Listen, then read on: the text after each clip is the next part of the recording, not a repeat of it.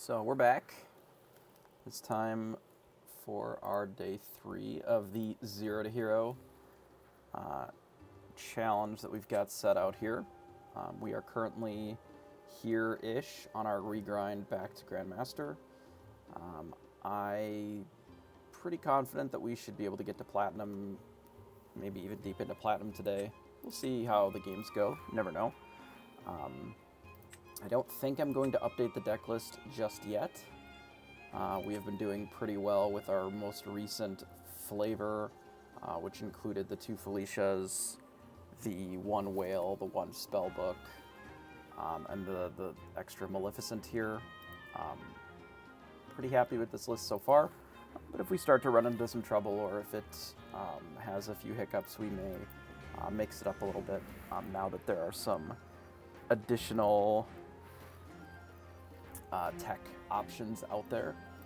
So we'll keep that in mind at the very least while we're playing. But for now, since we're on a 20 streak, I believe, we'll just keep rumbling. Now that we're a little less tired, should be able to play relatively tight and just keep the grind up. Maybe I should actually post here.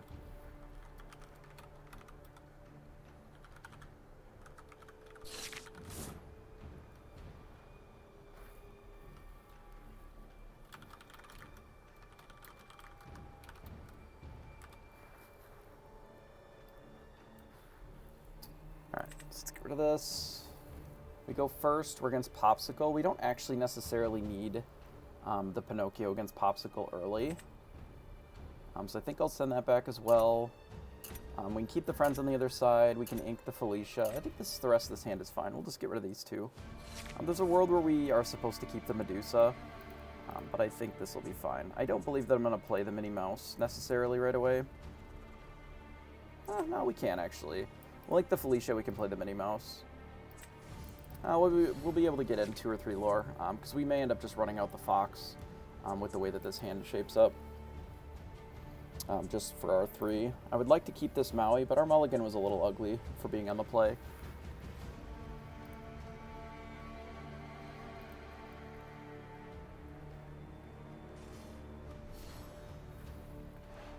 Alright, ran out of Popsicle. So we've got a goat. I think we'll send the goat back here. I'd rather keep the Maui, I think, given that it is good in this matchup.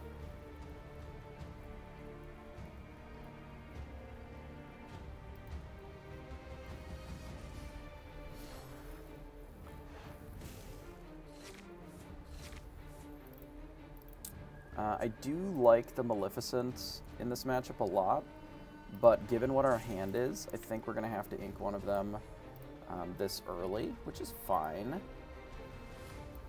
I don't love it, but I think we are going to play the Fox to bounce the Mini and then pass. We got our 2 lore out of it, which I think is A-okay here.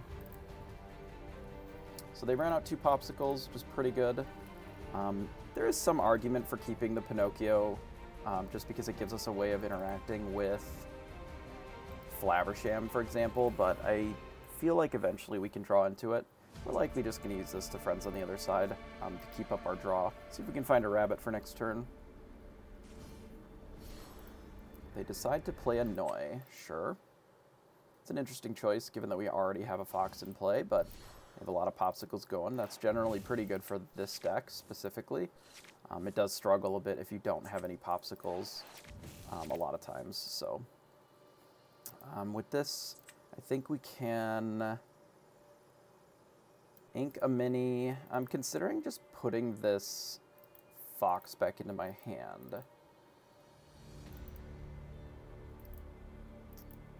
Rather than doing nothing. I don't necessarily have to, but our hand kind of sucks either way.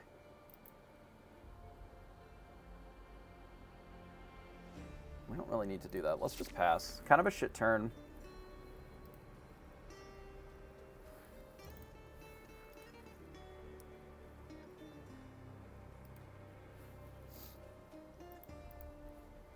Obviously, we do have the Maui, so if they run out of mana, we can bully it.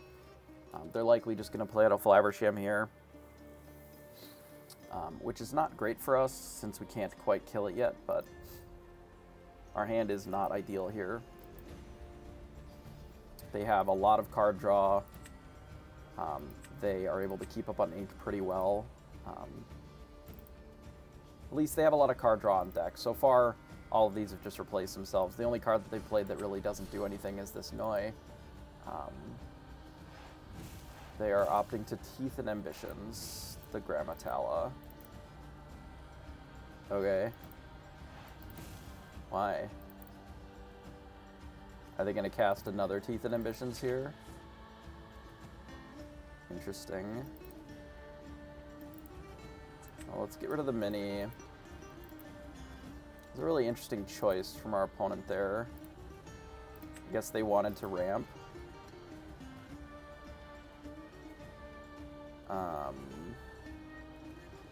Certainly a choice that they can make. I'm just going to use the Maui to kill it here, I think. So their best line this turn, I guess, is then just to kill the Maui with a Maui, which doesn't really feel like a great way of forwarding their game plan. And now a Flabbersham really only gets to draw 2 because we have the Medusa. Interesting. So they do opt to do the Maui. Are they just going to kill the Fox? Interesting. Okay. Sure.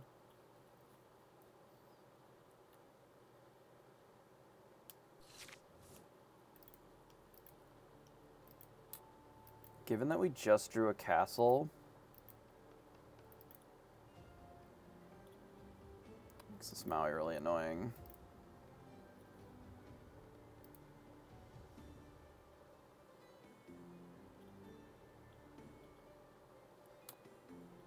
So I had a thought last turn, which I guess would have kept the Maui in our hand. So we would have played the snake to bounce the fox, and then replayed the fox to bounce the snake, and then use the snake to kill the Noi. And I wish I had done that, because I feel like it would have been a better play. But now we're sort of locked into playing just this castle this turn and inking a snake, which is certainly a line that we can do, but it is a little weak to a lot of things, so we'll see. We may be on the, like, just spam B-prep for a bunch of turns while this castle gains value, but our hope is that our opponent just does something like plays Flabbersham, and that we're able to just Medusa it, put something in the castle, and then do well with that while they're just drawing cards. But if they're able to present a stronger board to be able to threaten the castle, I think that'll be where we struggle a little bit, given that our hand is so crap. I'm hoping that we draw an Inkable that is a better target, for example, than the snake here, but it doesn't look like we have, so we're inking the snake, specifically so that I can do this and then tuck this into the castle. And then I'm hoping that our opponent does not have another Maui to be able to combine Maui plus Tala to kill this castle. If they do, they do. And there's nothing that we can do about that here. But if they don't, then we'll be able to keep this castle. If we draw a card off of it, I think we're going to be in a good spot.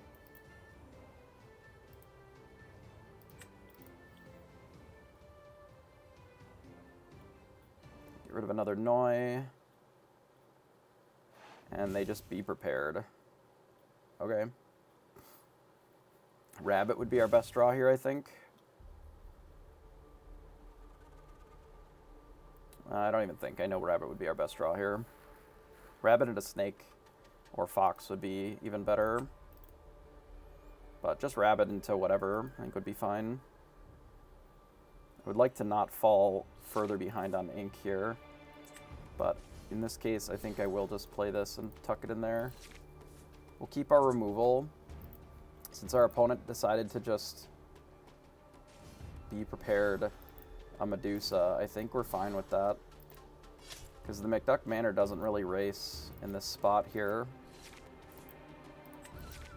Especially because we drew an extra card and now we have a spellbook.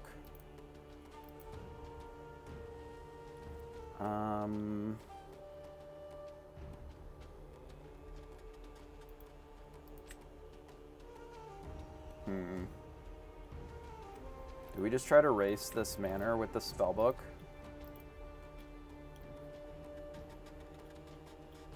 Probably, I think.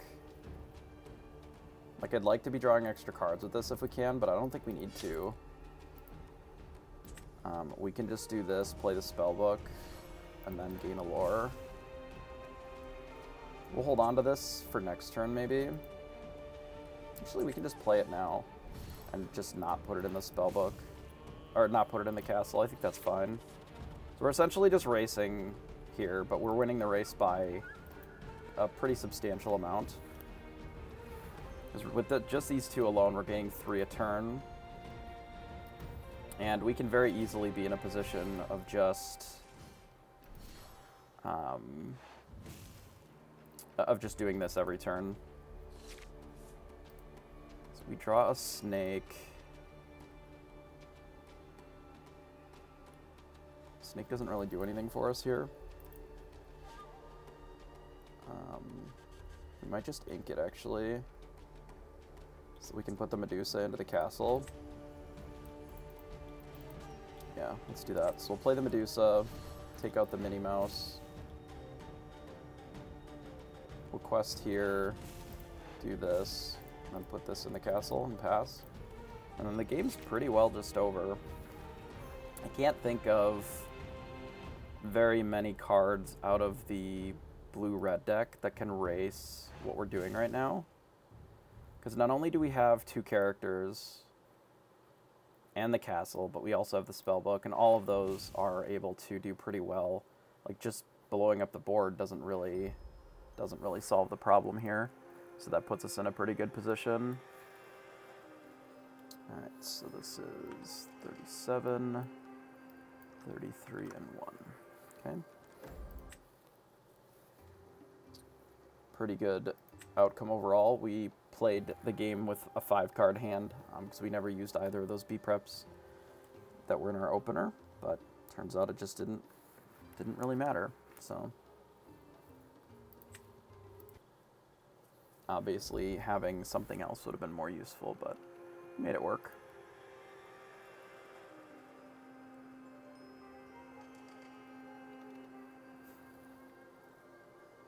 Alright, we're against another blue-red.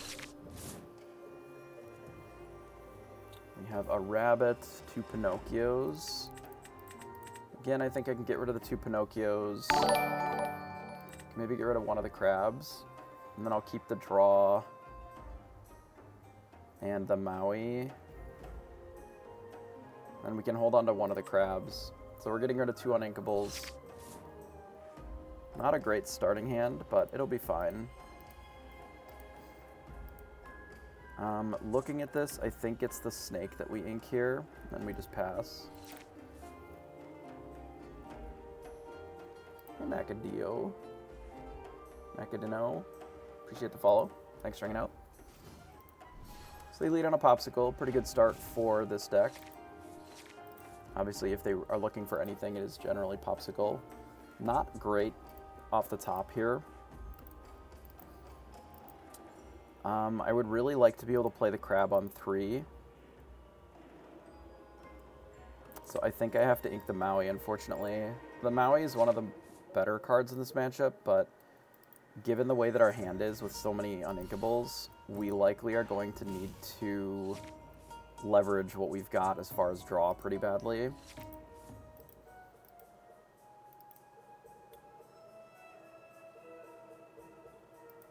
I would rather have the crab on board than the second Friends on the Other Side.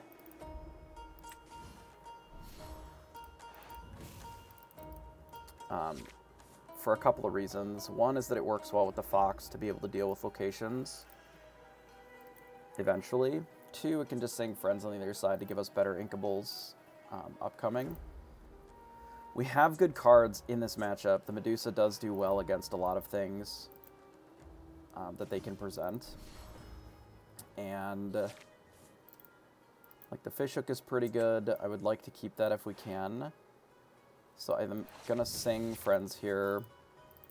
God, all these Medusas are just not coming at the right time. If we get rid of Maui, that means that we have even less choices for dealing with McManners. They are down 1. That the Fishhook can help us with, but I think I'd rather keep the Maui in this spot, and we're going to play the Rabbit. I think playing the Rabbit is absolutely necessary here, because now we have the option of just bouncing the Rabbit next turn. I think we're very close to like our whole hand turning on.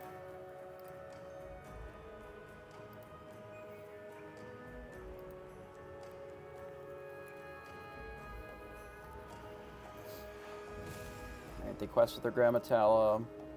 We'll probably try to leave this in play as long as we can, mostly because it's a problematic card. I'm surprised that they didn't use it to attack. I guess they didn't have enough to be able to.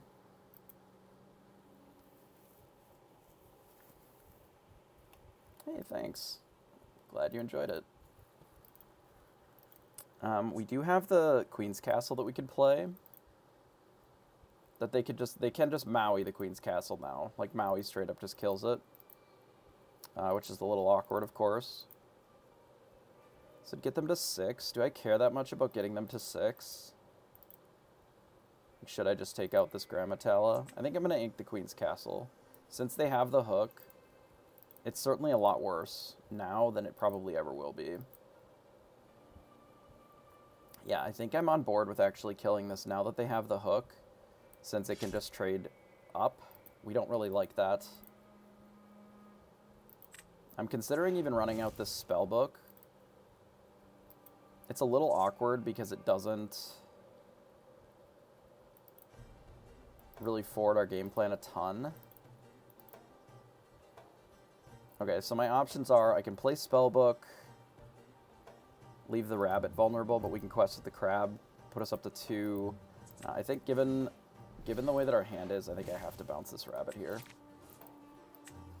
I don't think we play Felicia. I think I just quest here and pass. We have so little card draw that I think we have to use it. That's the way that you end up beating this matchup, is you just have better card draw than they do. So this puts them at 6 because we killed the Grammatella, but since they have the hook as a combo card, like, I would rather them just not have that going at all. So they did end up running out of Maui, not surprising. They may end up just giving it evasive here, so then it lives. Or just healing it with double Popsicle. That seems a little awkward. I feel like just giving it evasive would be better here. If they don't give it evasive, I'm probably just going to hit it with the Fox. Like, if they decide to double Popsicle it, that's fine. If they just do nothing, then I'm just going to do this, I think. I don't love that, but it's kind of free to do, I think. We'll ink the Felicia. I think I am just going to run out the Rabbit again, and then just bounce it with the Snake that we drew, because we're masterful. And then pass. We get to protect our Rabbit, we get to draw more cards. We're getting into the point of the game when they're going to be playing a little bit better cards. We do still have the Medusas on deck if they ever play something that we can deal with. Just play Medusas, fine. I'm thinking about getting the spellbook down soon, just to start gaining some lore. But I would like to continue rabbiting. We could just get it in now. Like, let's play a Rabbit and then play the spellbook and then just not use it, and then we can start gaining our lore. Because blue-red, unless they're running Judy, which they haven't been historically, like, unless they're running Judy, it's generally they don't have a lot of answers for it. So here's a reason that I don't like Tremaine. a ton. Like, obviously it was okay there, but it is vulnerable to Medusa, which, you know, playing cards that are vulnerable to Medusa doesn't really feel like a great place to be, in my opinion. So we'll ink, we'll Medusa, the Tremaine, and then I don't think I'll run out the Rafiki. I'll just get in for one with the Spellbook. Be happy with that.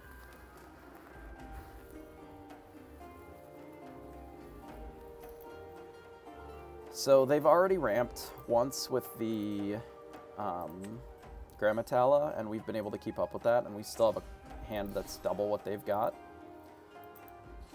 So we can bully this manor pretty easily just by attacking with both of our things, meaning Maui plus that, so not a big deal there.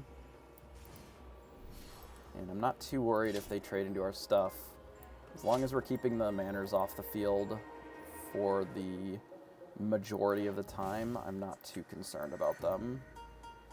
We'll gain our free 1 from the Spellbook and then say go.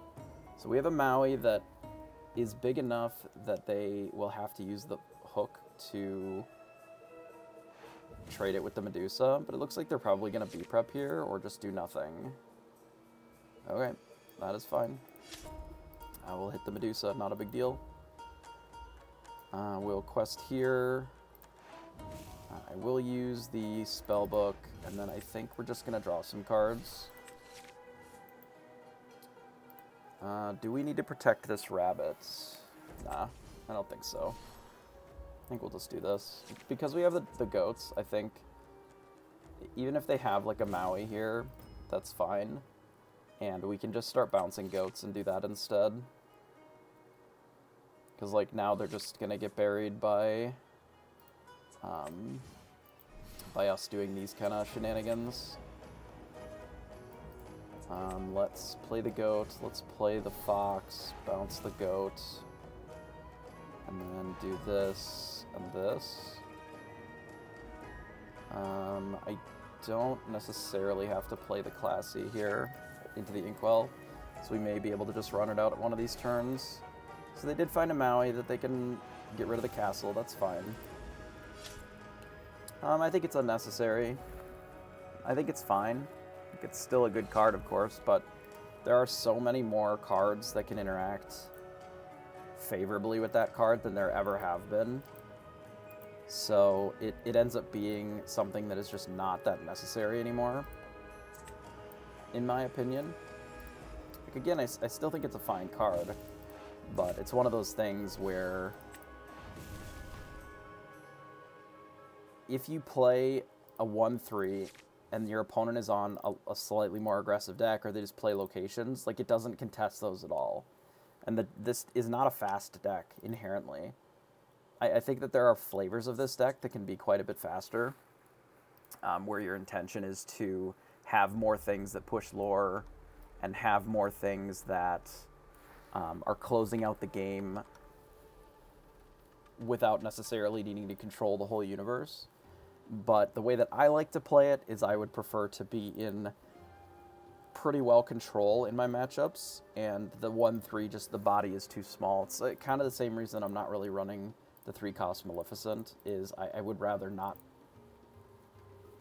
worry too much about the like 2/2 body just not being good enough in a lot of spots. So I'm more interested in having something like the crab at 3, for example, that can not only be a 3/3, so it at least trades evenly, but if we combine a crab plus a fox, we can kill a castle, right? Because the crab trigger can go on the fox, and boom, that's 7. Or if you need to kill Big Cindy or whatever, it can still be strong enough to do that, whereas the just the 2/2 body just isn't good enough there. That being said, do I think that this is the best list that you can possibly have for this deck? Not necessarily. The thing about the red-purple deck is it is so flexible. Outside of a few cards, like, I don't think you should ever take out Be Prepareds or Rabbits. I think that's incorrect. But like, there are a lot of flexible choices and slots that you have here that you can sort of play around with, you know, that are going to be more meta dependent and are going to matter more based on what your opponents are doing rather than what you're doing, right? Like, I wouldn't take out the Be Prepareds, I wouldn't take out the Rabbits, I wouldn't take out more than one of these Pinocchios. I think at least 2 is where you should be, but I like the 3 because I think that it's very good right now, like very, very good. It's even good in the mirror where you can take out a rabbit that's not protected, or you can, you know, bully some of their things like the goats, or even going Rafiki into Pinocchio to take out their one, you know. Like, there's worlds where I can see shaving goats is acceptable, you know, where you just don't need this to close as much. I think the goats are too important, and there's ways that you can use the goats to play the deck aggressively instead of defensively, where you're just on 4 you play a goat, on 5, you know, maybe you play another goat or you bounce it or whatever, just to sneak in lore, because every goat that you play is a guaranteed 2 lore. But I do think that there is room to play. Right now, I think Maui is a card that you can't cut. Some amount of fish hooks, probably 2, you can't really cut. So the whale is an inkable option that is large enough to both sing Be Prepared, but also the 8/8 body is enough to kill locations against, for example, Blue Steel or Popsicle, right? Blue Steel doesn't have a ton of answers to an 8/8. It is large enough that unless they have exactly Hades or Let It Go if they're playing it, they're going to have to 2-for-1 themselves at minimum, right? And it's inkable, right? It could just as easily be a Maleficent Dragon, right? But I can't put Elsa here because it's uninkable, right? It would probably be better if it was just an Elsa or something, you know, a stronger individual card. But sometimes you have to make a little bit of concessions to your tech to play ones that are inkable, because we're playing something like Spellbook to get an edge in the mirror. You know, because we're playing all these Medusas because I think they're so good against Steel, right? If you make other cuts, yeah, 16 I think is the absolute maximum uninkables that you should really be running in this deck. Because anything more than that, and it's pretty brutal. Like, it gets really rough. It's very hard to even play the game sometimes. Even 16 is like that occasionally. But there's no room to really trim, you know, because Medusa is such a good card, because the Be Prepared, because the Rabbits, because the Pinocchios, like, these are all such good cards that it's hard to want to shave them because there just aren't inkable options that are of similar power level in those slots for the cost, right? I mean, you can run Tremaines, some Tremaines instead of Medusas, sure, but like the 6-drop removal spell, all of them are uninkable. You know, there just isn't another 6-drop that's good in that spot. But that's kind of the reason for the whale, is it's an inkable that is at a little bit of a different point, and it can really bully locations, and it can also just clear multiple things, and it is pretty safe because it can be untapped, right? Like, because you can pay 2 just to untap it. So it's ready even when it quests for 1 for the turn. It combos with the hook very well. You know, you can literally take out the turn after you play it. If you have a fish hook in play already, you can kill like 4 locations and still sing Be Prepared if you need to. You're going to be pretty far behind if they have 4 locations in play and you need to Be Prepared, but you could, right? Because you can untap it after attacking a couple locations and still sing Be Prep. So it's interesting. I don't know if it's the best card in the world, but it's been okay for us, you know. Again, I'd rather have it be like an Elsa or something else that is in a vacuum a better card, but we don't always have the choice of playing every single uninkable that we would want to do. So we're on the draw here against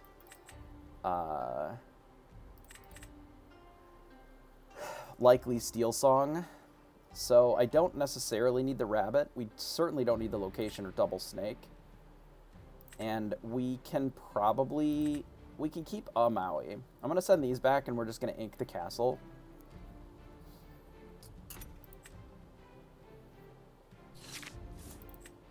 We have a shit hand, but we're on the draw, so it can fix itself maybe. We likely wouldn't play most of our 1-drops anyway, so it's not the end of the world. We'll ink 1 snake, and then we'll ink the Queen's Castle here. This is a really bad hand, though, in this matchup specifically. Double Cinderella. Sure, we've been bare necessitied. Maybe that would have been a reason to ink this, but they still would have had a target either way. So we did find a 1-drop, which I think I'll run out to at least threaten a fox play next turn. And then we'll pass.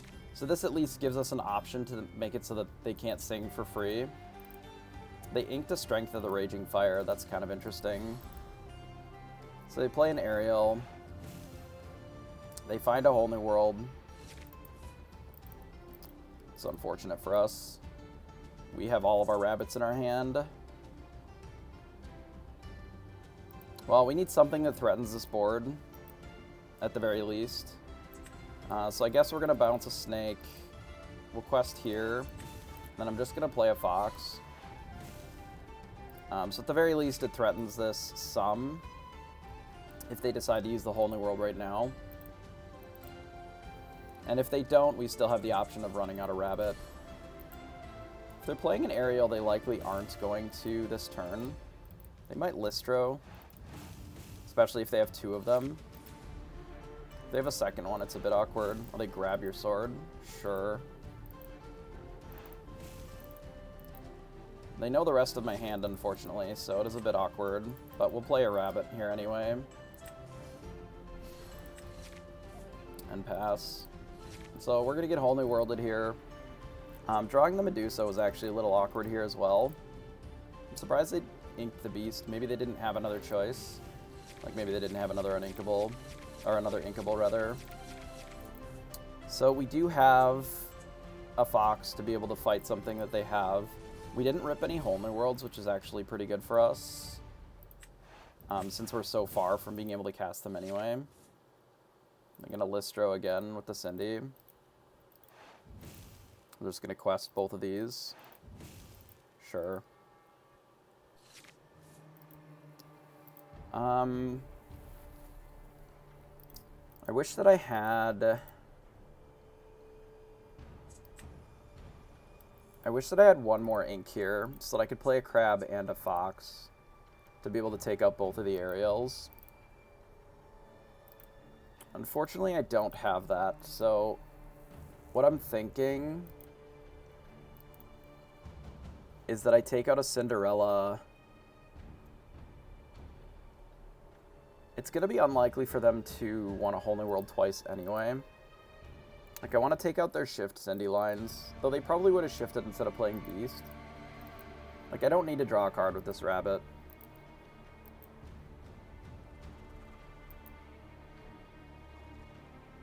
I think I can just hit here and then start there.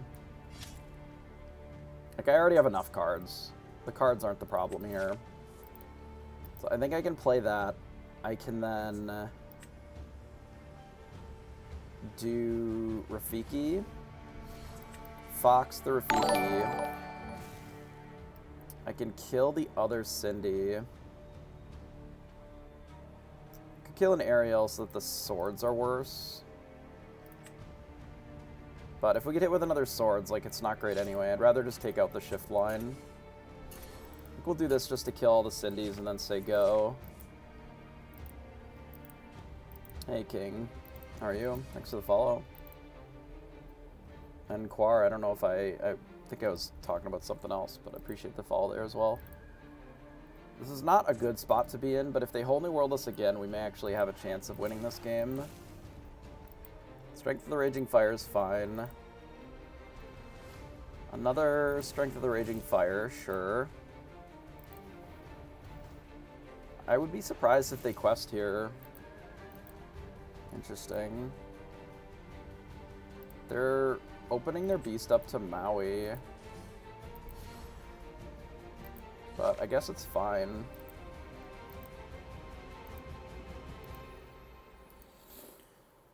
I would like to play two things, at least. We have nothing with haste, unfortunately. Which is very awkward.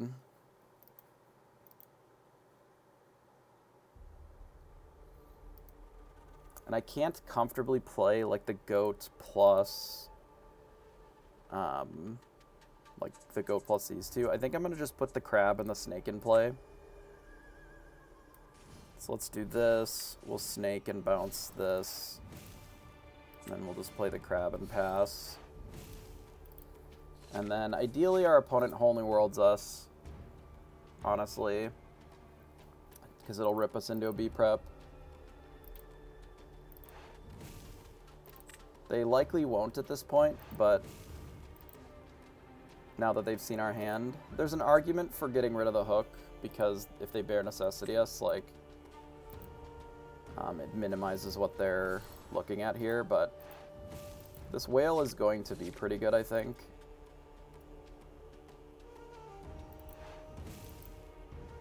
These swords. Just gonna swords again, sure.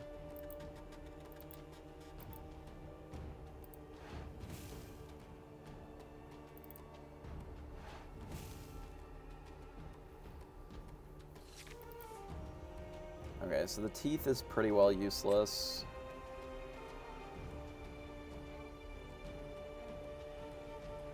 But it could come into play, I guess, more than the mini. So we run out the whale and say go. They don't particularly have an easy way of removing it unless they're running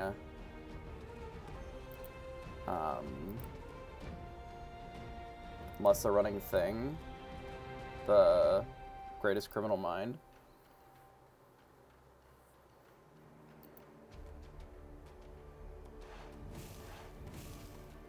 So they deal at 5 and then heal their thing and draw 3 cards. Okay. It's obnoxious. Well, it looks like we're probably losing this game. Our draw was really bad with the triple rabbit and the double friends on the other side. Like, we drew all of our card draw on the draw against Steel Song. If we rip exactly B prep this turn, like, we have a chance. But if we don't rip exactly B prep this turn,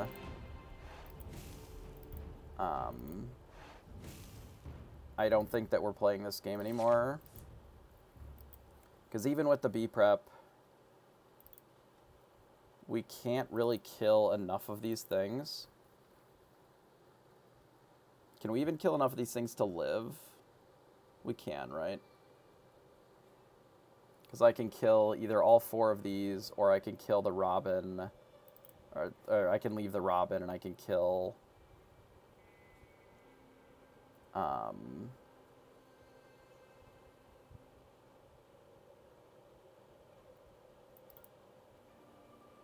no. I can kill these 3, or I can kill these 2 plus 1 plus this. So, yeah, I guess I can leave the Robin. 3, 4, 5, 6, 7. So I can leave the Robin, and then they can go to still a lot. 4, 7, yeah. So I guess we have to do that. We're gonna have to ink for that. So this is 1 untap, 2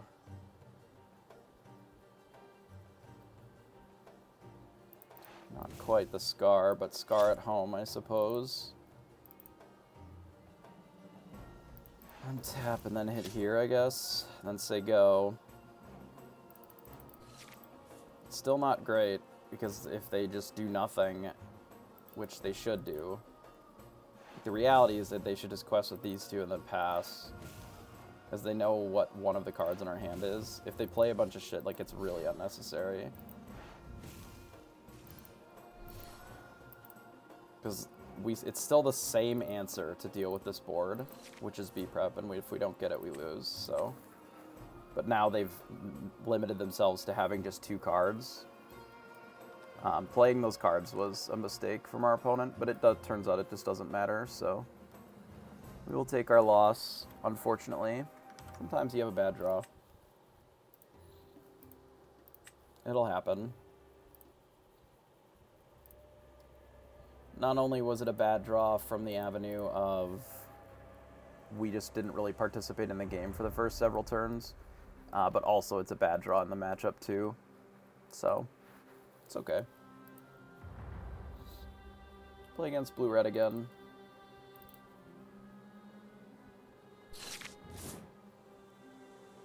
The spellbook is okay against blue-red. They don't have a particularly easy way of removing it. This hand is pretty slow otherwise. Like, very slow. But that might not matter. Let's just get rid of the Medusa. We're going to ink the Felicia. We might play the Rafiki. We'll see what they do turn one. Of course, it's just a popsicle. I don't know why I thought it would be anything different, I guess. We'll definitely ink Felicia here. I think I'll run out the Rafiki. This could be a mistake, because now we're just like going to be short on ink, but we are on the draw.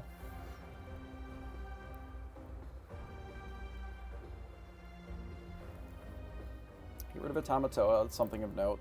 They're likely a little bit heavier on items. I would imagine that most blue-red decks are running at least some Tamatoa, but so they play out a Hey, that's fine. We can just not attack with this, not a big deal. We likely won't need 2 fish hooks, so we can get rid of one of them and just pass. Next turn, we have a couple of options. We can either choose to develop the fox or just play the fish hook. I think it's probably right to just play the fish hook, most likely. Because it opens up this to just killing a location, which I think is good. I don't mind waiting on this as well, and we don't really need to run up the spellbook just yet. Since we can't activate it. It'll be like several turns before we can activate it, because even under perfect scenario, we're going to want to play this rabbit next turn, so we're not going to be able to activate it. And the turn after that, like, we might need to use Maui or the hook, plus like the fox that turn, so then we wouldn't be able to do it that turn anyway. So there's only a few turns in there left that we could actually even activate the spellbook, so we can wait a while on it. So this is an unfortunate scenario, given that we're going to need to ink something. This is the reason that you don't run out the Rafiki, is now we're 1 ink short of being able to really do anything. I think it's probably better to get rid of the Maui here, even though we have the hook already. It's actually probably because we have the hook that we would be okay getting rid of it. Then I can pass. So now we're in a spot where Medusa's really pretty rough for us, which our opponent very easily could have here. They play Motani, which is fine. Doesn't really... Motunui, for those that are concerned about it. It's not really a big deal for us because we have the fish hook.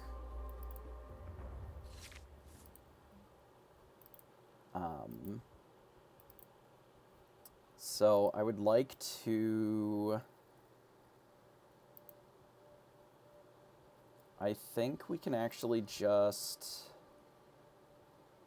sing here. Not draw any inkables. Perfect. Let's bounce the rabbit. Not draw any inkables again. Perfect. Well, that's a disaster. Okay. Such is life. We just won't ink this turn then. Ideally, we play a single we get a single inkable out of those 3 draws, so that we can activate the hook and kill that with something that can still trade. But our opponent does not have a ton of cards here, so it is not a huge problem. It is a little problem, but it is not insurmountable.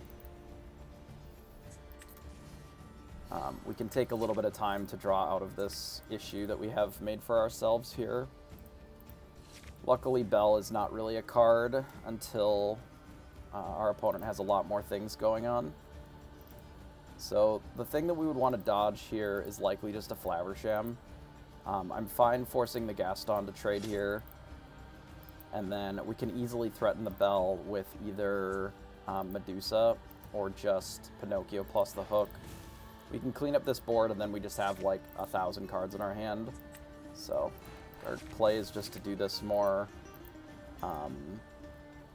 We don't realistically need more cards because we have so many, and this is a way of closing out the game. So I think I'm just going to get rid of the friends on the other side. We're going to play the Medusa to remove the Bell and just pass.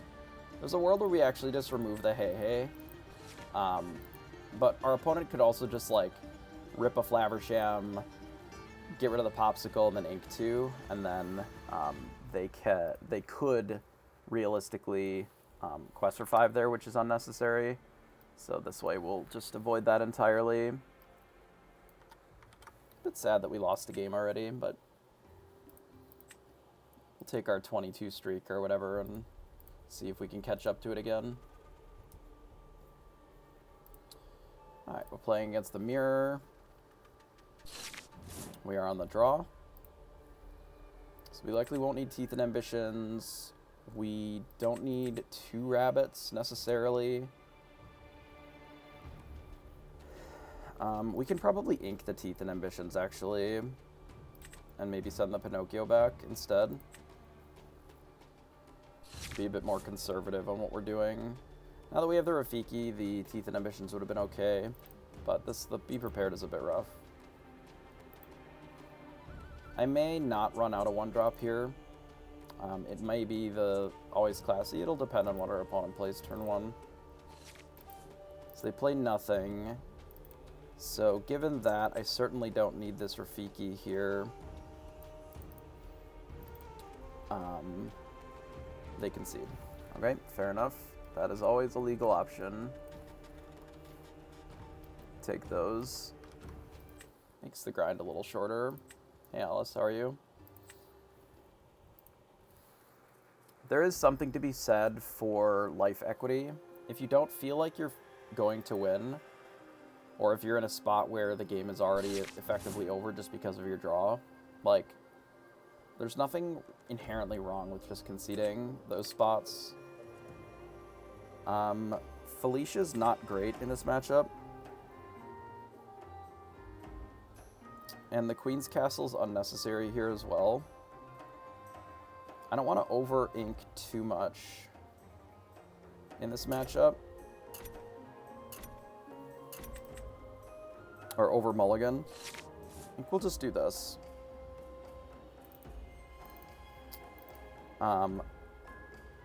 We can just ink the Felicia and pass, I think.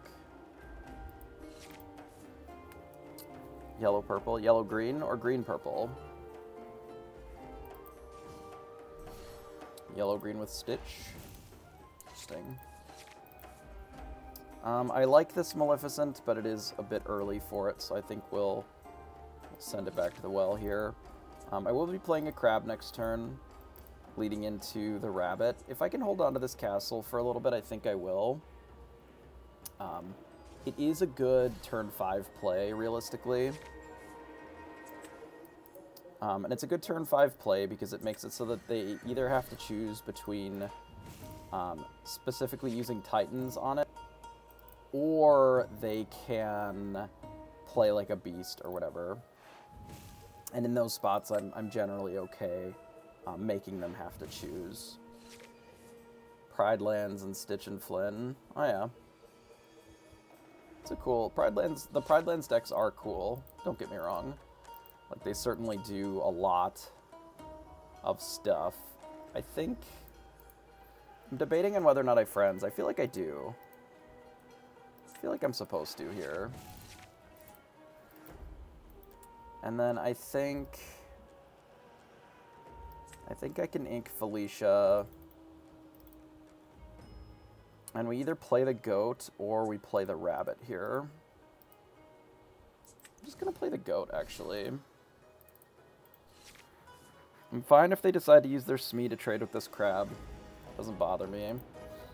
But I like to get goat down sometimes against these blue steel decks. Mostly because it can kind of just bully what they're doing.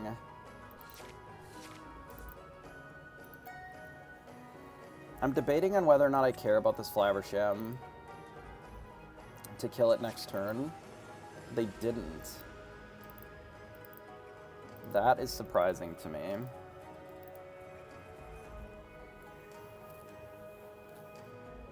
That they didn't trade with the crab. I probably would have there. I guess it makes it so that they can still Zeus a castle if I run one out here, which does have some value.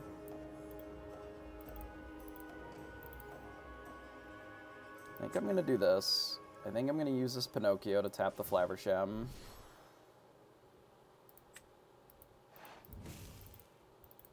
And then I'm debating if I even bother using this Fox. Maybe I don't. Maybe I do this. Just play another crab. And then have the crab, like, buff the other crab. And we take it out this way, and then we still get to quest with our goat.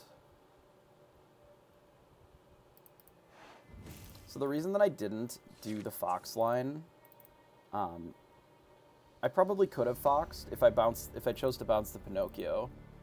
But this way it leaves us open to dealing with a beast. Sure, grab your sword is fine. If that's your whole turn, is just killing our stuff, I'm okay with that. They have a lot of cards in hand, but we do have a lot of draw as well.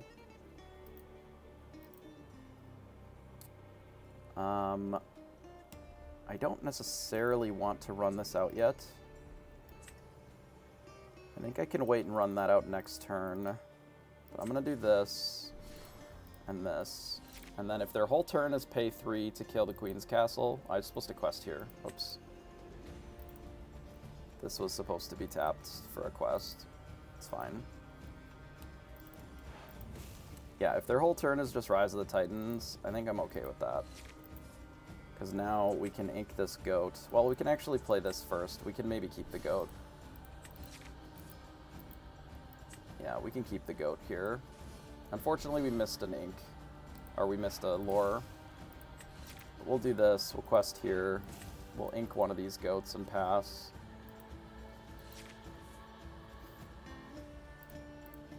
Yeah, there's a yellow-green version and a yellow-purple version that run enough, like princes with Simba and whatever to be able to trigger the Pride Lands where they just sort of pop off like that. This is kind of a cool idea for sure. Let's play the rabbit.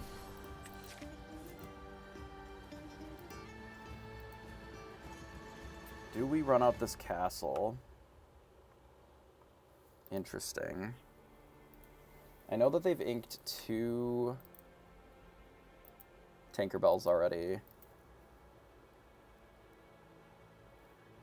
They would have to use a Titans plus the Tinkerbell, which I'm weirdly okay with, to kill the castle. Because then we can kill the Tinkerbell. It's a little hard to kill the Tinkerbell for us here.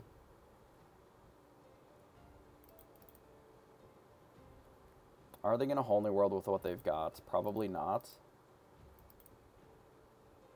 So they'd get rid of like 3 cards or whatever. Maybe they do. I think it's fine if they do. If I had one more, because I can't ink, right? If I had one more, I would actually feel better about this, because then I could bounce the snake and then bounce the rabbit and then just have Fox and Snake in play. Maybe this is just the line.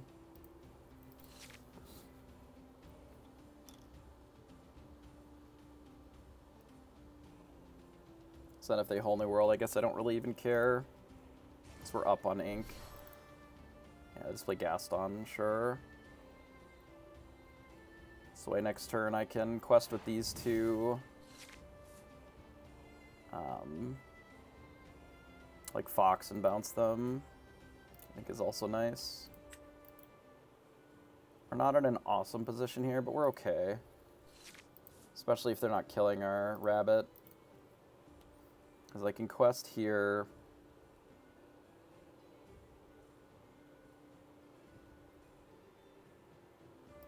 Quest here. We can Fox the snake. Snake the rabbit.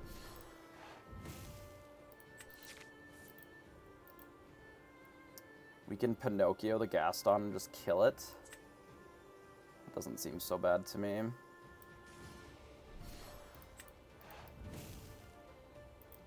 We can kill it with this, actually. Keep the goat. No, I think I'm fine just doing it this way.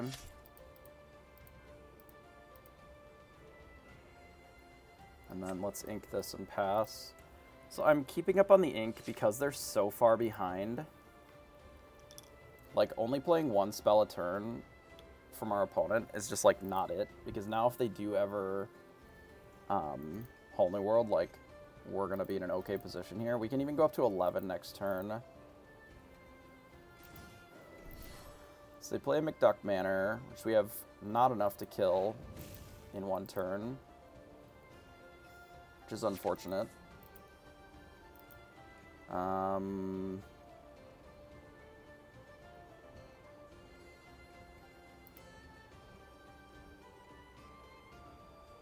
think I do this first. Rip a Rafiki. How do I deal with this Tinkerbell while also dealing with this McDuck Manor?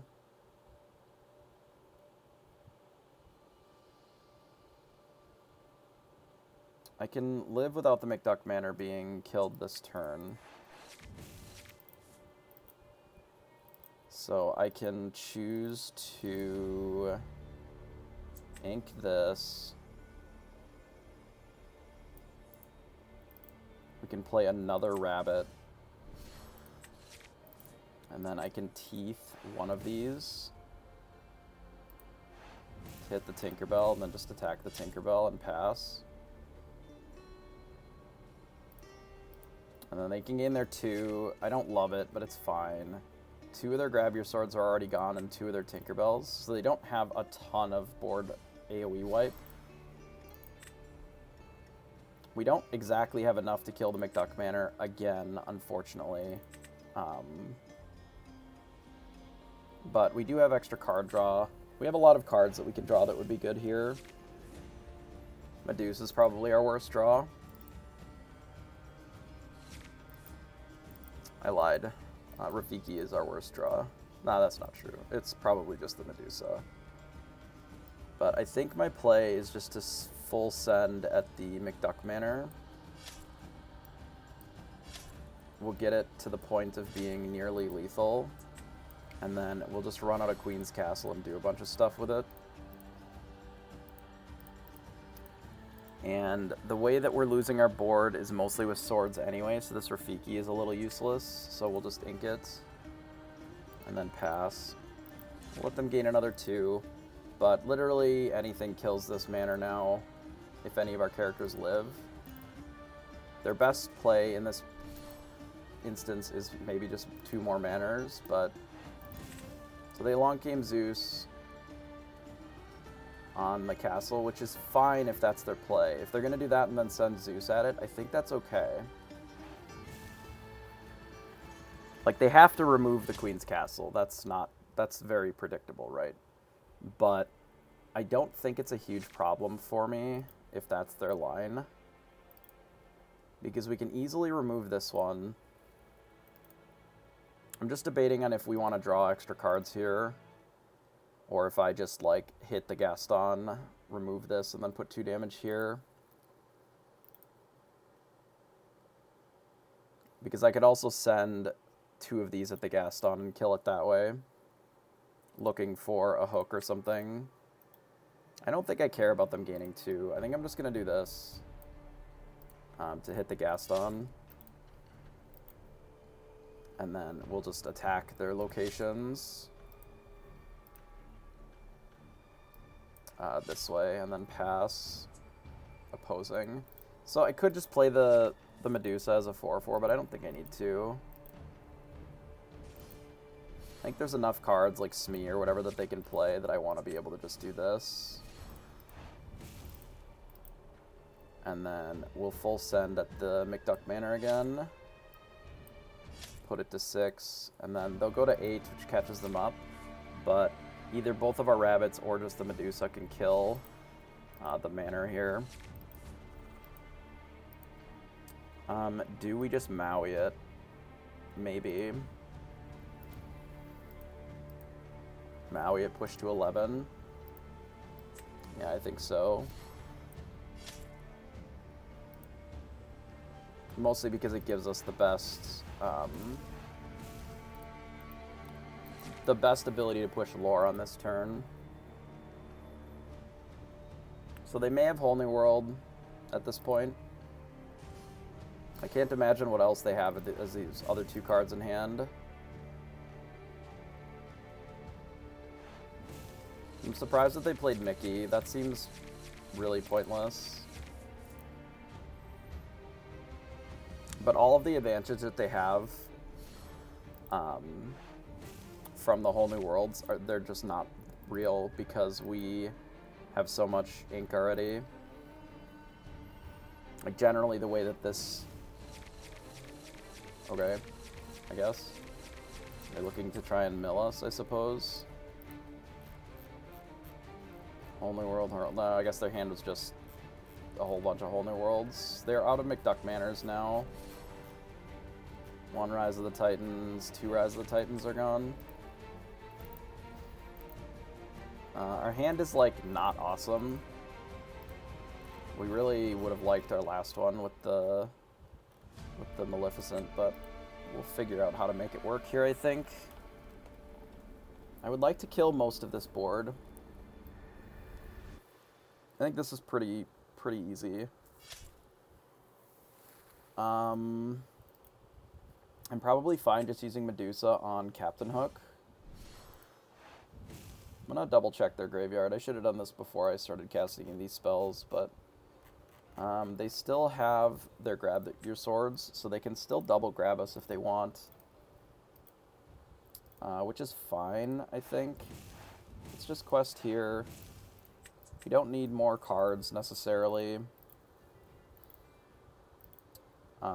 Do I want to put one of these Medusas or one of these Mauis back into our hand? Maybe just one of these Medusas. Maybe this one. Then we'll play a hook and pass. We'll give this evasive. So I don't believe that they're going to be able to win here, given that we're at 14. Our spellbook isn't gone yet, so it's in our last 15 cards. We need to stay above... we need to stay above 7 cards, because they do have one more Whole New World.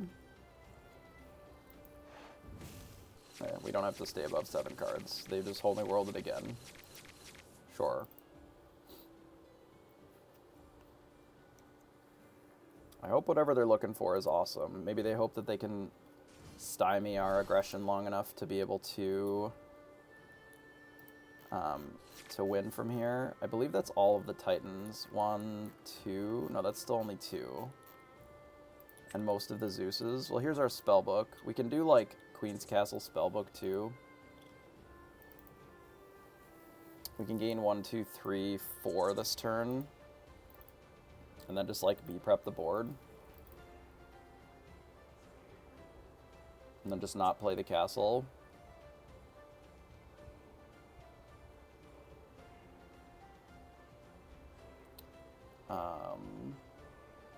I definitely like questing with all of these for sure. And then casting a B prep.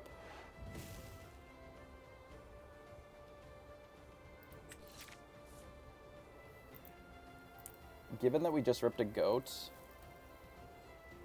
I think our play is just to play the goat and then pass. Well, we can ink Maui too. We can give it evasive. I don't think that really matters at all in this matchup, but the Maui also doesn't matter. But we can play the goat because these two colors don't really have a way of stopping. They don't really have any way of reducing lore. And they don't have a way of milling us out here because there's no more Whole New Worlds. And they can't really stop us from just gaining one with this spellbook next turn. And this goat puts us at 19, whether it's in play or dead. So this is going to be just fine here.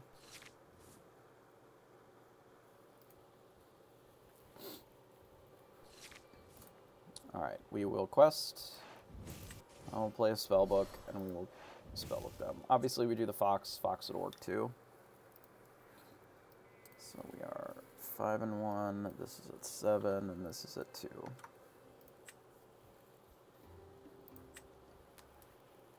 Still pretty happy with this list, I think.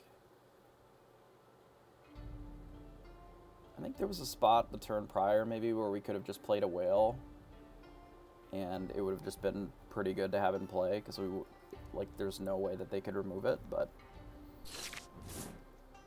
so we're in the mirror again. I'm going to get rid of the Medusa for sure. We can keep the Maleficent in the deck. And we maybe don't need the second Maui. I don't really want to over mulligan on the draw. Let's just get rid of these three. Okay, so we do have a Rafiki. We may not run it out if they run out a Rafiki of their own. If they don't, I'll probably play it. But this Teeth is useless. So they have Surfers. Okay, they have Ink the Surfer. Running Chernabog, Followers. Certainly an interesting choice. Not my favorite card, because I like to have characters on the board rather than just back in the deck or whatever. Or, in this case, banished, but I think we can ink the Teeth and Ambitions, and I do think I can actually play the Rafiki. Obviously, this play is a little awkward if they Pinocchio and just attack our Rafiki here. So maybe that was a little bit of a risk. But, yeah, this, gain 1 lore, draw the card, is weird to me. It is not the kind of card that I would give a shit about having in my deck, if I'm totally honest. So let's ink the Rafiki. We probably can get rid of the crab and just pass. I like the crab, but we have the fish hook, so it's a little less necessary. Depending upon what our opponent does here, we may just run out the fish hook. I may use it as a surprise if they end up running out a Surfer instead. Given that they ran out a Maleficent, I'm probably going to put the Rafiki back into our hand, because it's kind of mid here. I like all of the cards in our hand, so I think we're going to get rid of this castle here. And then we'll Fox the Rafiki and pass. This guarantees our ink next turn, and we still then can play the rabbit, and if we draw something better, we can keep it. This also means that they can't really attack with the Maleficent, because then it just dies for free. It's one of the reasons that I'm not a big fan of Maleficent right now. Obviously, it does keep their hand pretty well stocked. But if your play is to be bouncing Maleficent with your Fox, it is not really where I want to be most of the time. I'd rather save it for a rabbit or just bounce Rafiki, and I think that's also fine. I don't really think that that's a particularly excellent use of a Fox. I think it's okay, though. I'm a little worried about this this rabbit, since it's the only one that we have. But I'm mostly concerned about Maui here. Chernobog's followers. So if our opponent has a Maui and we sing Friends here,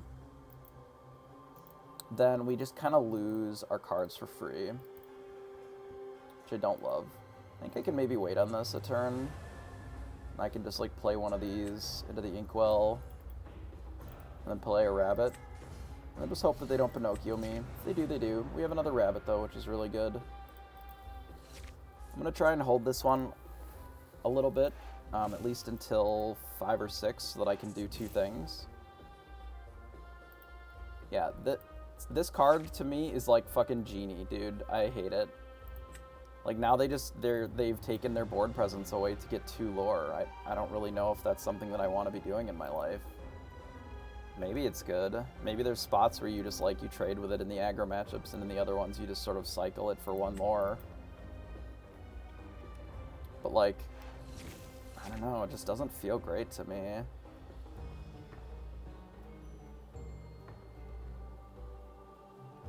Maybe it's fine, I don't know. We'll see what they've got on 5 though.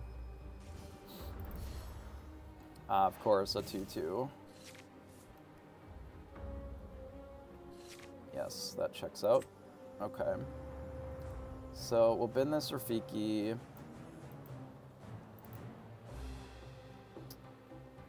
I think I can do Friends now, for sure. So we have a Pinocchio, so I can clear their board, which I think is what I'm going to do. I'm going to clear their board, and I'm going to put this rabbit back in my hand. So we're going to tap this, we'll hit here. And then I'm going to bounce this one. And then I'm going to attack here and pass. So the worst matchups with this deck are, like the actual worst matchup for this is the full-on Bucky Discord combo, the one where they like play Bucky and John, and they exclusively are cycling to try and find the Buckies to try and blow you out. I think that's the worst matchup. In this case, I think I just use this Pinocchio to kill this Maui. I think that's totally fine. And we just do more card draw.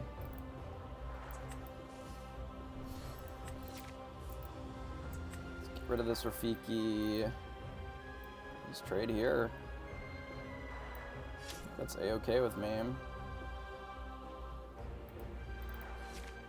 Medusa would be unfortunate here, because our rabbit is exposed. We have an additional rabbit, so it's fine. But I think Medusa would be our opponent's best play in this spot. Jim, not so much. So it appears that they're on a somewhat older list, still running the Jims, which is fine. Nothing wrong with Jim inherently, but I don't actually think it's a particularly good card either. I like this goat, but I think I need the ink. So I'm just going to get rid of it. I wish this was already in play. Maybe I should have just played it last turn instead of drawing a card. Nah, I think drawing a card is fine. I'm just going to get rid of the Queen's Castle here instead of the Gym. And if they decide just to attack the Gym, or attack the rabbit, that's fine. Draw our card and move on with our life. But we can kill the location just fine. And if they decide to just quest with it, like, obviously Maui just eats it. Yeah, they're just going to kill the rabbit. That makes sense. If we had had the hook already in play, obviously we could have protected the rabbit here still, just by not using it. But we can just deal with the Gem. It's fine. They play a Maui of their own. Sure. Maui to kill a Maui, huh? Okay. Get what you're laying down. Getting a little light on card draw here.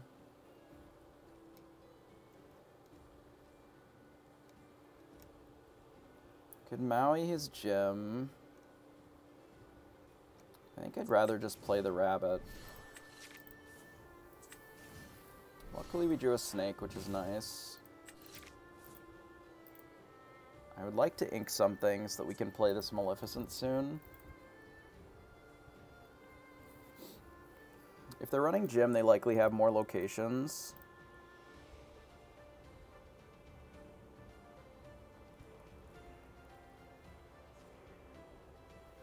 Maybe I can't ink. All these cards are too good. Maybe I ink a Maleficent Dragon. That feels really weird, though.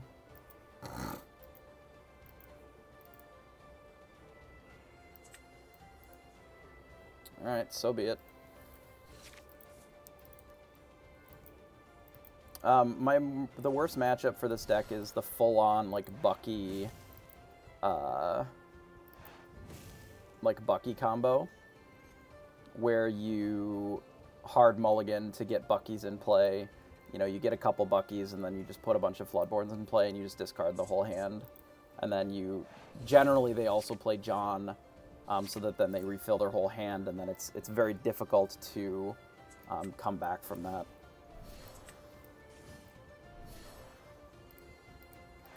So we'll do this, we'll kill the RLS Legacy, we'll kill the John, or the Gym rather, with our Snake, and then just pass it back. So that's the reason that I was holding on to the Maui plus the Hook, just so that I could deal with more of their locations. Yeah, no problem. So they play a Goat. Unfortunately, we don't have a great answer for the Goat. We could just Medusa this. I'd like to just draw more cards, though, I think. That will let us deal with the Goat. I mean, I guess we always kind of had that, right? I just didn't want to use it yet, but we can do it now. It's fine. And then we can just give it Evasive. And then we can bounce our Rabbit again. So give this Evasive. And then we'll Snake our Rabbit here.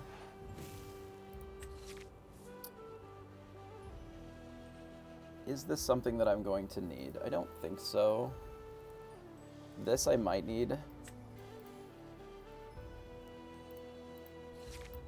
Teeth is not at its best in this matchup. There's just not a lot of targets for a single Teeth. If I had exactly 2 this turn, I would have considered Teething the Maleficent, but yeah, they blew up a Snake, a Pinocchio, and a Maui here, which is fine. So we'll just play another Rabbit.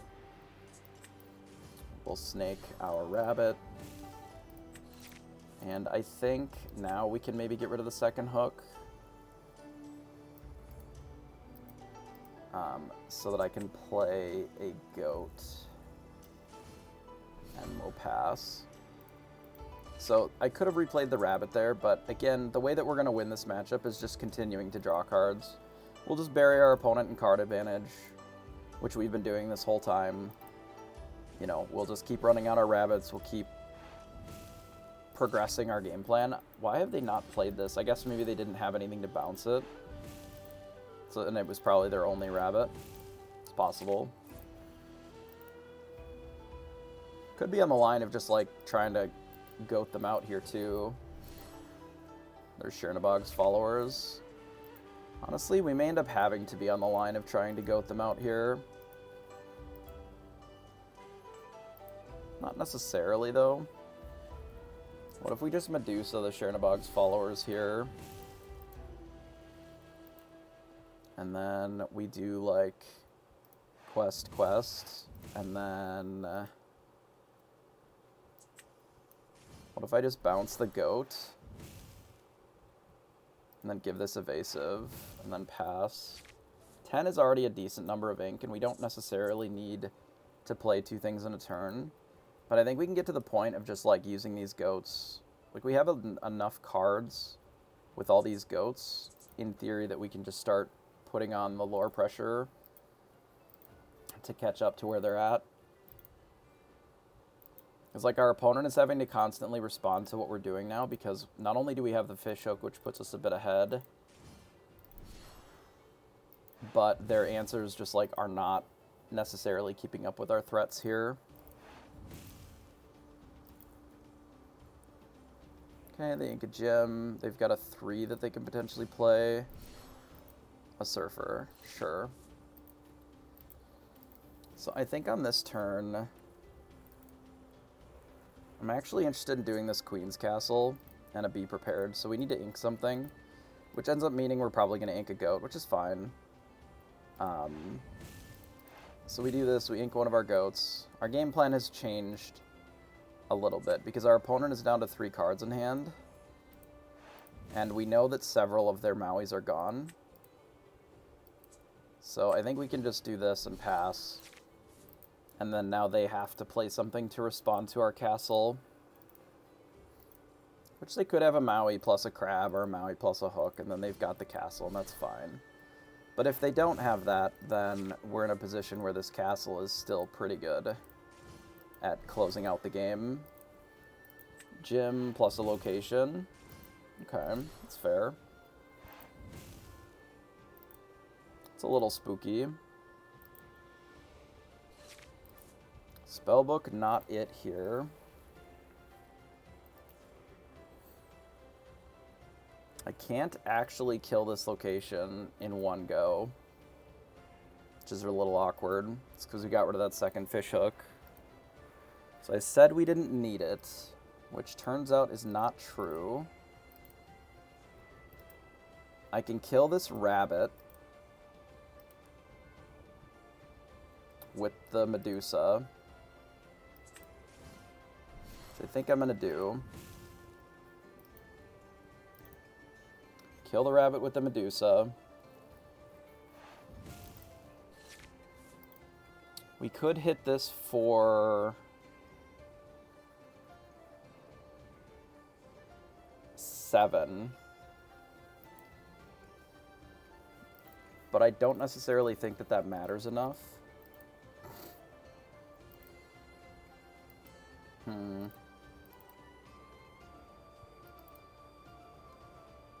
Makes me want to just draw another card here, and then put something in the castle. As opposed to doing the spellbook, because I don't think the spellbook is what we need here, because we're losing this race currently. I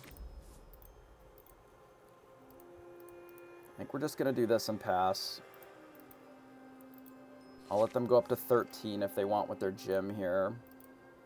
And then we're just going to have to answer what they've got going on. So they crab and then they can kill the castle here, which is actually fine, I think. Because it doesn't push lore for them, which is important. They play another thing, which is unfortunate.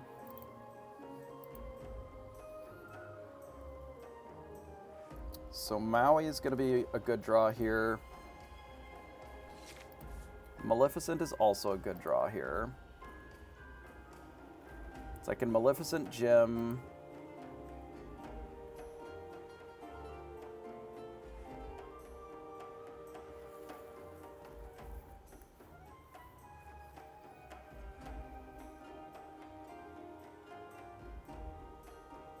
I can hit the RLS Legacy with the Medusa. Bounce the Medusa, hit the RLS Legacy with the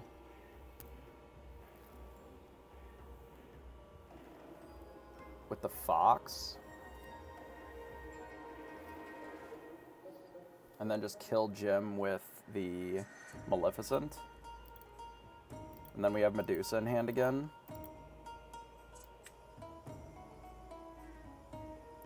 And then I could sing with this if I want.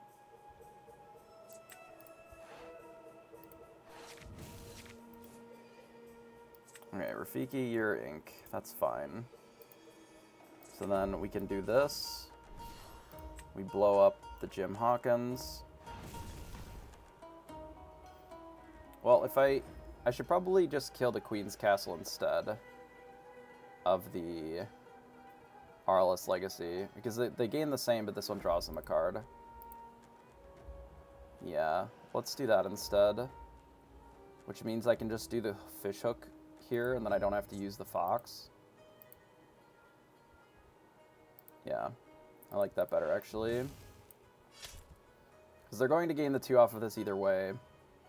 Off of one of them. This way they at least don't draw a card. I don't love that they're gaining off of it, but now we're in a position where we still at least have the Fox.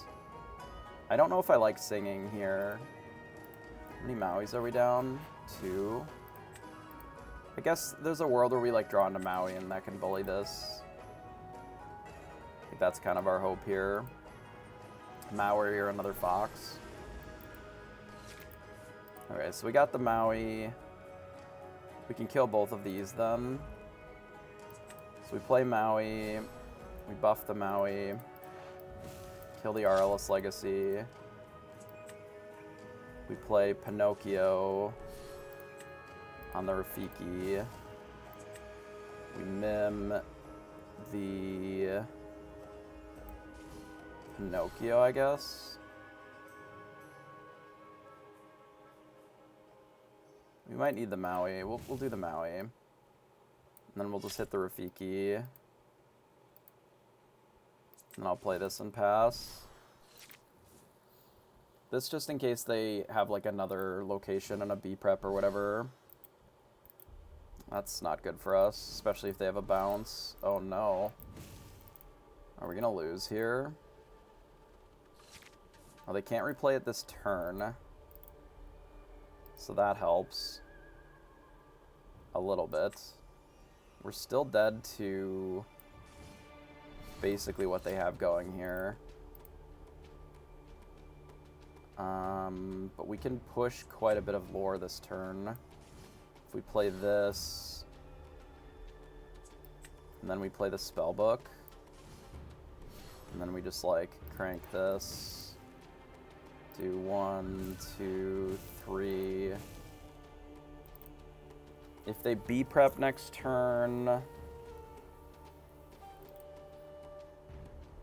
they're not killing us. If they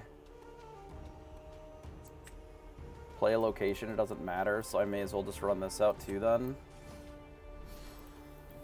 Because then we've got 15, 16, 17, 18. And like we have all these characters, so we're not dead to just goat. We're not dead to B prep. Yeah, I think this should be fine. Because the B prep is good, but it doesn't finish the game for them. And I think we have enough to finish outside of that. They did rip the snake, but they don't have enough lore. Because I knew that they were at 9, so they didn't have enough to do that. But that was a good draw from them. It was a close game.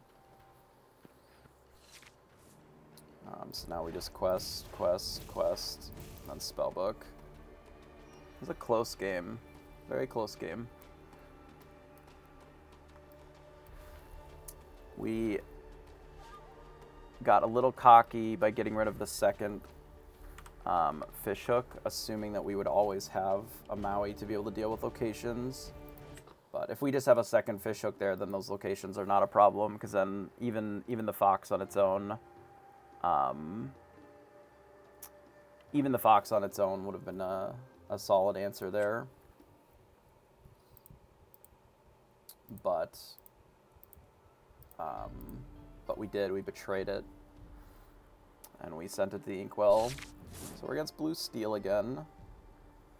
So blue steel is not particularly fast, so these Pinocchios are not that useful this early. We like the Maleficents to be in the deck for later. This can be ink pretty easily.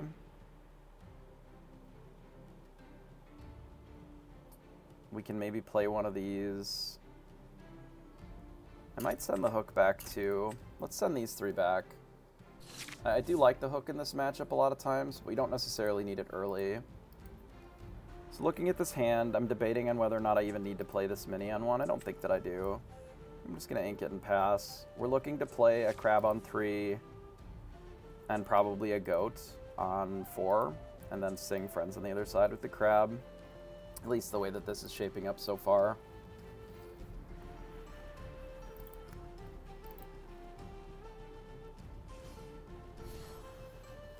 Every blue opponent that we played today is led on Popsicle turn 1, which is generally pretty rough for us. Their deck doesn't really function very well unless you have that, so This will be useful if we decide we don't want to play the goat on 4. We'll have to see how our draw looks for the rest of this. So they've inked a beast, something to be aware of. So they played a Smee. We don't need teeth in this matchup necessarily. It's like okay against beast. It's not amazing. I'll play the crab and then I'll just pass. I do think that this is a good card. It is a 3/3 that also pushes lore. Works well with Cogsworth. Just the fact that it's a 2-cost 2 lore character is already pretty good for it. I'm not too worried about it if they want to quest with it and then trade into the crab. I think I'd still rather draw 2 cards, but we'll see what our ink is. If it's something that's pretty free, then I can maybe wait to draw the extra cards and just trade here instead.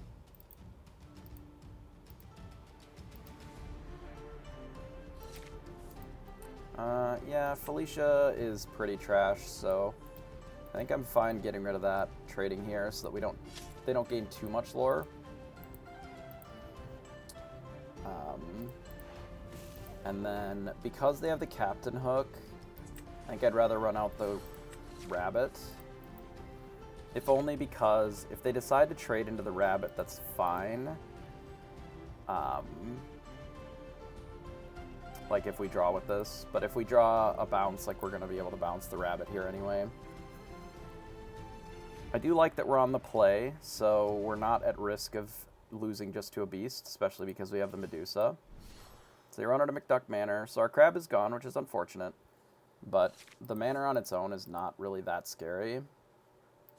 Like just 1 manor at least. So I think here I am just going to draw 2 cards. So we ripped a Maui. Maui can smash here if we want. We can also just hit it with the Fox to draw the extra card. It makes them likely to hit the Rabbit then.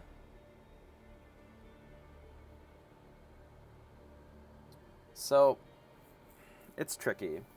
So if we don't Maui it now, then if they play a beast, like this McDuck Banner is going to be in play for quite a while. I think I'd rather just Maui it now. And I'll talk about that a little bit more in a second here.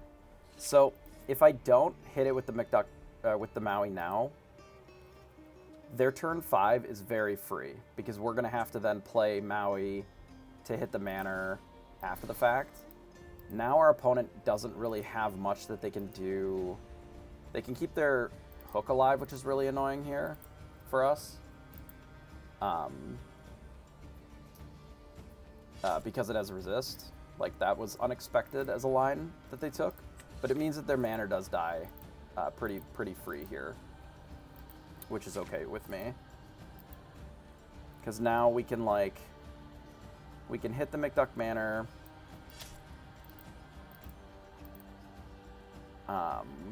I'm debating on if I want to, like, get this down or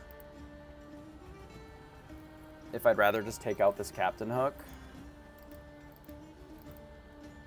Like, I can take out the Captain Hook with the Medusa, which I think is maybe stronger. Because then it also leaves the Medusa in play, which I think is nice. I think we'll do this and pass. Obviously, it's not as good as hitting a beast, but my assumption is that they're looking to Whole New World here. But because we have the Maui in play and, to some extent, the Medusa, like, the Cogsworth is just not safe. And the location could have been easily killed with this Rise of the Titans. So now 2 of the Rises are gone. So that is something to be aware of. This deck likely is only playing 3 still. So our future locations are a little bit better. They decided to do Along Come Zeus the Maui, which is understandable. And then they Whole New World, which is also understandable from this deck. But now, for example, this Crab plus this Medusa kills Cogsworth. The Hook plus Medusa kills Cogsworth. We have a lot of options to just deal with this Cogsworth.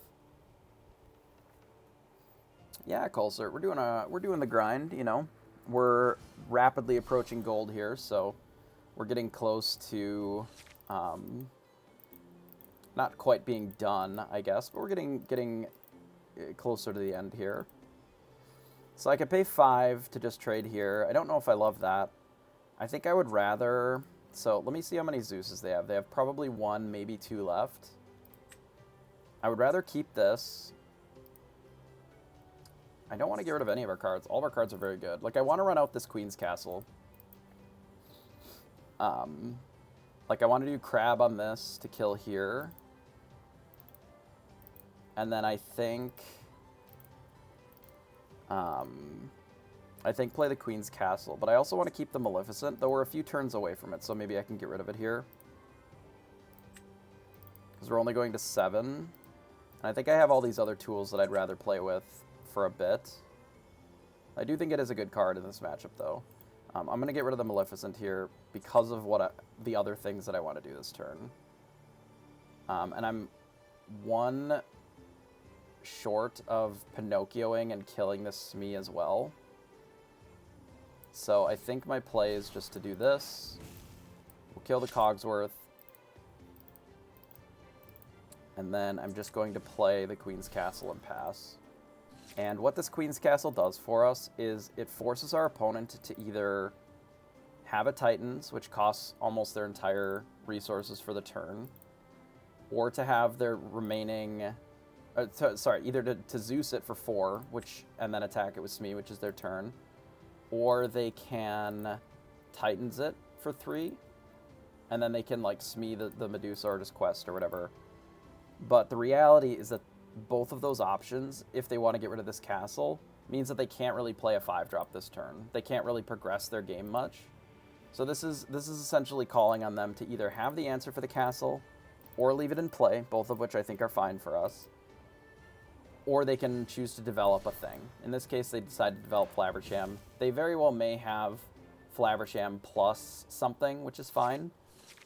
We're going to be able to kill this Flaversham pretty easily here, I think. So they decide to leave the castle in play, which either means that they are going to ink and play Titans, or they just don't have an answer for it yet. Which, if they don't have an answer for it, that's great for us.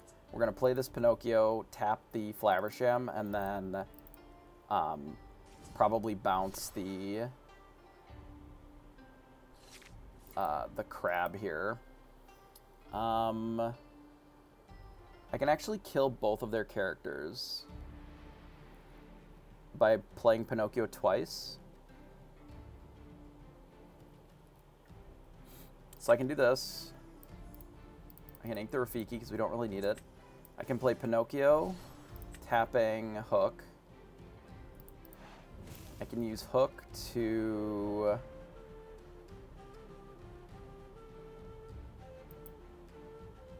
Did I fuck this up? Do I not get to play the Pinocchio again? Oh no, this is... Yeah, I fucked this up. I don't actually have enough to do this. Damn. How did I manage that? I'm 1 short. Because in order to kill the Flaversham, like, the Pinocchio is 4 plus the Fox, because the Fox needs to bounce the Pinocchio. Ayah.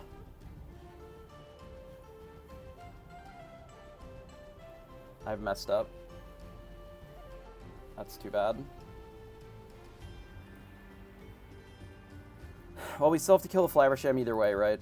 So I guess we just take our mess up and move on with our life.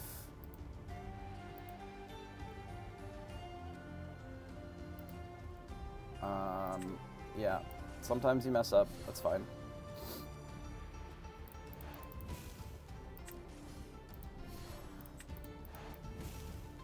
Sometimes you make a mistake. It's okay. So we'll just attack this twice then. I should have done the math before I looked at this here. I am going to put the Pinocchio in the castle. But yeah, we wasted 2 there for no reason. We could have actually, I think, developed the Fishhook even. Potentially. I don't know. We fucked that turn up pretty bad. It's okay. Yeah, that's not surprising. I would have fully expected that to happen. If this was our line, we could have just had the Pinocchio in our hand and safe, and instead we just didn't. That's actually good for us, the fact that they didn't hit the castle here. Interesting. And we ripped another Pinocchio. Okay. So, do we just let most of our board be dead? How many tinks do they have left? Probably more. I think they've inked one. Okay, so we can play Pinocchio, tap this. We can attack the Captain Hook with this one.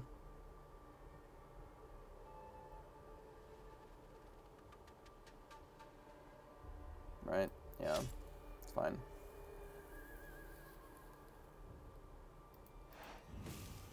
I think there has been better ways of playing these turns, almost certainly. And I don't think that I have been playing them optimally, but sometimes that's fine.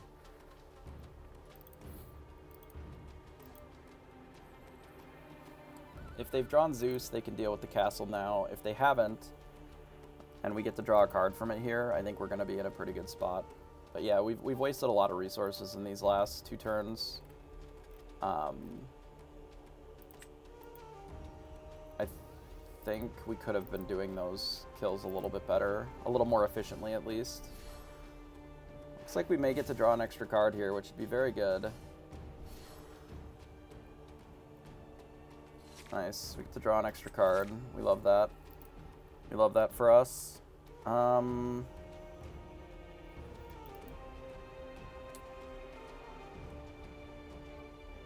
We would like to kill this beast, because I would rather that they don't have it.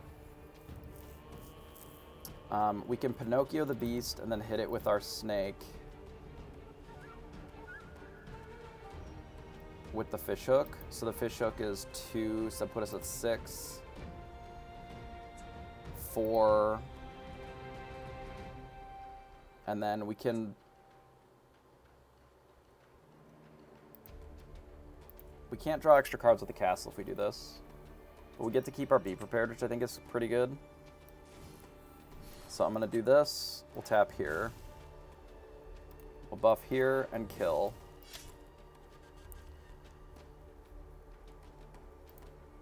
I don't know if I want to ink this snake, but I would like to get more ink. I want to kill this Mickey, basically. So what I'm going to do is I'm going to remove this snake. We're going to play the fox, bounce the Pinocchio, replay the Pinocchio, kill the Mickey, and then hit it like this and pass.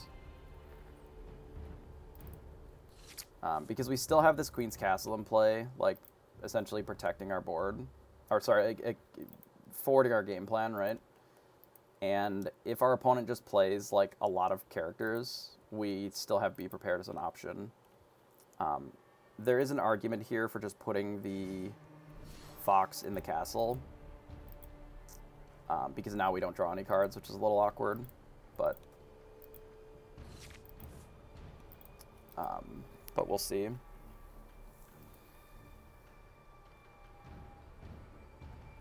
So I think we quest here.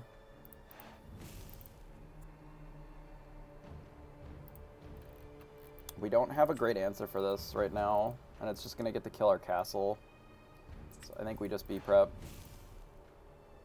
And then pass. Take us to 11. So they rip their Zeus finally, and they can play a beast with it as well, which is awkward. They didn't have another character to play. That's fine. So I think we play this, we give it evasive and pass, and then we now have a Maleficent to deal with something. I wonder what these 4 cards are if they just ripped a Zeus, but they had no 5-drops. Maybe it's just a bunch of things like Gaston, like 6-drops.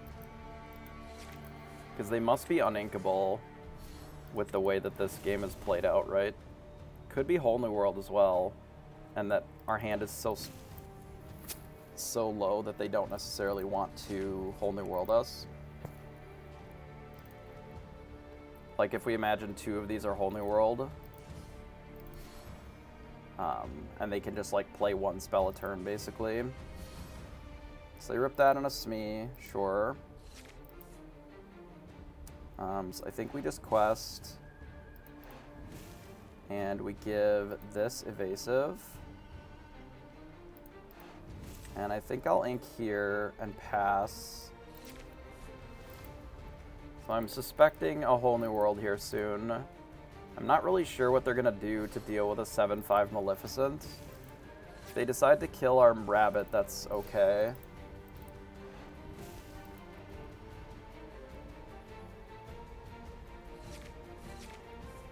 Because it'll draw us a card. They may be in the market to like actually start questing with things like Cogsworth, just to make it so that we're not gaining lore.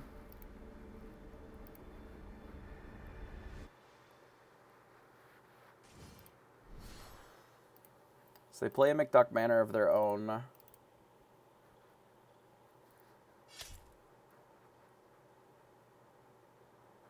Alright, we draw a card. It is Maui Whale.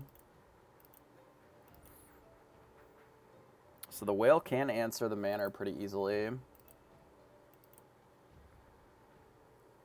If it's all that we've got left in play. We're pretty much just on all be prepareds all the time. So we can go to 15. That's an option. We can kill just the McDuck Manor. That's an option. We can sing Be Prepared here. Leave them with the McDuck Manor for one turn. And then play the whale, which I think I like better. We'll leave them with the McDuck Manor for a turn, but we'll have an 8/8 evasive that we can also just eat the manor next turn and then untap it. We can even quest for 1. So we have so much extra ink now.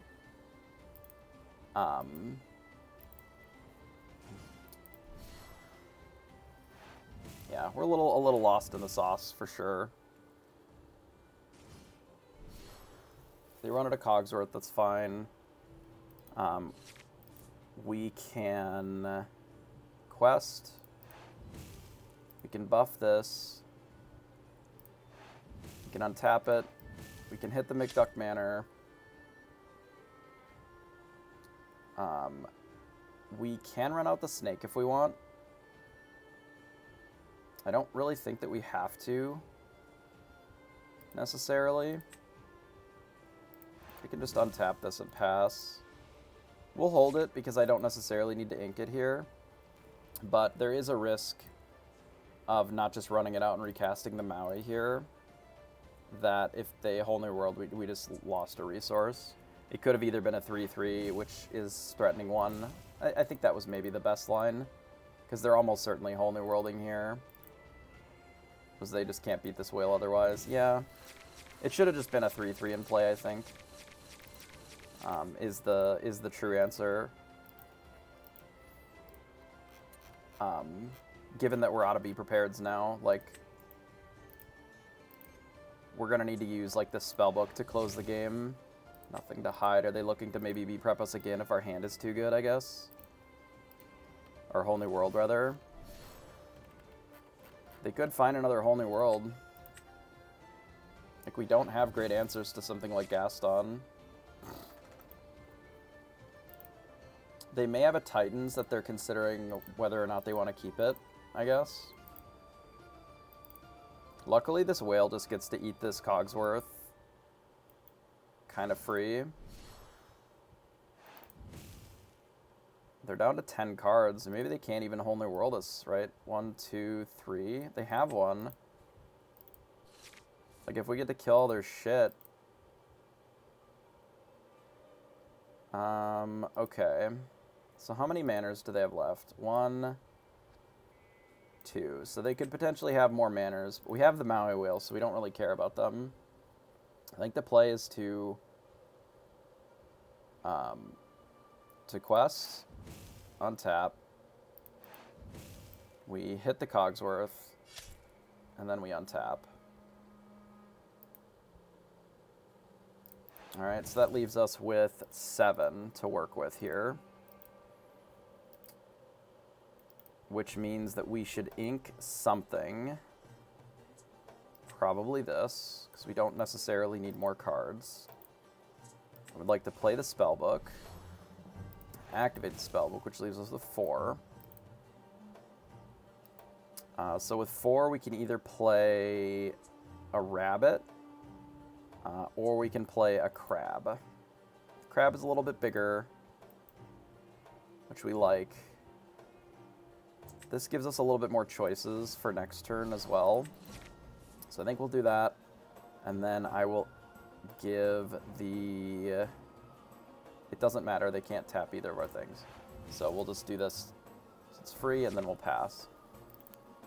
So if they don't have an answer to spellbook, which they do have some, the spellbook will get them pretty easily.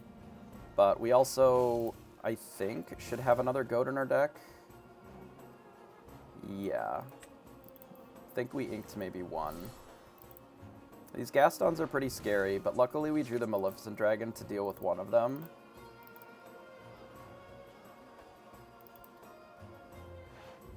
So they grab your swords. They could actually kill the whale here if they have enough. Yeah, our opponent is at 8 and we are at 15. So they used a lot of resources to kill the whale, which is understandable. Because they really didn't have much else. Yeah, our opponent's deck is at 6 now. So realistically, as long as we clear most of the board, I don't think that they're going to be able to win.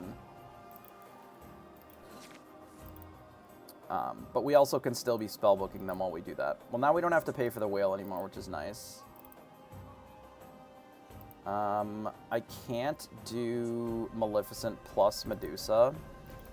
So they are going to get the Flaversham again, but I don't think I care. I think what I'm going to do is just Maleficent the Gaston. Or one of the Gastons. Because that steals a shit ton of their...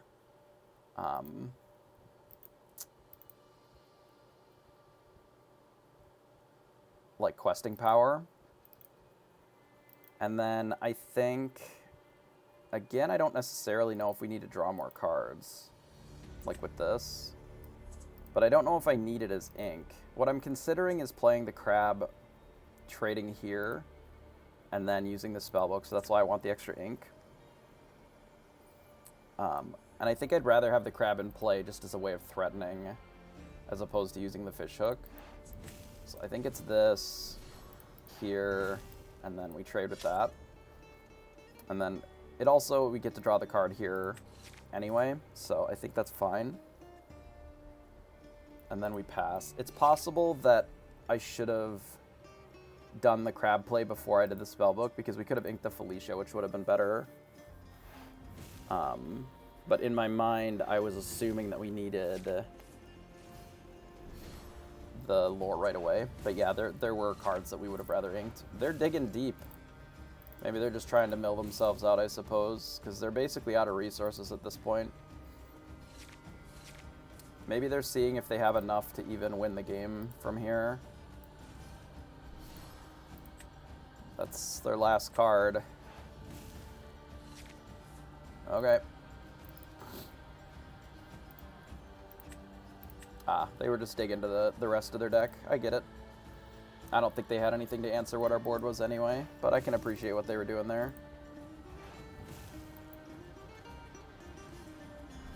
As far as I'm aware, they have 0 cards left in their deck, so I think I can just pass, but we'll probably just quest to finish it instead. They are threatening 10 for what this is. We can easily remove some of this with, like, the Medusa, but we'll just quest and win. It's fine. I appreciate what they were doing, though. Sometimes you just have to play to your outs, and if there aren't any outs, then... you know, make some game actions.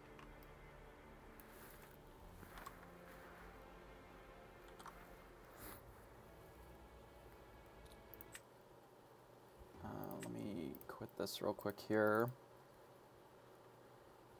And I gotta be right back a second. Shut the window, it's getting a little chilly in here. So far, since we've updated this list, it's been pretty good at 29 and 2. Wait. Oh yeah, no, that's right. Yeah, yeah.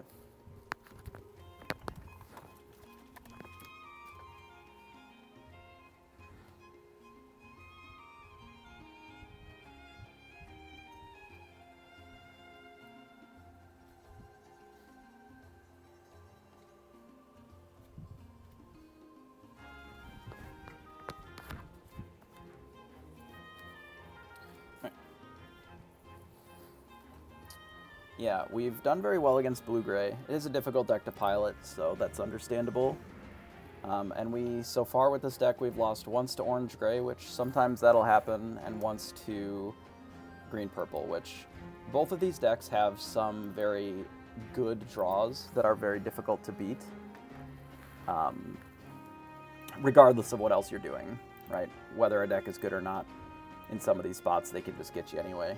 You know, if they hit their curve and then they wheel and then they get to wheel again and then they get to wheel again and they just dump out their hand, get all your B preps or whatever, sometimes you just can't beat them. Such is life. All right, let's get into gold here.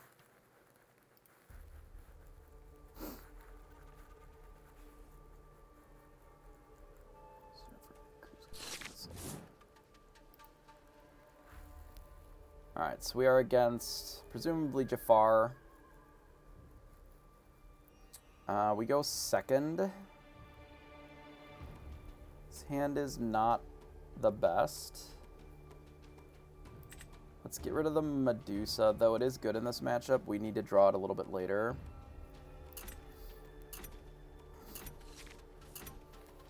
Alright, just kidding. Let's keep the Medusa just in case we need it later.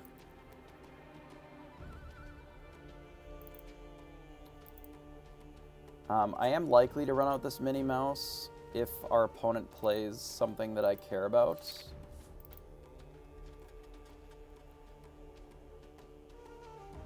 Mostly because it'll be good with the crab, but let's survey our hand for a second and see if it's something that we even care about.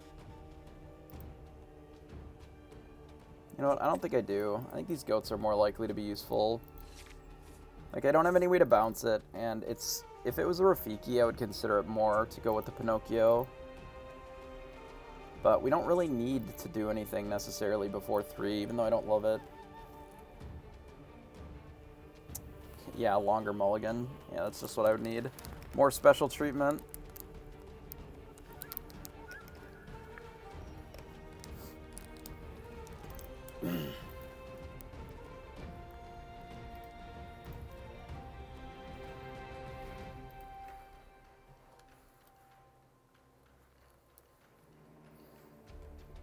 Alright, so Fox. It's good to know that they're down one Fox here. The Kita kind of doesn't matter, but the Fox is important. They ran out a Kita of their own here, or another Kita. I think we will get rid of one of these goats and just pass. We could play out the Pinocchio just so that we can threaten the Fox, but I think I'm fine just doing crab next turn.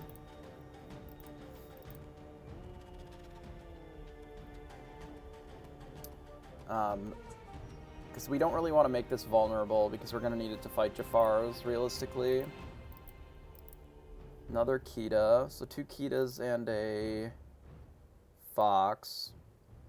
They'll probably quest for one, which makes sense. See what they do with their... They play a Spellbook. Okay, so that changes the game a little bit. Not a ton, but a little bit. It means that I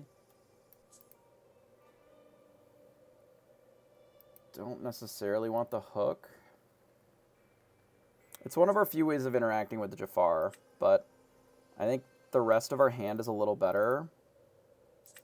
So I think we're going to do this instead.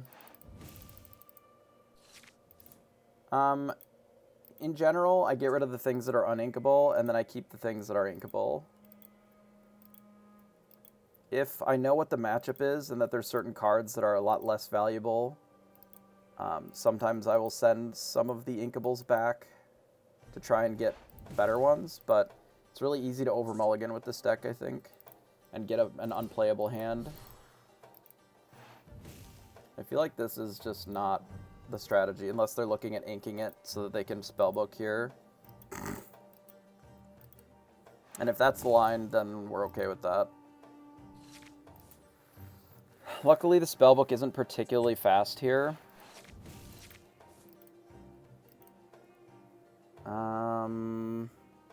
I really do like Maui, but I want these goats and these bounces more.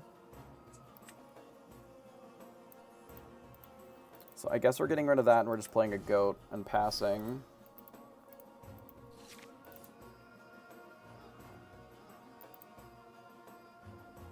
Have they inked 3 Kitas so far? Interesting.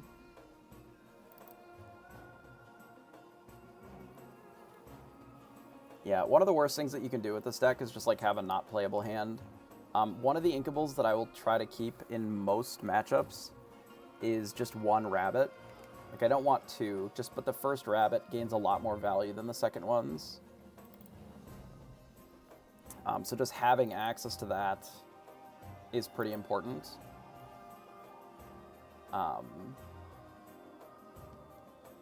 So I think the first rabbit has a lot of value as an uninkable.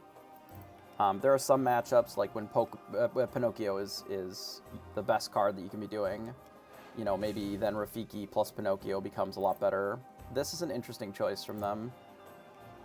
They're opting just to race, which is not necessarily a bad choice.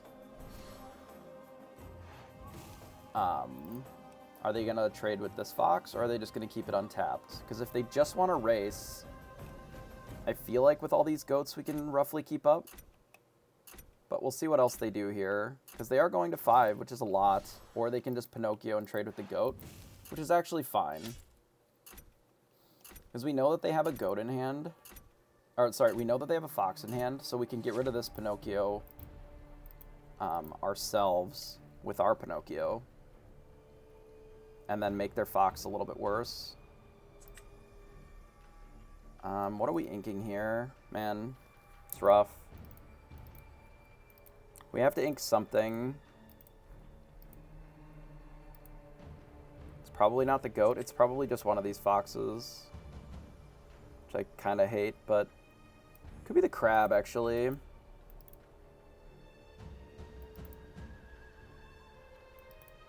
Then we just leave Pinocchio in play. Actually, yeah, I don't hate that. I don't feel like we necessarily need the crab here. So then we get to keep everything else. We do it this way. We get to keep all of our bounces and our goats, and we still get to kill the Pinocchio. And we get to still push lore to keep up. So now we know that they have Fox plus 3 cards. Which, obviously, the Fox is at its worst when you don't have anything already in play. Because you need to use resources to bounce it. So they play Genie, which is so bad here, and they get rid of the Fox. So we're about to demonstrate why Genie is not a good card here. Quarku. Quarku. Anyway, I appreciate the follow, and thanks for hanging out. We tried. Nottingham. So, I guess they get to have their Nottingham gain lore this turn.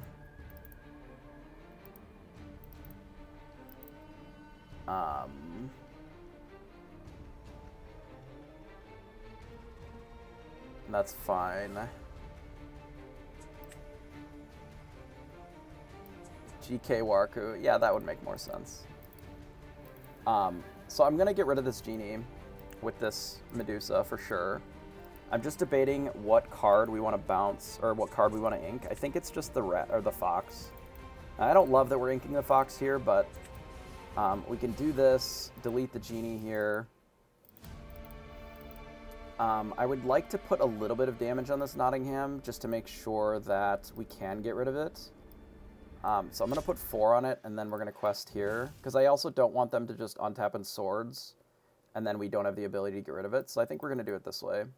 No, I think Tremaine still has a place, but for my money, I would rather just have Medusas.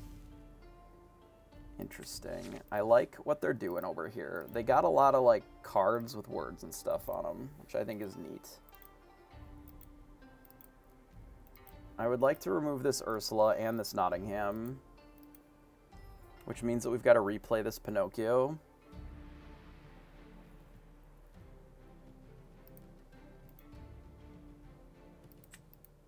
I guess. Okay.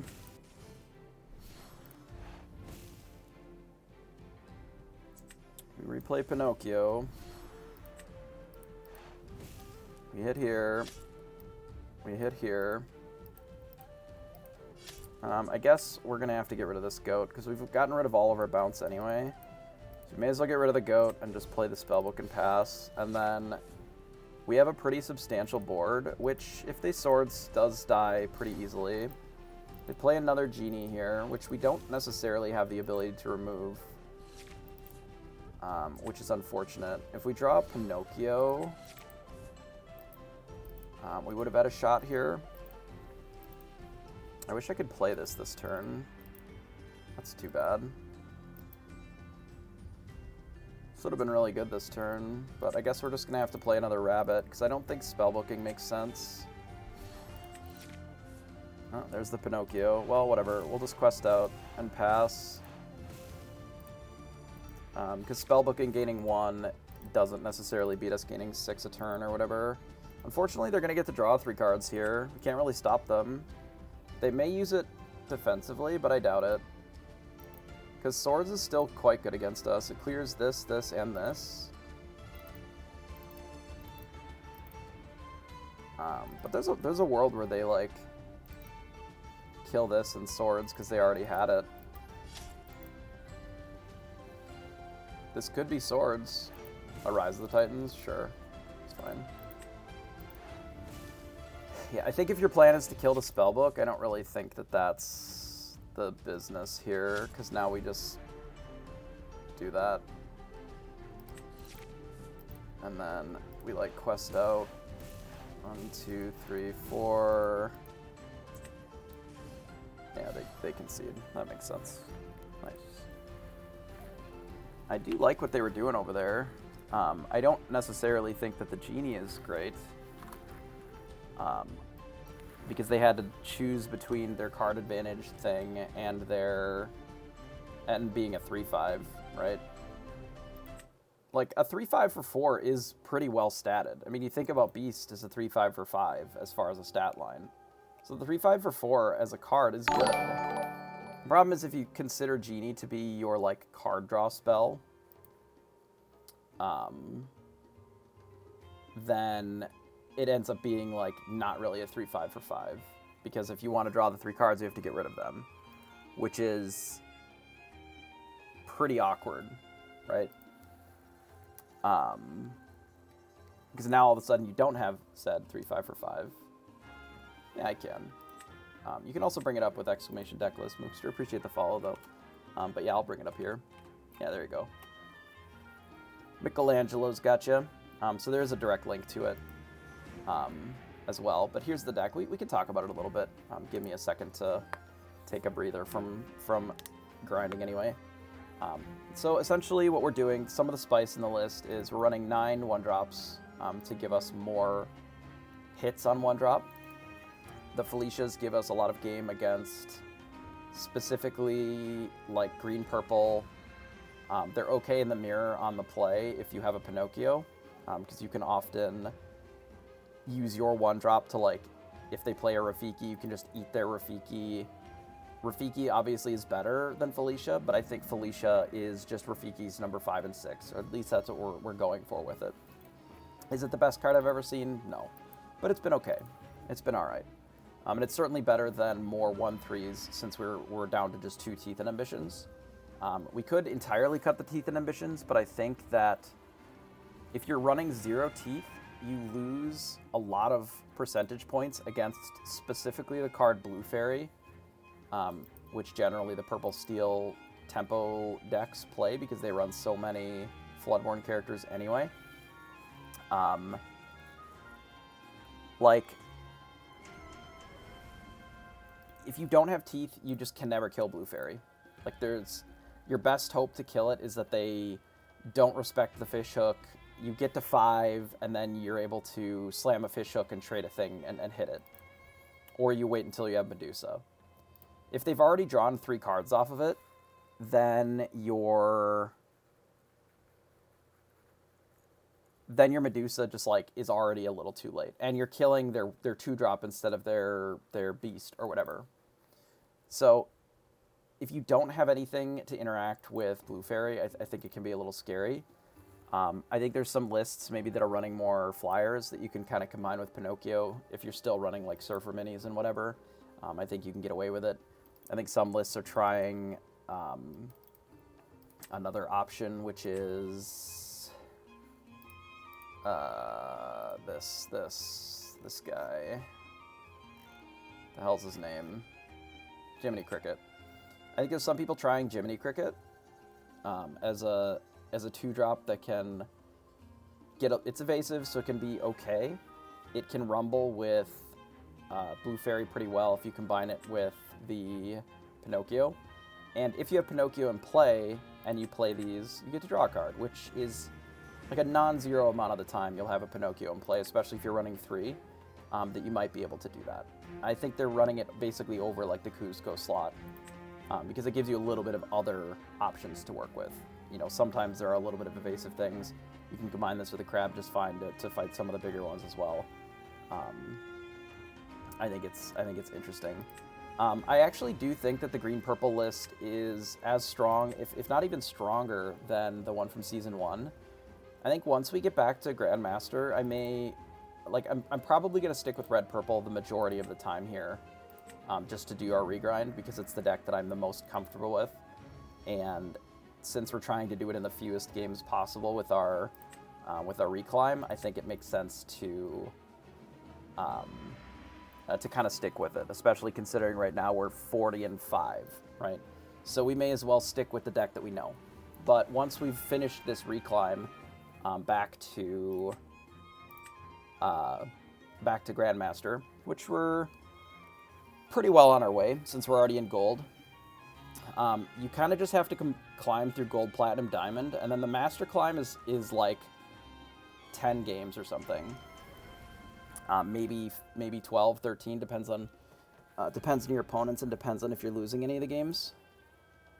But there's only 1,000 points here, which is the same as climbing like 2 of these. So master's not really a rank. So we're probably a little under halfway there, if I'm guessing. Or pretty close to half. I think halfway through gold is about half. So we'll play a couple more games and we'll be at least half then.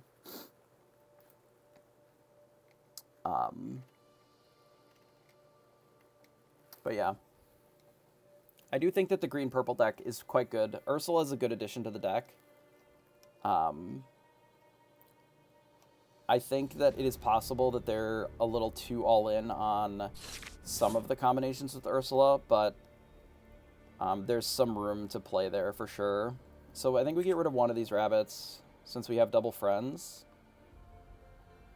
And we don't really need these Pinocchios yet. The fox is fine. Since we're on the draw, yeah, this is alright. We'll get rid of these 3. Draw something else. Not the fastest hander ever, but should be okay against the mirror most of the time.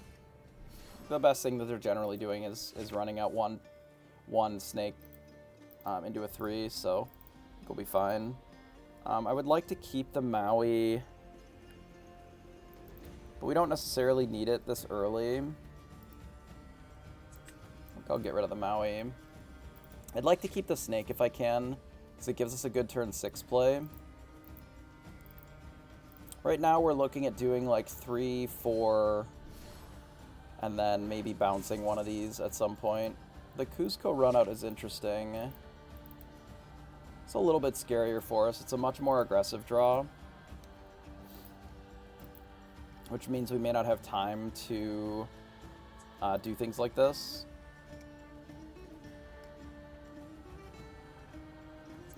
I'm going to ink the friends first, though.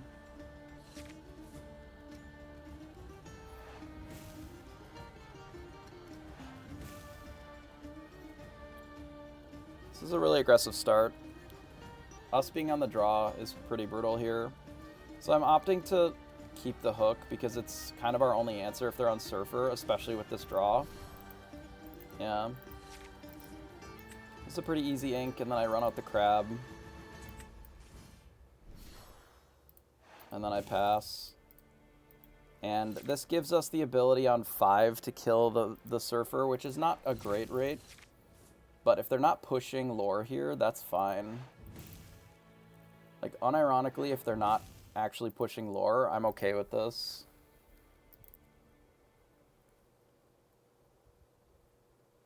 What are they doing for 4 against a crab in these colors? Yeah, that's what I thought. Fucking nothing.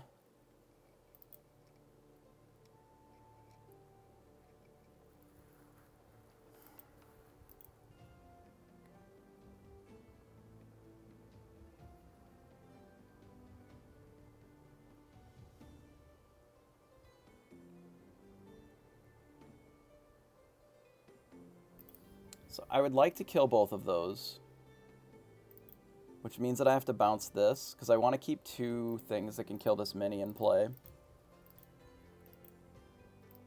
Which means that I have to ink something, unfortunately.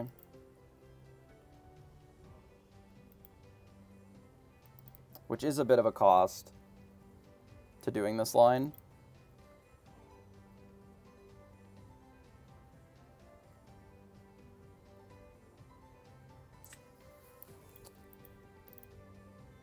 I guess it's just the friends. Then we can ink the mini next turn. So we do this, and then I kill both of these. And then I pass. And the reason that we're doing it in this fashion is that our next turn is almost certainly going to have to be just playing the hook, which requires that we have 5 anyway. But I don't want them to be able to, say, Maui, kill one of these, and then we don't have the ability to kill the Surfer, right? So that's why I have to leave 2 of them in play. Because we want to get the Surfer off the table basically now. So that is what we're going to be doing. So I'm going to play the fish hook. We're going to give evasive to one of these. It doesn't really matter. I guess I would rather have the damage on the crab. And then we'll hit that way. And then we'll pass.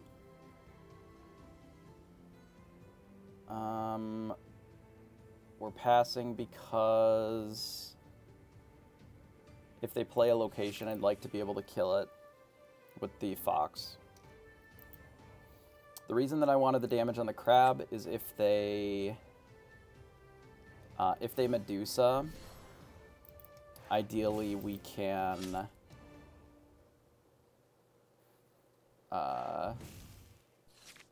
we would have whatever. That's weird. Why would they do that? Why did they do that? I'm so confused. I cannot express how confused I am. I am just supremely confused at that outcome. Like, I don't even think I care. Why would they throw their rabbit in the garbage? What? I'm just gonna quest with the crab.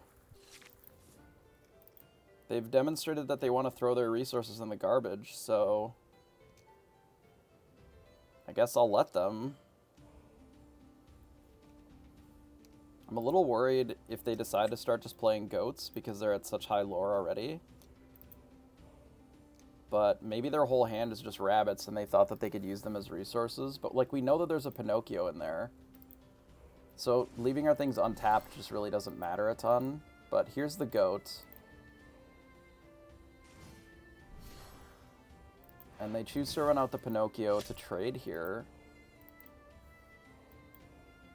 Okay.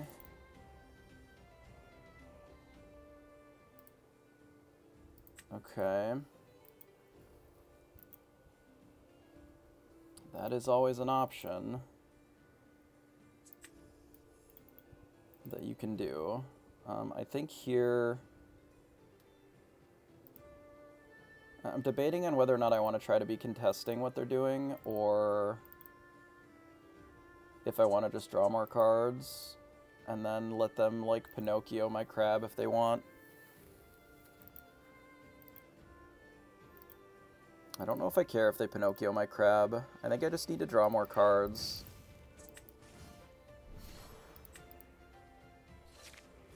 So Rip to Maui, that's good. Yeah, let's just bounce here and pass. Because, like, as much as I don't want them to bounce this, I don't really think that that board was B-preppable.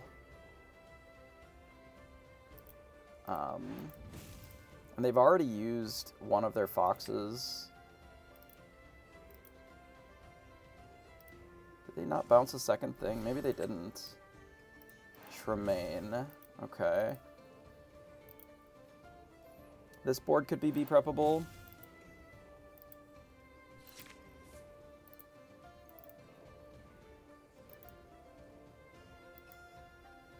Are we in the market to ink a goat then?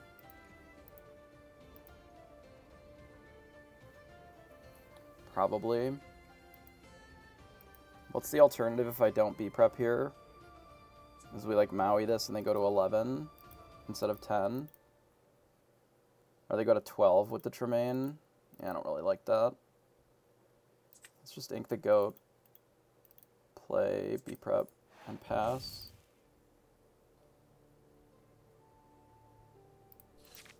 Because they only have 6, which is not a ton of ink. Especially for being on the play.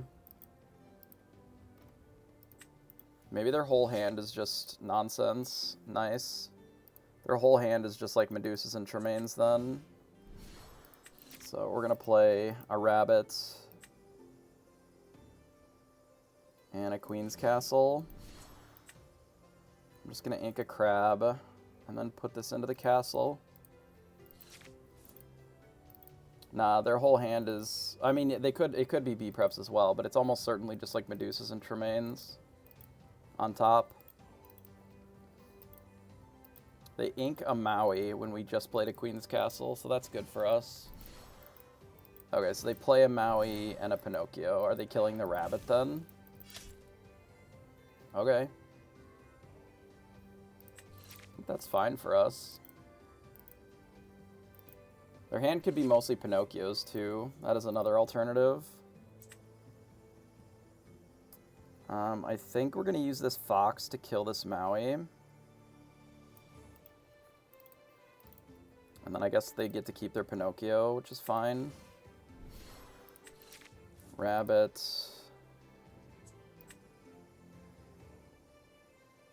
We could also Maui there. Maui. And then put the rabbit in here.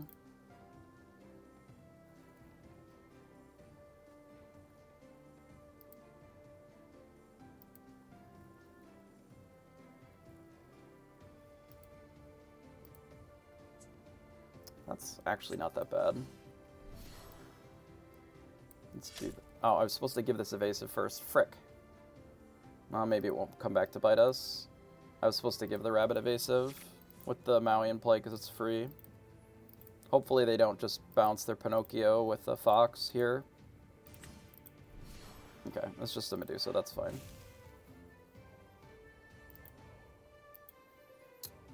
Ideally we draw an inkable that's not the goat, so that I can do B-prep and play Queen's Castle. I think that would be the ideal run out this turn. If I have to ink the goat, I will, but I think just having a second Queen's Castle in play, nice. Yeah, so we'll get rid of Rafiki, we'll play a B-prep, and then I'm just going to route out another castle, and then say go. Even a Maui here only deals with 1. Unfortunately, they have a goat, which does race us pretty well. So they fox, and they're going to be able to hit one of the castles. Okay. I can appreciate that from our opponent. We're going up to 10. It's another Rafiki. I can draw a card, use this to kill here. This is 7. I can play a goat and put it in one of the castles then. Alternatively, instead of drawing, I could do goat, bounce the goat, that puts us at 12. Replay the goat, that puts us at 13 with 2 castles in play. That does cut the clock down by a full turn, which I think is maybe worth it. Let's play goat, especially knowing that they have a goat themselves. I don't mind reducing the clock down some. So let's kill the fox, play a goat, and then we'll put the goat in the full health castle here. Because then this is basically lethal if they don't answer all of our cards here.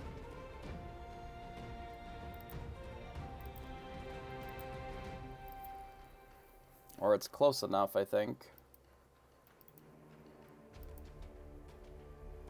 Because if, for example, they goat fox and kill the castle, then we still get to draw a card off of our goat.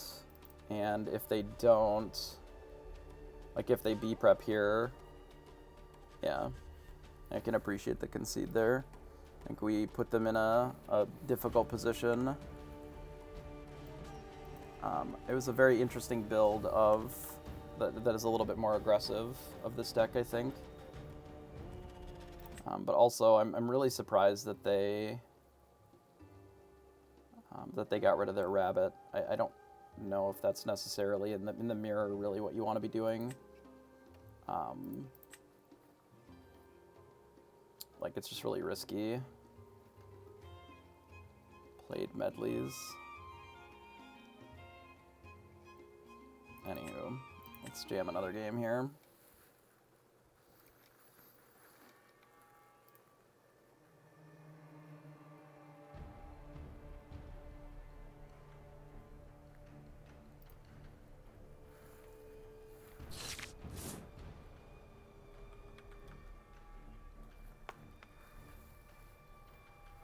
Okay, I go first. We are in a blue steel, so we don't really need the Pinocchio. And I think I'm going to send the Maleficent back as well, because I'd like to draw this later, ideally. Though there's a world where we're supposed to just keep that to use as ink. Well, we've drawn only rabbits, which is not great. That might be the actual worst case scenario.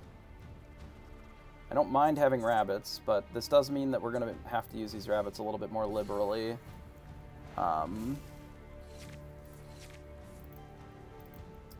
But such is life. It does mean that we're going to have to use our goats as ink pretty aggressively.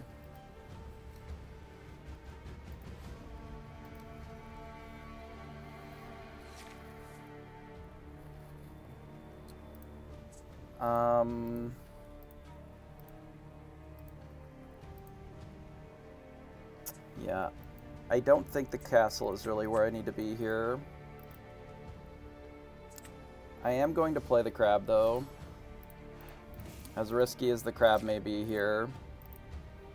If I have to ink the friends, if they smash our crab, I will. But this seemed like a more likely scenario, and I just wanted to have a little bit more going. So I think here we straight sing. Like to keep that goat if we can.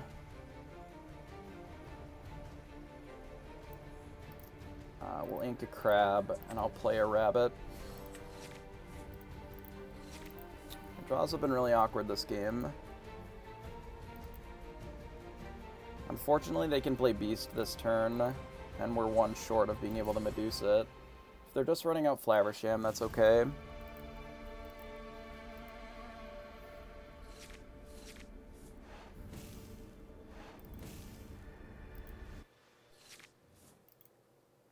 So we can't directly interface with the Flaversham this turn,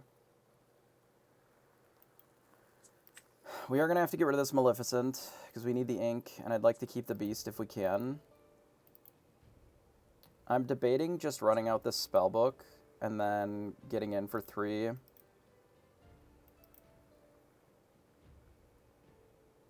So that we have something that they might want to deal with.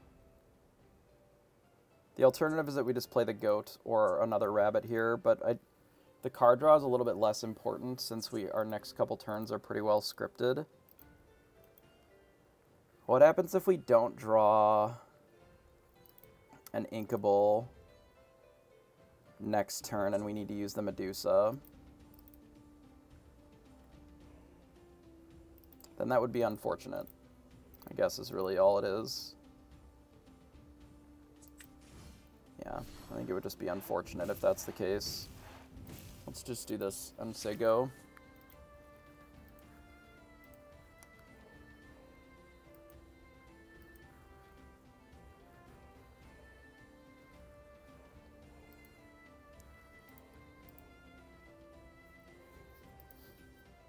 Okay.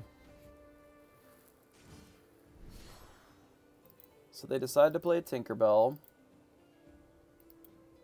which is okay. They're using the quill. It wouldn't surprise me if they Flaversham to get rid of the quill. You know what, Swift? It's actually pretty good. We are currently in the middle of I don't know if you saw it, but we're doing like a 0 to hero. I had the maker of the app, Pavel, boom us back to the start.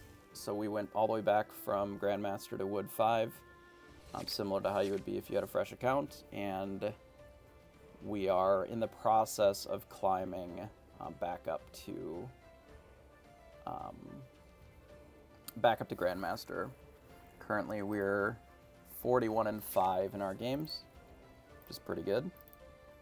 Yeah, so this was a risk that we did have by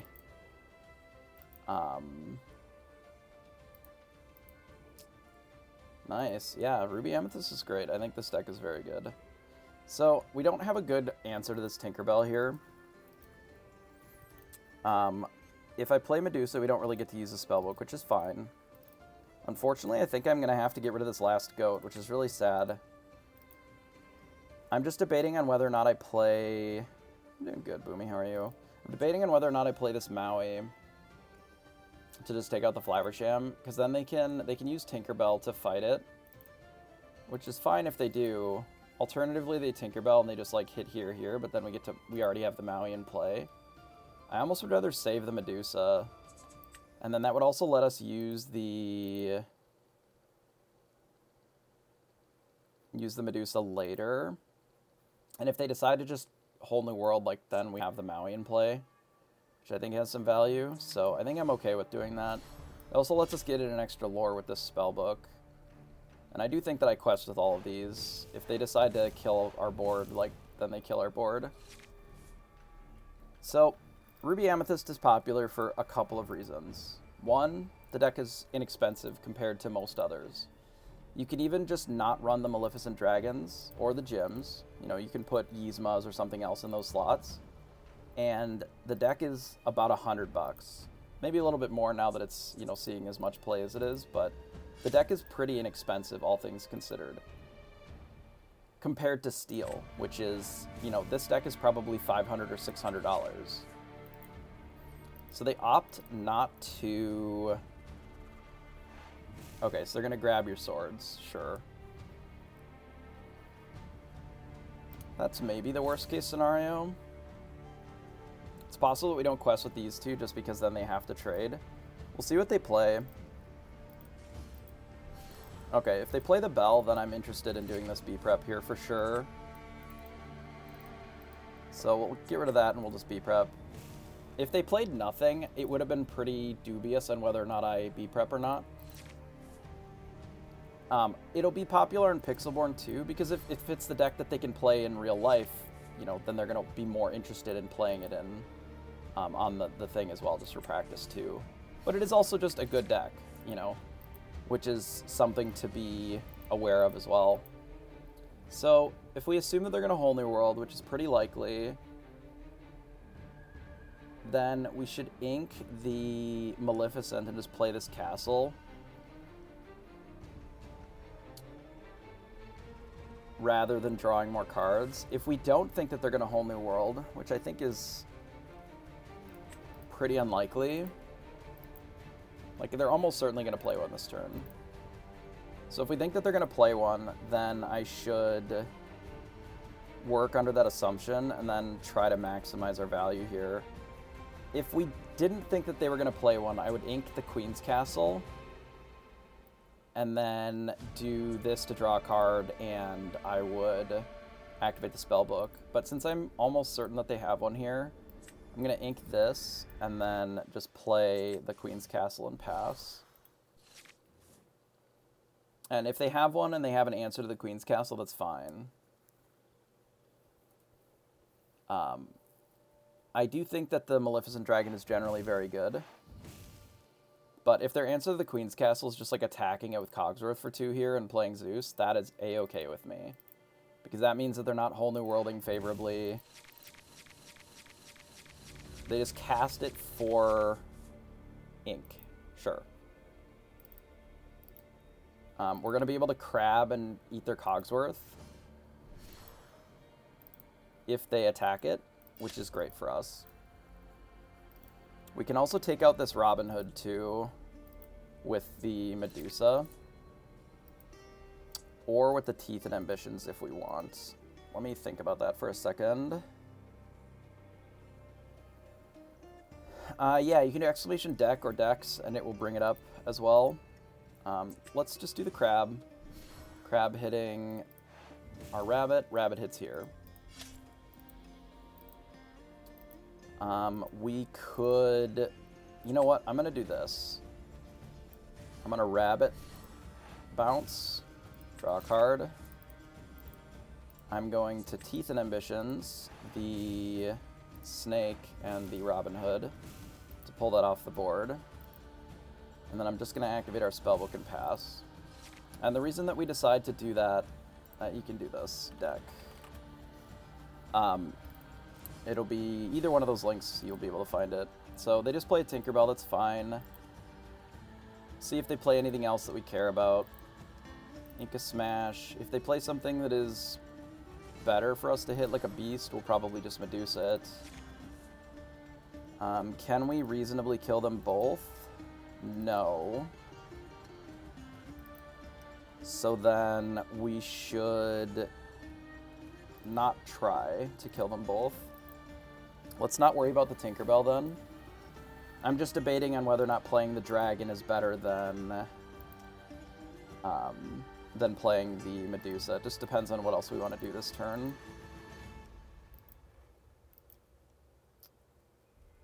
The dragon is a bigger card and a better card, but it'll be useful later as well. So I think we're just going to play the Medusa, hit the Beast. I don't think that we need to draw any cards here or attack. I think what I'm going to do is I'm just going to ink the friends and play the goat and pass. So we've kept up roughly on ink. They're only a little ahead of us.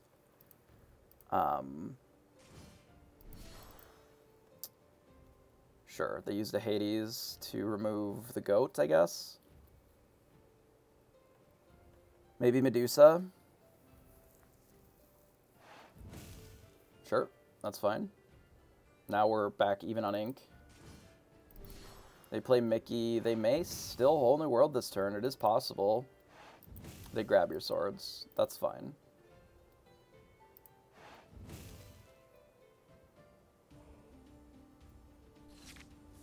That is a good draw. I wish I had the ability to kill more of their things in a single go here.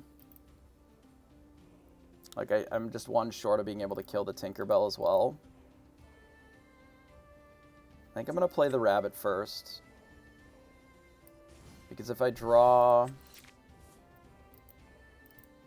Well, that's not exactly what I was hoping to draw there, but it's fine. We'll just Medusa the Hades. Well, Hades, I guess, is a little bit worse because we can hit it with Oh, no, we have to Medusa the Hades. Right. Not a choice. We do it that way, and then we'll just do this, and I think... How many Tinkerbells have they used? One. I think I can just pass here. I would have liked to have inked. Assuming that this card is Whole New World. That's just another Hades. Oh, that's fine. Hades as a removal spell is very good, but it doesn't generally bother me. Because as long as we're like still getting ink, we're still gaining value out of it, so we're not really falling particularly far behind in these instances. I can actually use the teeth and the goat to kill the Tinkerbell, along with the dragon. Which I think is probably my play. So let's do this. We'll use teeth to do 2 damage here and here. We'll kill the Tinkerbell. We'll go to 11. And I can actually just ink here is fine, because we have another rabbit in our hand. I don't think it's necessarily unplayable, because it is very similar to something like a Maleficent Dragon in this color, right? It is a hard removal spell, which is very good. But you have to be more conservative with them, I think, than most of your removal spells, simply because of the very real cost that has. So because we found the fox, I can Pinocchio here and hit the robin. Because we're going to be bouncing this rabbit. And then we'll just hit this. Quest for 2. Quest for 2, we'll ink. And then I guess just play a rabbit. Then pass. Yeah, I mean, it is obviously not as good as something like Maleficent Dragon, but it costs 7 instead of 9, which is relevant. The stat line is a little bit lower, obviously at a 3/6, but it is still a very good card. Like, in set 1, I played a lot of yellow-blue, and this was one of the better cards in the deck, which is why it maintains the price that it does, because it is still a very good hard removal answer to a lot of problems that, you know, the colors that you're in may not necessarily have otherwise. In the same way that, like, Let It Go as an answer is inkable Dragonfire a lot of times, but you have the downside that, you know, they get it in the inkwell. At a certain point, they don't really have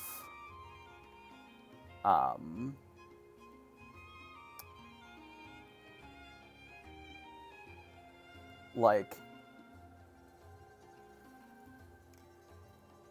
better choices. You know, you just have to sometimes let them hit it, and at a certain point in the game, once they have enough ink, it just doesn't matter. You know, I had 10 or 11 ink. Realistically, if we didn't already draw so many cards, it wouldn't have mattered that we were doing that, you know?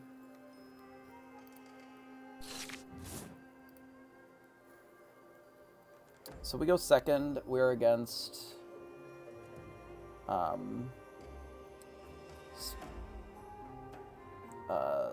Steel Song, most likely.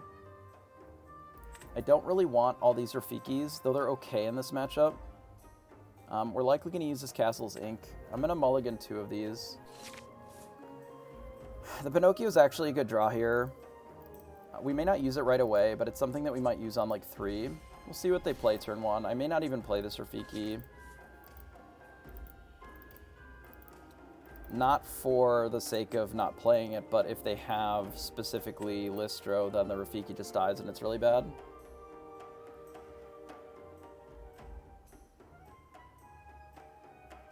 If I'm not playing it, what are we doing for the next 3 turns? Nothing. Yeah, I guess we do play it and just hope that they don't have it. But this is one of the risks of playing Rafiki over, for example, the 1/3s, because the 1/3s live here almost all the time. Whereas now if we get Listroed by the Cinderella, then it's a bit of a blowout. But if they don't have it, then that's generally pretty good for us. They play another Cindy, and they just pass. Well, that's great for us then. We have a couple of choices. We can use the Pinocchio now to kill one of these Cindy's, which I think I'm leaning towards. Alternatively, we can save the Pinocchio to try and combine with one of these other ones, and we can just play a snake. The problem with the snake line is if their card in hand is like strength, or they aerial into a strength, then they just get to kill your 3/3, and then it's pretty brutal. Whereas now we're guaranteed to be able to take out a card, which I'm generally interested in doing, I think. Because we get to take out a card without a real cost to us. And then we still have the ability to Fox next turn and bounce the Pinocchio or the Rafiki, depending upon if either of them are alive. So they play the Ariel.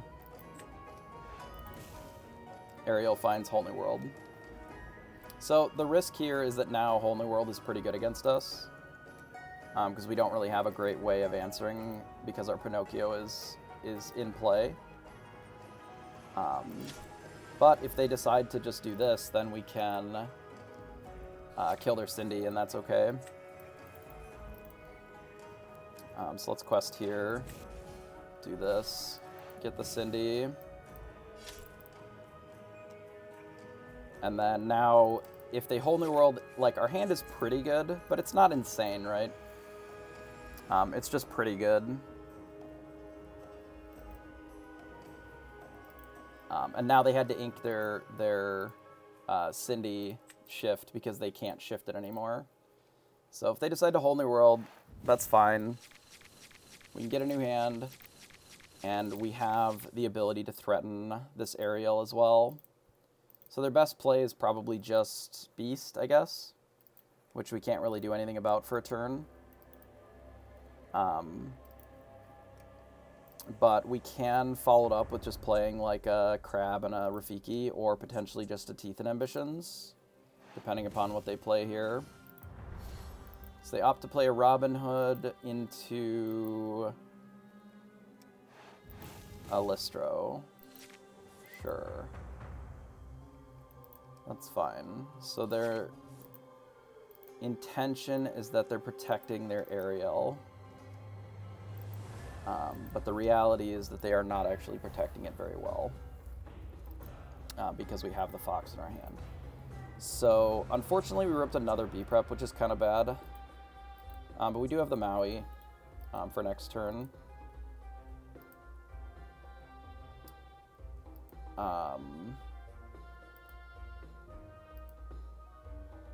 What's in their discard? They got rid of a Bare Necessities and a Tinkerbell. Which is of note, I suppose. Yeah, I guess we'll get rid of the Crab. We'll play this Rafiki, play the Fox, bounce the Rafiki, hit here, and then pass. So really the way that we have to deal with this matchup is we just try to remove all their stuff until we get to the point where we are playing better cards than them, better 2-for-1s. Like, obviously, they can pretty easily remove this. If they have Tink, Big Tink, they can ink and then play a Big Tink and kills our Fox. Which is obviously not awesome, but if they're just going to shift Robin, like, attack the Fox or whatever, then we have the Maui still. Our hand is not incredible, but it's okay. Okay, so they do Tinkerbell. It's fine. If they quest with this Robin, we're just going to Maui it. And if they don't, I still think I play Maui. It's entirely possible that I'm still just supposed to play Maui. If I had 6, I would do Rabbit plus Teeth on the Robin. I don't think doing Teeth plus Rafiki, like Rafiki to trade with the Robin is what I want to be doing here. I think the play is just straight up to play Maui and pass. They do have some outs to Maui. They can just Zeus it. They do play 2 to 3 Zeuses. Rabbit doesn't do anything here. If our opponent just plays Whole New World, then we, like, what the rabbit doesn't do anything. But also, what happens if we draw another Be Prepared? Then we just can never win the game. It's not like we're in a great position with all these Be Prepareds in our hand anyway. Because if our opponent Whole New World's next turn, or this turn, we still lose 2 of them. But if we allow our opponent to just Whole New World us, and all we did on our 5 was play a rabbit, then we just lose immediately. This way, if they sing it with the Tinkerbell, right, we can just Maui the Tinkerbell, and then we have, you know, Medusa or something for the other ones. So they Listro, and then they might use Strength here. The problem is that by the time that they are overextending into the B-Prep, like, they have already Whole New Worlded. Like, this makes it so that they can't just do it now. They have to do something else, because they almost certainly have a Whole New World here. We're not in a good spot. We can at least get rid of this Robin, which helps some. But we're not in a good spot here. Like, if I could have used that Maui this turn, that would have been much better. But we're going to at least get rid of this Robin Hood as something that we can do. And then we'll say go.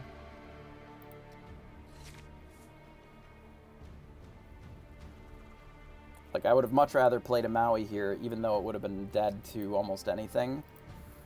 Because the way that you're losing against this deck is that they're able to sing a bunch of things every turn. Because every time that they sing something, it is giving them free ink, free resources to be able to do stuff.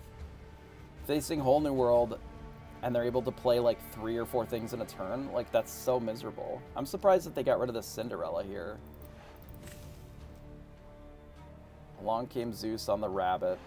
Sure, so they're almost certainly going to Whole New World, I guess. I'm still going to draw the card.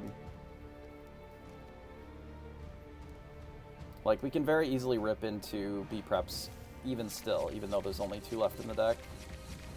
But that is a bit unfortunate. Like, and that's the reason that the rabbit doesn't matter, because if you have the ability to threaten this shit, you should. Because if you don't have the ability to threaten this shit that they're doing, they're just going to do it. They're just going to do more things. Now, they have 6 more ink to do shit because they played Whole New World.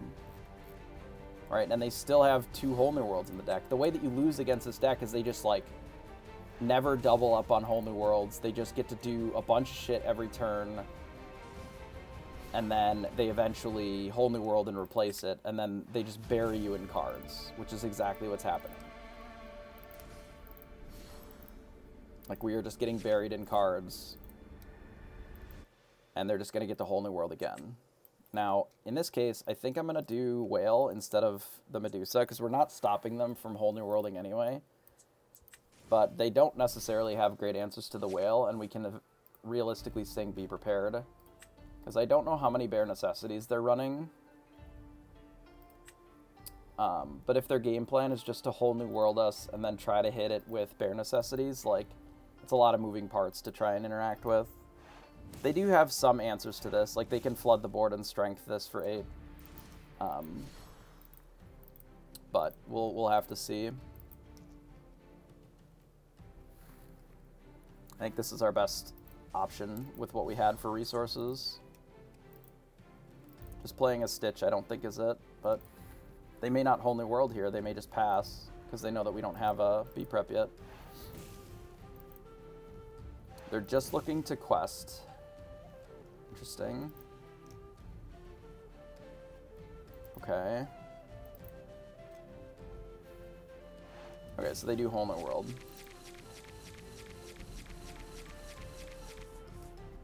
Unfortunate. And they just quest with Ariel. Okay, Medusa's actually a good draw here. So we can kill most of this stuff, I guess, with the Whale. 1, 2. So 2 of the swords are gone.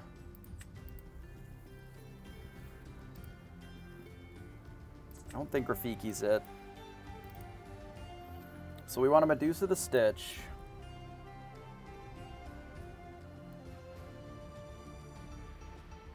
And then I guess we leave the whale vulnerable.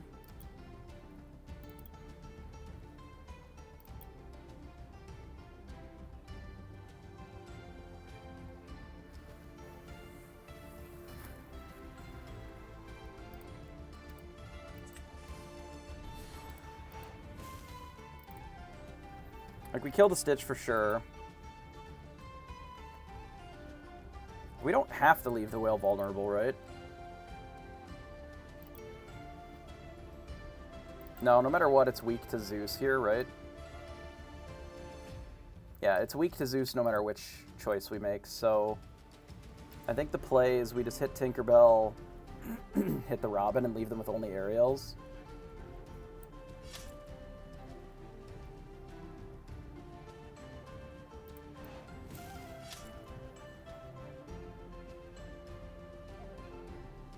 And then pass. And then, obviously, it's weak to Tinkerbell here.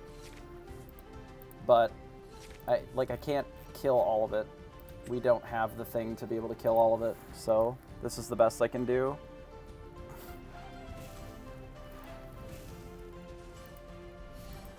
We play a Surfer Stitch.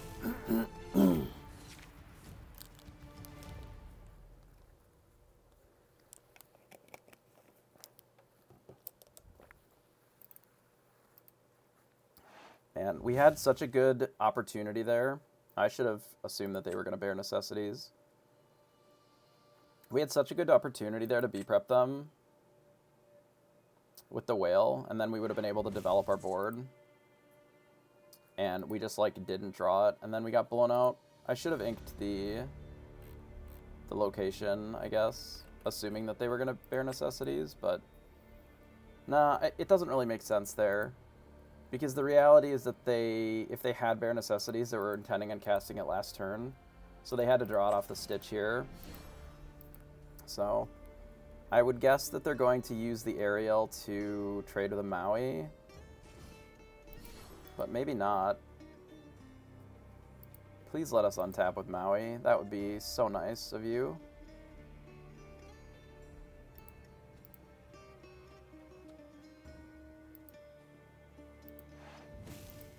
Okay, so they use their third grab your sword. Okay, that's a thing that you can do. So I can kill the other Ariel, or I can kill the Cindy. They've inked one big Cindy, which means that they certainly have another one.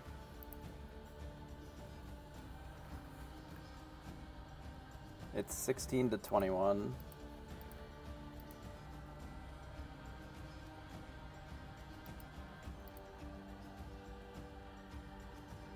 Like, I can get in for one.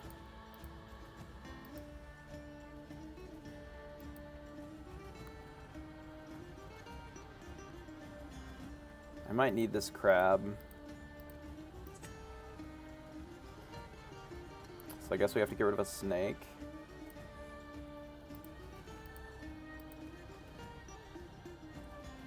I'm just debating on whether or not I care about this Ariel or I care about the Cinderella more.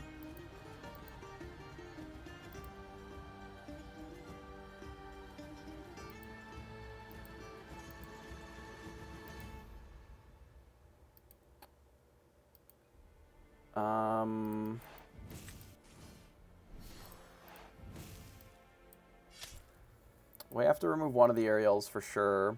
I don't care about the Robin Hood as much. I mean, they can just cast it is the thing, though. But I guess that's fine, because then it doesn't get to quest. So maybe it is just the Cindy then, and then I pass. It's like they have a Stitch in play already, you know, which is problematic.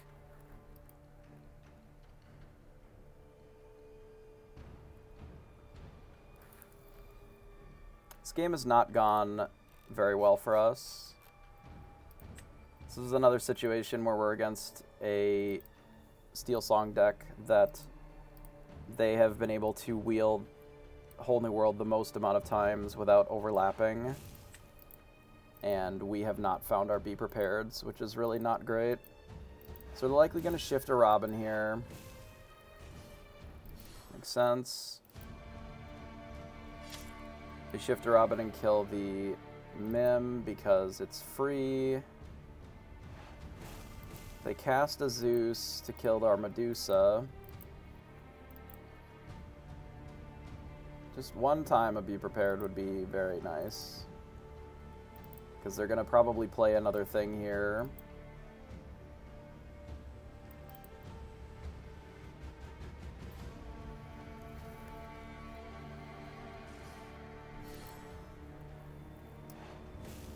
Okay.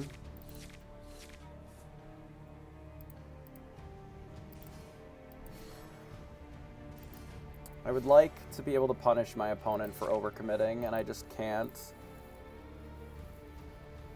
I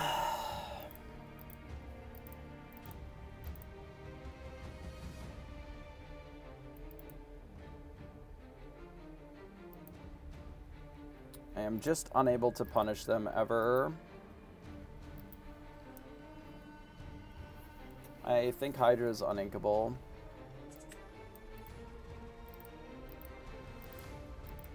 Which is a problem for Hydra.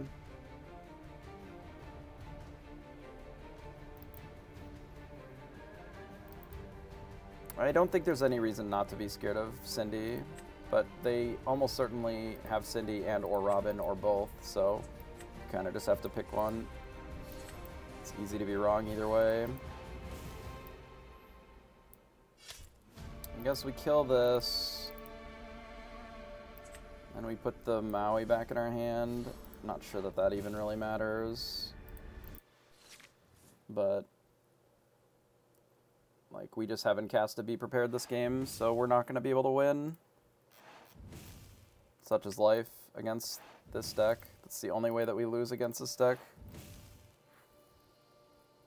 20 cards left and no Be Prepareds, outside of the 2 that we drew in the beginning of the game.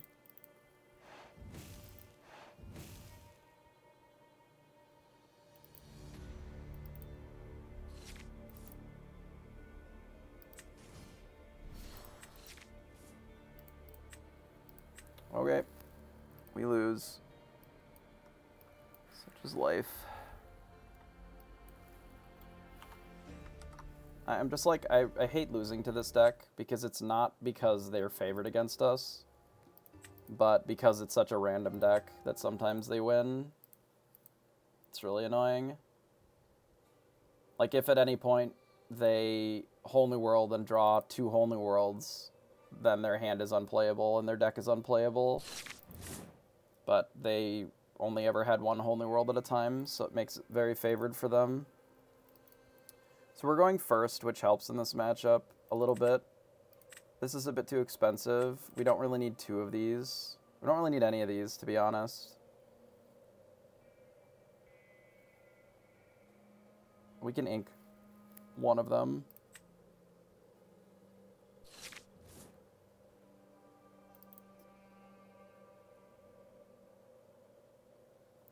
This is tough.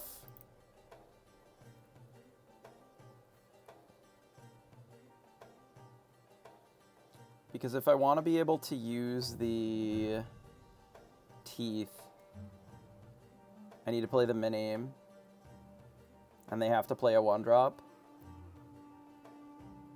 Which means I ink the Rafiki, but the Rafiki's generally pretty good in this matchup too.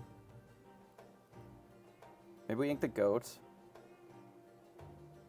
We can ink this, actually, to start, and play the mini. What have I lost to? I lost to Steel Song just then, and something earlier, I don't remember. So they played a Flynn Rider, which we cannot blast here. So I guess we just don't worry about the teeth then. And we'll just play a Flynn Rider and pass. We can look. I don't remember what we lost to, if I'm honest. Something comboed us, I'm sure. Some whole new world deck.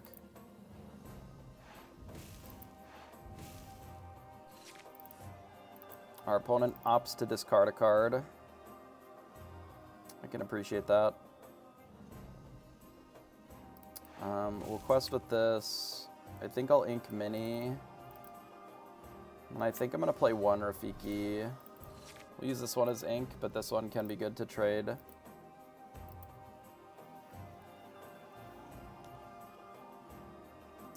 We've blanked Bare Necessities and Ursula by inking our things that those do anything with, so we're looking to just draw cards here. And then we'll quest with both and pass. So if they Dad Blast me, that will be unfortunate, but there's nothing I can really do about it. So we'll get rid of one of each.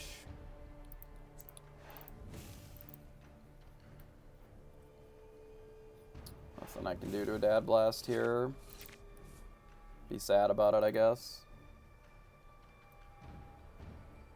Just keep putting shit on the board. If they decide to try and like fight the Rafiki, I wanted to keep the Maui, but we're likely just gonna run out this goat and try to race, potentially. So here we do this and draw some cards. We just play more rabbits.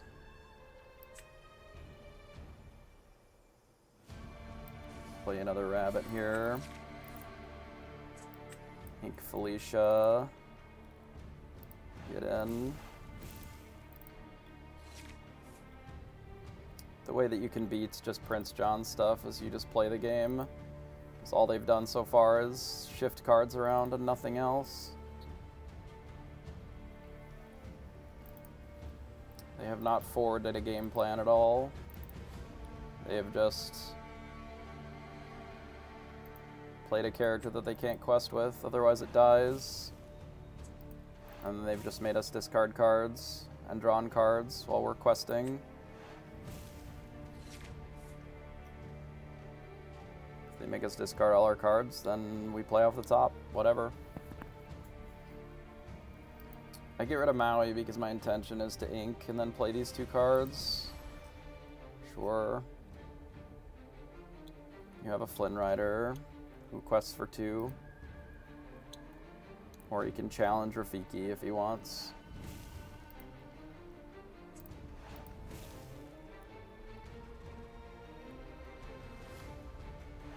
I just think discard as a strategy shouldn't be in a game like this. I think it's really obnoxious. I think it's like not a fun thing to play with or against.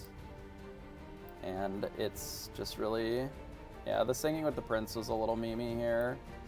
So now we just get to kill it for free and then draw a bunch of cards. I'm debating on if I just try to use the goat, but I think just drawing cards is better because it makes this Flynn even worse than it already is, which is fucking not good. Let's get rid of the goat here. Do this, play the rabbit, draw another card. And pass. Well, we just have 5 characters in play. They have played no characters. They've just done discard stuff. And here's the problem with discard is it doesn't do anything. It does not forward the game plan. All they've done is shift cards around, and we just have cards that are doing stuff against them. I just don't think that this deck is viable, and it shouldn't even really be a deck in the format, but, it is, so it's whatever, but I don't really see how they're going to not just die to this with what they've done so far.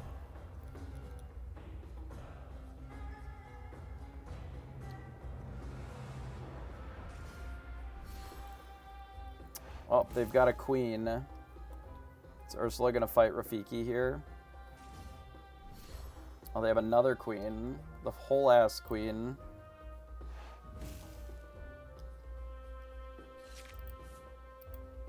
A Maui whale, huh? How do they stop me if I just go to 19 here and say go? How do they stop me if I just B-prep here? And draw 2 cards? I'm just gonna say go.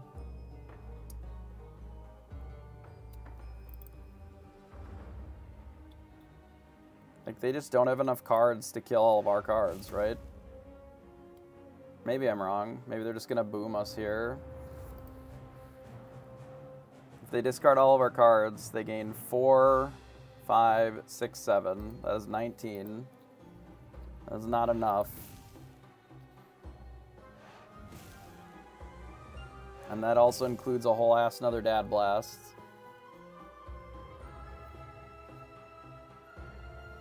Of which they've already used 2.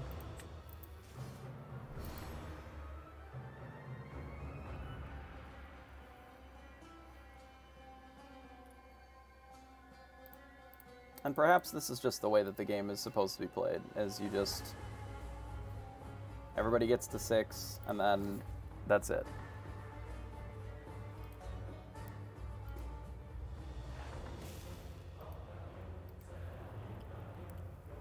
Bippity boppity boo. For what? I'm so confused.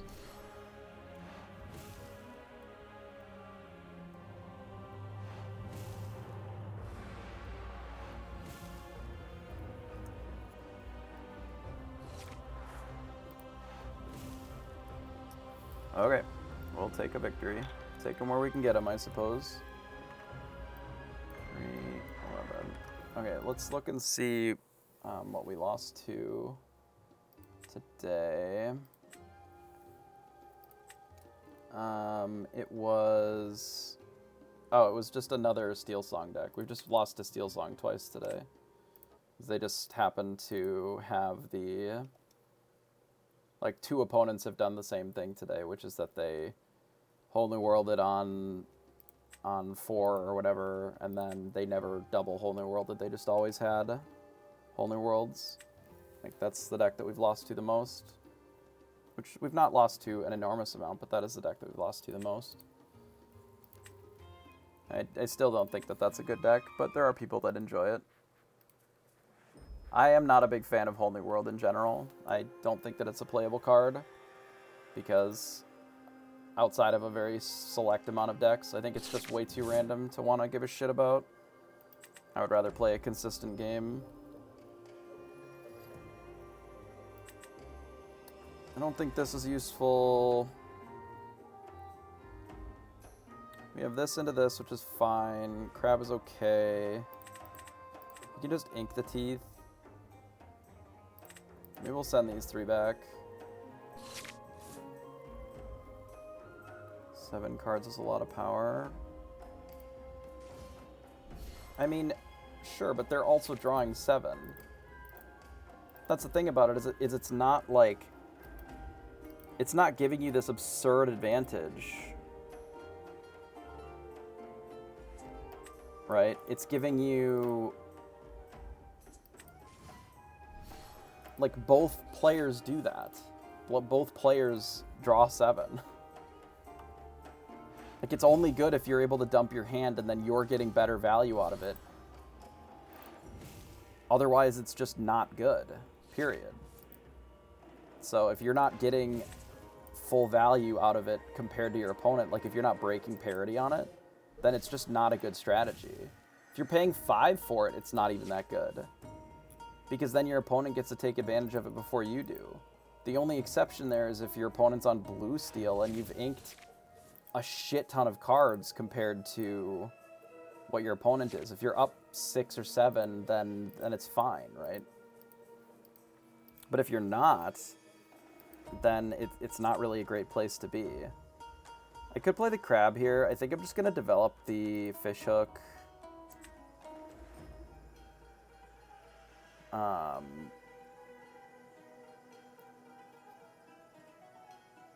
The crab is probably better, but I'm just going to develop the fishhook and pass. I don't need to go that fast here. Like, if your locals play 99% Ruby Amethyst, what would I play? I mean, I would just play Ruby Amethyst, and then I would just tech for the mirror. You can beat this with the mirror consistently if you want. Like, you can also bring... You can bring purple green, and just run 4 spellbooks, and they can't win. Like, you could probably even bring the old budget list that I had before. That one beat Ruby Amethyst, like, consistently. Because Ruby Amethyst is not that good of a deck. It's fine, but it can't beat Spellbook. It can't beat Bucky. It can't beat things that it's not able to interact with, like items. It can't interact with items, period. It just, like, has no cards that interact with them. If we're just not playing cards, and our opponent's just gonna friends on the other side, then I guess I don't really need to commit that much either. I'll just start questing with my snake and passing. Honestly, I probably could have just replayed the snake and done it that way, but I don't need to tell them that I have another snake in my hand. Well, unfortunately, our opponent found a rabbit before we did, which is probably how we're going to lose this game, because they're up like 6 cards on us or something right now. 5 currently, because of the double friends plus the rabbit. Hopefully we'll find one eventually, but as it stands, it's not awesome.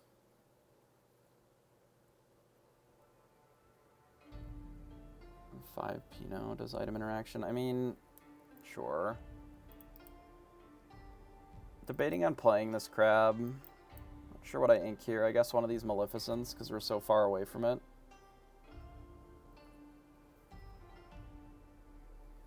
Just like run out of crab. This is something to interface with what they're doing. To get rid of one of these. Run out of crab. And then we'll give this evasive and get in for one. At least we have something going, but it's not that exciting. If we don't find a rabbit, we're probably just going to get buried and lose this game too. It's unfortunate.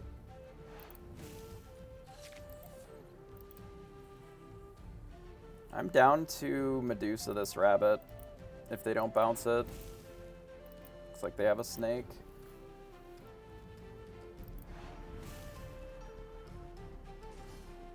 Okay, they do have a snake.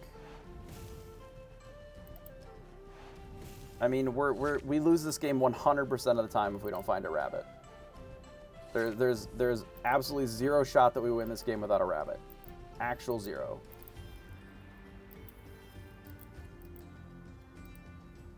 You are not participating in these mirrors without one. And that is just factual.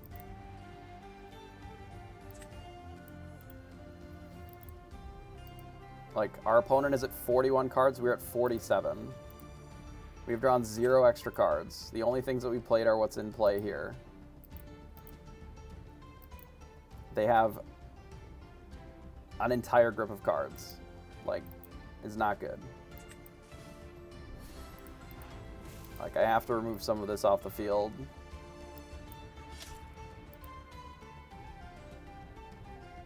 Because we're so far behind. If we draw a rabbit, we can still play. But if we don't get a rabbit, like, next turn, I think we're just dead. We'll play it out, but we're not in a good spot here at all. The problem being is that they have 5 cards plus 1 ink up on us. So while we've been able to roughly keep up with what's been happening so far, we are going to get very quickly to a point where we don't have enough cards to ink, and then they're going to be able to do double, triple spell in a turn, and we will not. And that is where we will get killed. Such is life in these matchups if you just don't find your rabbit to draw. This doesn't even surprise me. We have no answer to that now. Our best answer here is, like, we Medusa the Maleficent and then we just die.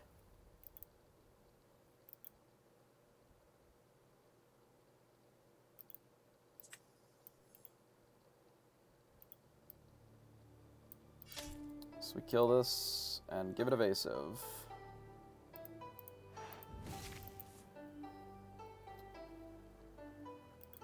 I think it's possible that with our opener we should have mulliganed more. but like either you hit him or you don't, and if you don't, you lose. So like we don't really, I mean, we can kill the Queen's Castle pretty easily here, which I think we'll have to do. Let's draw 2 cards first.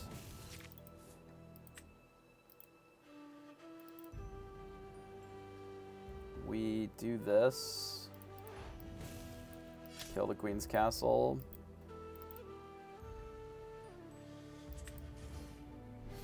We bounce this and pass.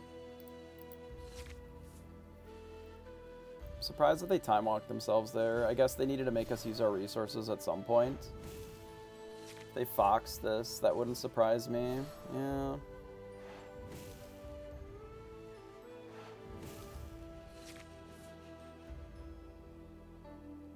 They also have surfers in their deck. Oh my goodness, we found a rabbit. We play a rabbit. We have to bounce the rabbit.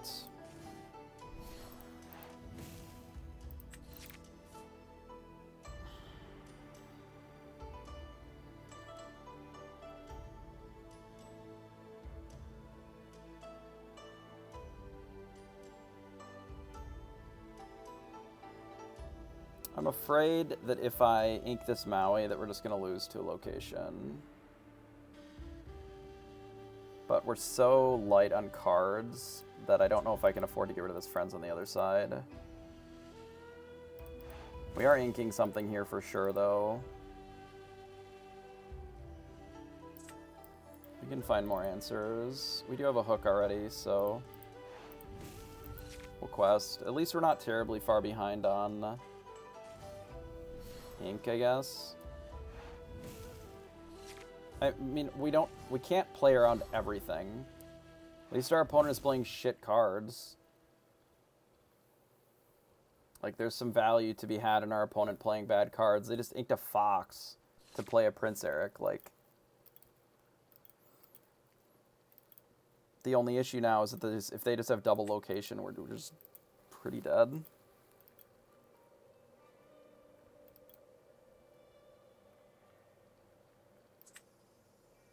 But I think, yeah, if they're playing bad cards, maybe we have a chance at victory.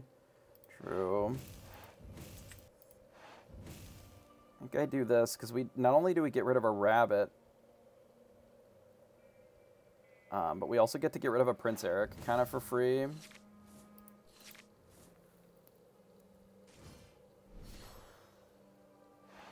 Yeah. This is what I was afraid of.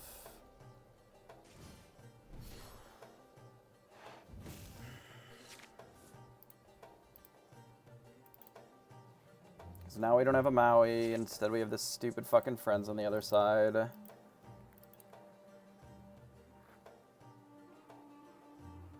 So we're gonna have to leave them with the RLS Legacy for now.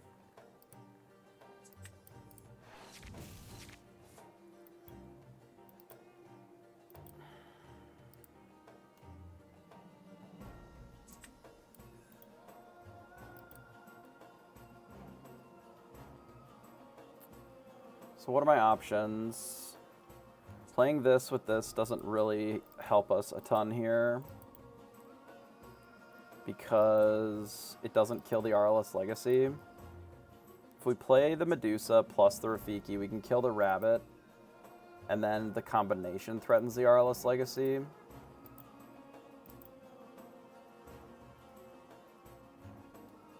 But then if they Medusa the Rafiki, we're still in the same spot that we were before.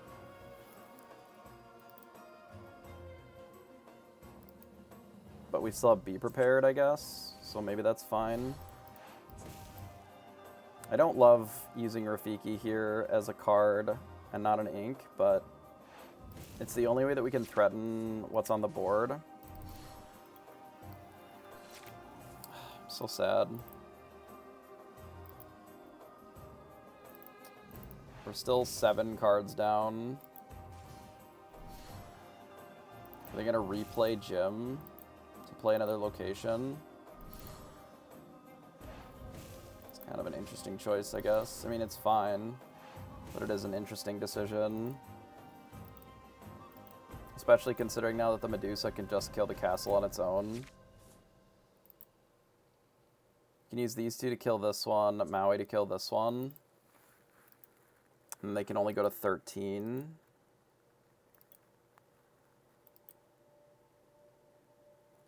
We could also kill Jim.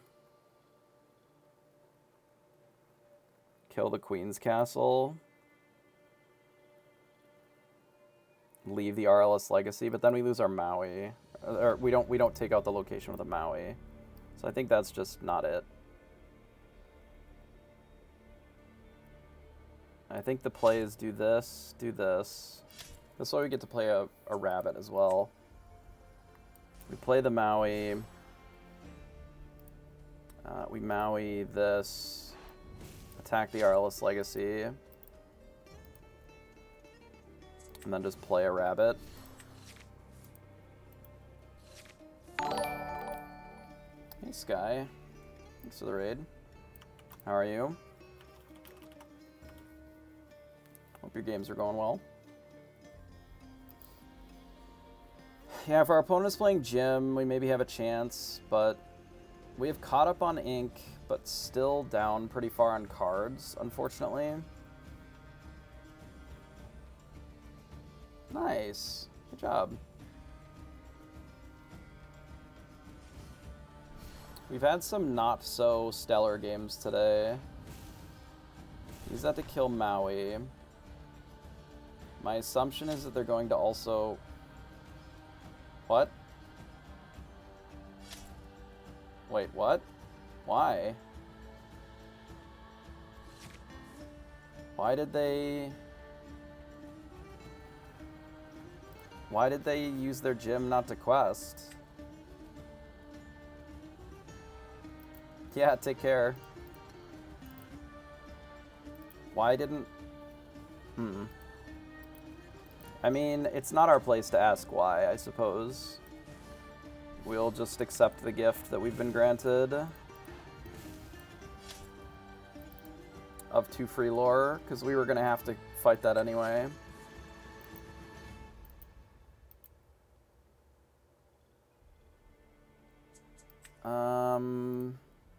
Okay. So let's play a rabbit, draw a card, bounce our rabbit. Do I just kill this snake? Do I care? I don't even know if I care. Yeah, Master to Grandmaster is really not that bad. It's like 10 to 20 games if you're maintaining a pretty good win rate. Oh, I see what they're doing. They're on the Prince Eric teeth nonsense where they like to discard a lot of cards to do not a lot. Oh, well then this card advantage that they got earlier doesn't matter. I lied. We're fine. My opponent just likes to play cards for the sake of playing cards. I mean, we're just going to B-prep anyway, right? So we may as well get rid of the Pinocchio. Like, this is just such a not card. I cannot believe that this is an inkable. Or an uninkable that they're running. It's so mid. So we'll quest. We'll B-prep. Play a rabbit, I suppose. I think we B-prepped both of their Prince Erics. We won't ink these. Those are both good cards. Yeah, neither of their Prince Erics actually got any value. It was just like a generic 2-lore quester. Here's a gym again with an RLS Legacy.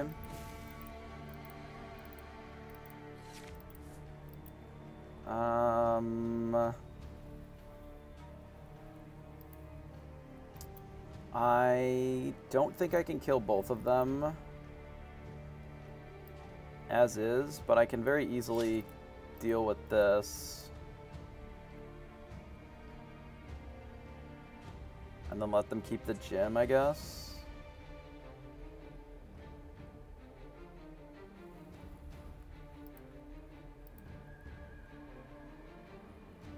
If I rip Maui, I can kill them both. But it has to be Maui right here. Okay, that's fine. So we'll just buff this. Bash. And then... do we just play a goat? Do we want to draw another card? It's our only goat. Maybe we just draw a card. Yeah, let's just draw a card. If I had another goat, like I know that I inked 2 of them really early. I'm pretty sure that that was this game, so I think I have to protect it. Now they're rabbiting. Maybe they'll use this gym to hit our fox again. I guess I could use the fox to hit the fox.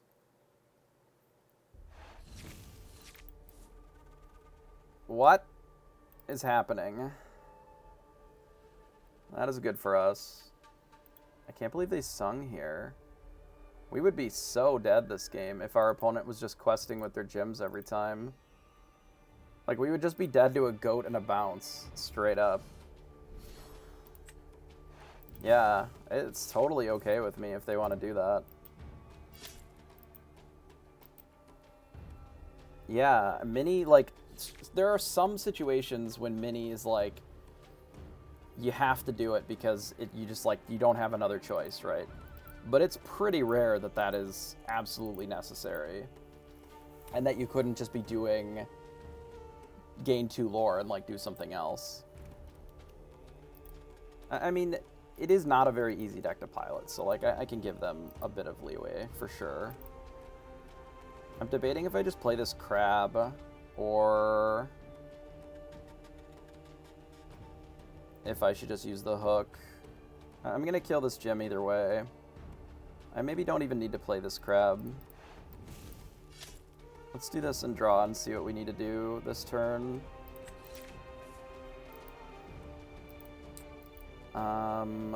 We have so many cards. I think we're gonna just start getting in some lore.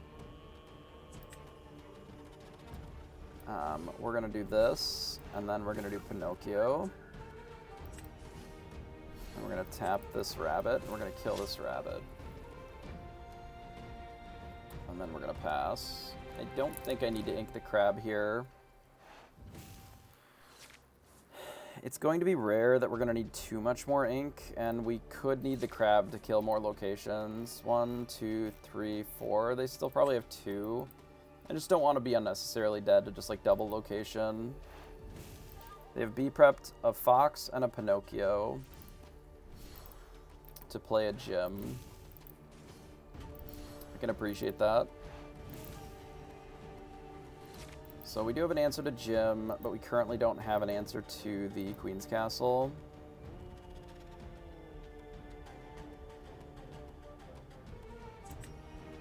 So let's play this to blow up the gem.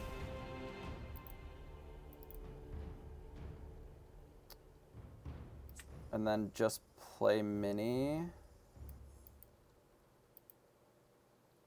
How many Mauis have we got left? 1. I don't know if I inked a Maui. Let's assume that I did. So I have 2 Mauis left in here.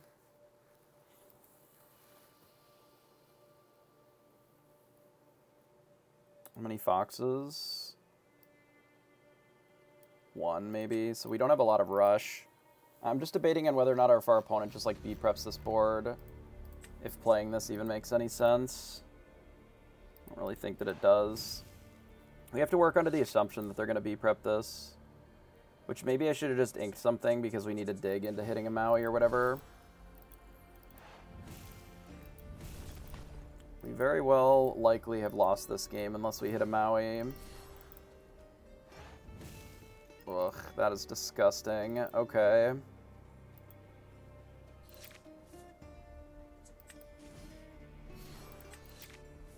That is not a Maui.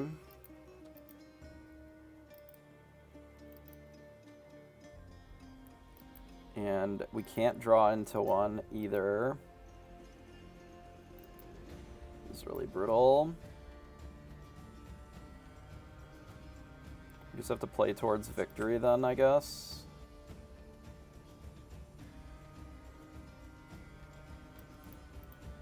Okay. Such is life. I'll play this and this, and then I will say go. So we know that they have a dragon.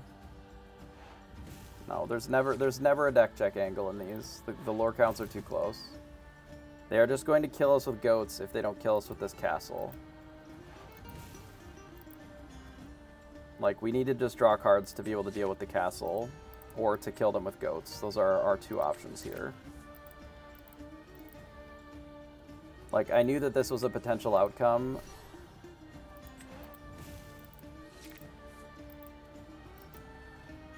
That we needed to have an answer for, and we just don't have one currently. So they still have just Maleficent Dragon and 3 other cards now.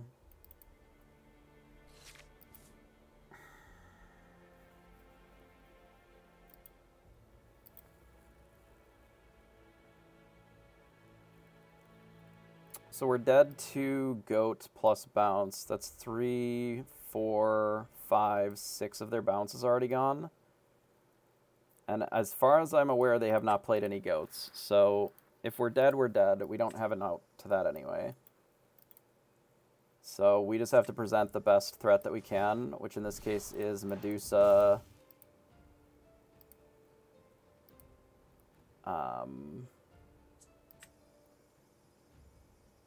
Queen's Castle. Like 2 things, I guess.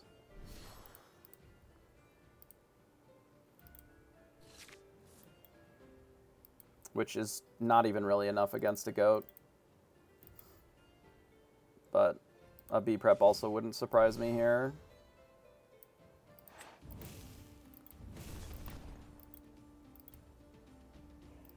Okay. And a Maui. Maui's fine. Okay, so they didn't have a goat. So there's a chance. Yeah, maybe mini to the castle to draw the card.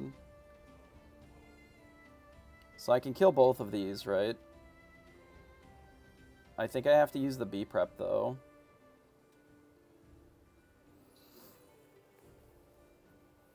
Like, I'm a little short of doing both without the B prep, so then I shouldn't worry about it. Well, I can crab to kill the castle, but then what do I do about the Maleficent? I don't have enough to do Pinocchio to get to 5. Like, I can't get to 5 here. Because if I crab either of these plus the hook, then that's already too much. So it has to, yeah, it has to be B prep. But I can also just attack both of them here, or I can choose to use the crab. Yeah, I'm not too worried about the castle. I can also just attack it with what I have on board and then not use the crab. Like, I can use the fish hook and save the crab. I can do this here. Attack. Attack. Because then this lets me play the goat. Second main. Yeah, the fish hook is very good. I can either play the goat or I can just play the crab and put it in the thing. I think I'm just going to play the goat. And then not put it in the castle. I don't think that matters. Because if the castle's alive and the goat's alive, then we'll be fine anyway.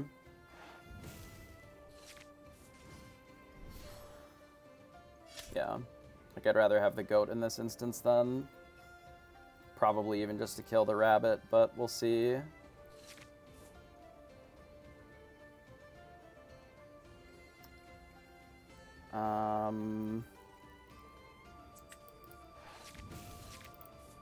Alright, so we draw 2 cards.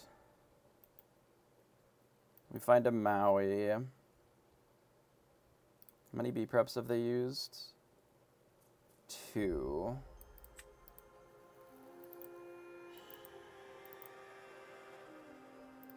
It does feel suddenly winnable. I feel like we have to deal with this crab, or with this rabbit.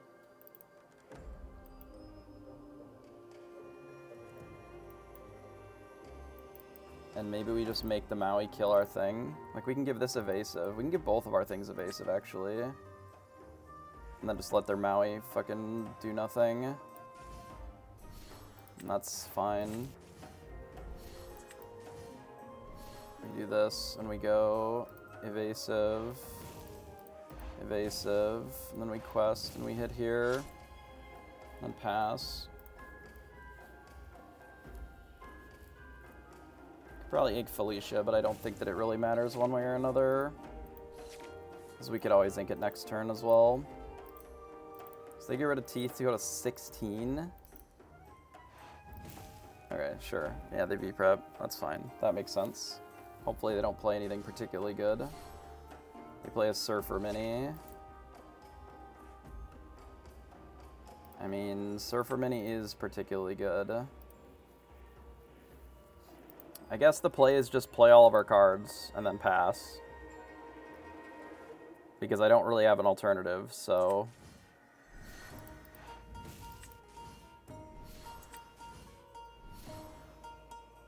Play them all, give them evasive, and say go. And if their out is B-prep, then I don't think we have any goats, but...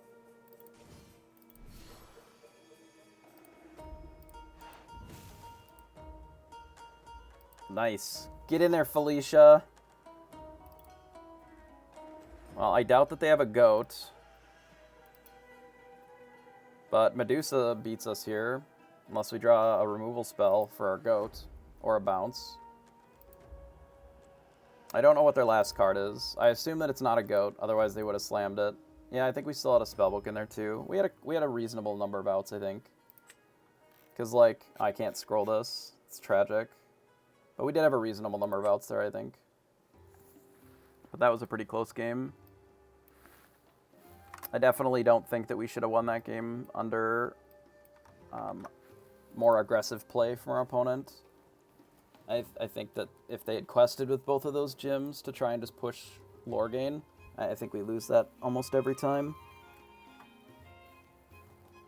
Because, like, we were basically forced in a lot of those positions to trade with their thing anyway. Because we were so behind for so long. That I think if they just opted to, like, be the beatdown, I think they would have gotten us pretty easily.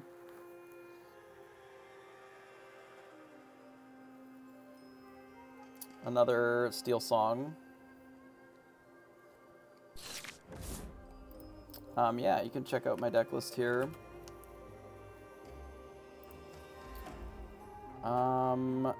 I would rather put the Maleficent back. One Maui's okay. And we have the Mini to go with our Snake. We are going second. We can just ink Felicia.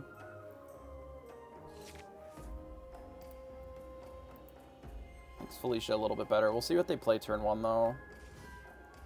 If it's Cindy specifically, then the Felicia doesn't really work. So we'll play this instead. And this still doesn't always work. If they go one drop strength, it's still bad. Our hardest matchup against an optimal opponent is probably the full-on, like, Bucky discard combo. Because if they just play double Bucky, we don't really have much of a solution to that in these colors. Like, Bucky John is almost an unwinnable draw for us. They Listro to draw a card. That's fine. Because we can just do Snake here then. What are we playing? I don't know if we're gonna have time for this hook here. But yeah, I mean, I'm sure that they have the Stitch Shift line, but I can't do anything about that this turn. I like this deck quite a bit still, yeah. I think we have to get rid of the Maui's hook. We can get the other one later, but we need something. Like, I think this is the play, and then we pass. And then we'll be able to use the Pinocchio next turn and even potentially develop another one-drop. We'll have to see. Like, there's a world where we do, like, Pinocchio plus one-drop, and then we can use that to kill the...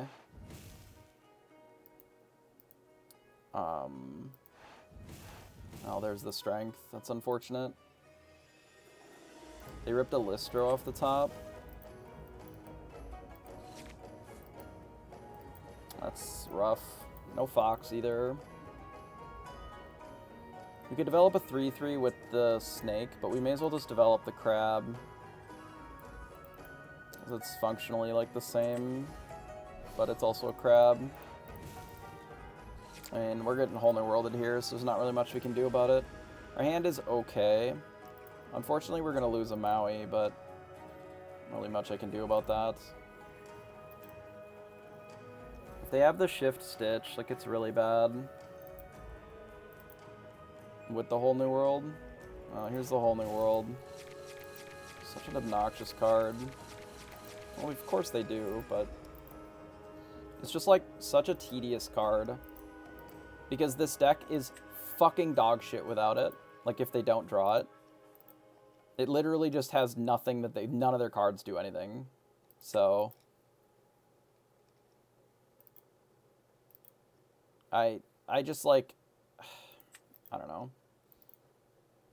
I don't find it to be a card that I will ever play.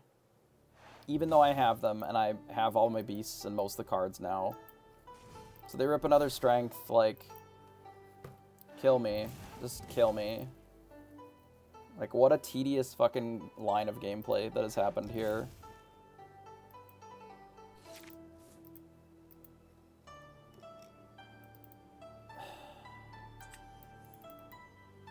We have to Fox something.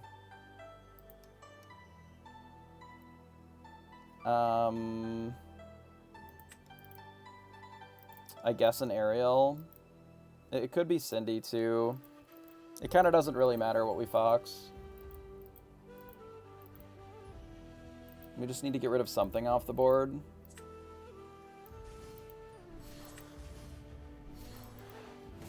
It could unironically be the Stitch, too, but I'm just going to hit the Ariel for now and pass. Like, the thing about it is it's just so random. What happens if your whole hand is, like, you wheel into just all whole new worlds? Then now your entire deck is out of gas. Luckily, they're playing bad cards in their deck, so maybe we'll have a chance. I think this card is almost unplayable.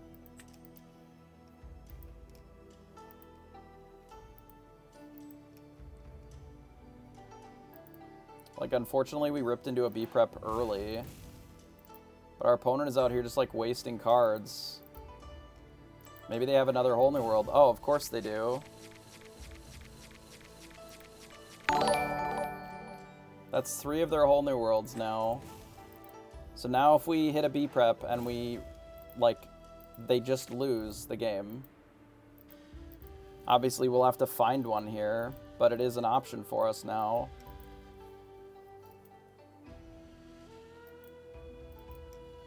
So we probably need to teeth one of these two, I guess.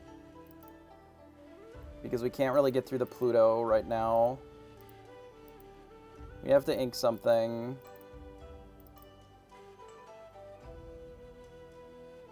Which is probably just one of these teeth, unironically. Or a Maui. Maui just doesn't really work right now.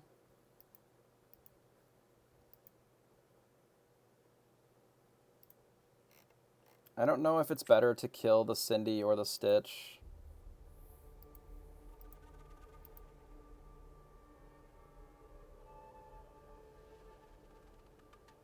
Maybe I have to keep the other teeth just because we don't really have an easy way of getting through the Pluto. I guess we can always Maui it next turn if it's still alive, so maybe the second teeth just is irrelevant. Yeah, we just like don't have enough bodies for these teeth. Like, I have to play this, and then I have to, whatever, do this, Teeth and Ambitions here. Like, what is worse for us? If they shift a Stitch for 4, or if they shift a Cindy for 5. The clock is the same either way, but they draw more cards this way.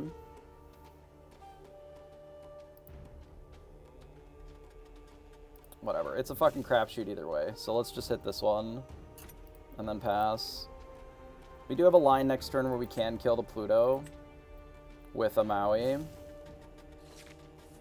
Because we can just hit the crab here, buff the Maui. But if our opponent obviously doesn't...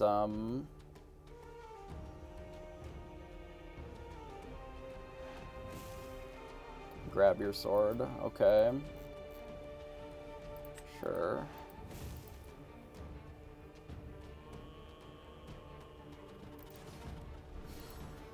You can look at their discard pile all you want, realistically.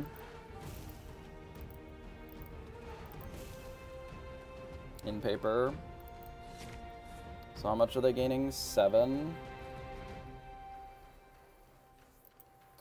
So we're gonna go to 14. If we even hit a B prep here, obviously.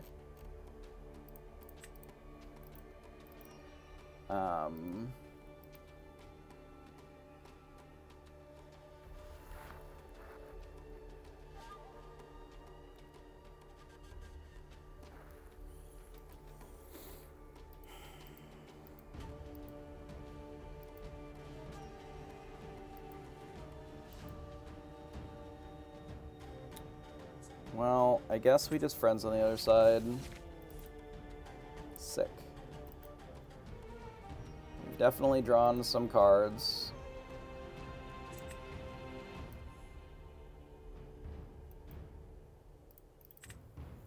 Okay.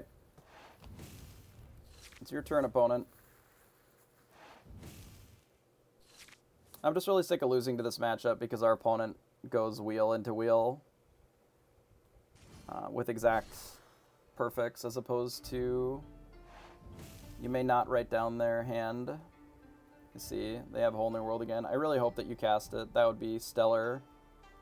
I hope your assumption is that we have the Be Prepared and you just Whole New World here. You're not really allowed to write stuff down. Oh, they're absolutely gonna Whole New World. Holy shit, actual psycho. Okay.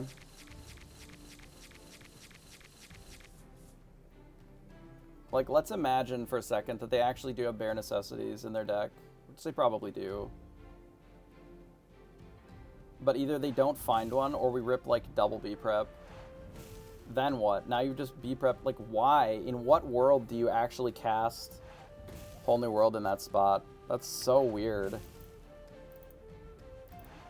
Like, actual insanity to me. You got me. Like, why did they need to cast it there? What benefit is there? We're literally dead on board. Actually dead on board. Literal clown world with this deck, man.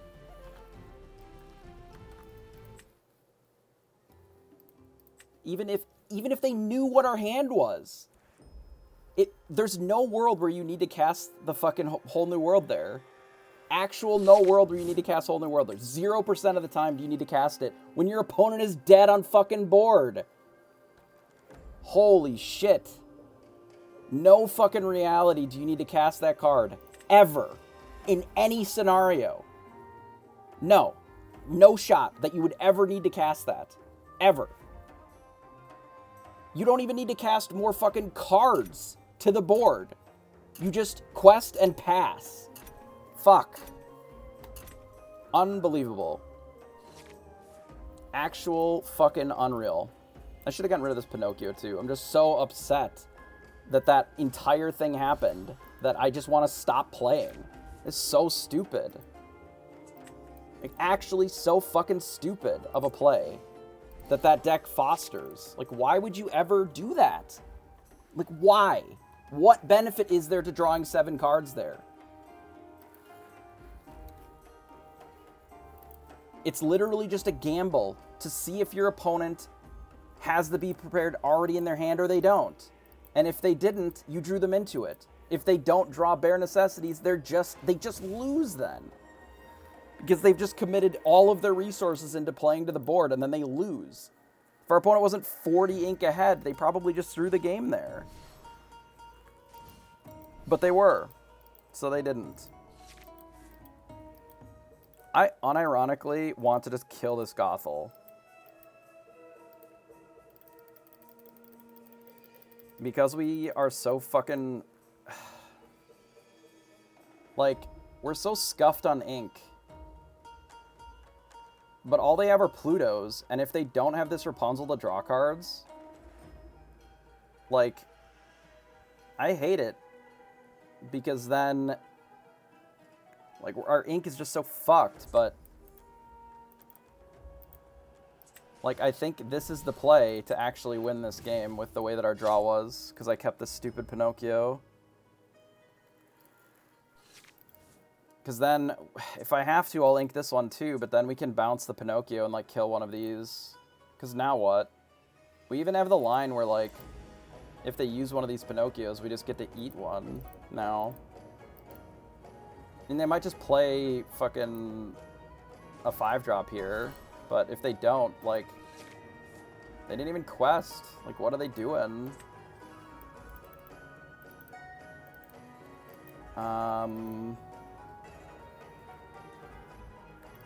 We need to play something, I think. We don't have to. But we should really put something on the board, right?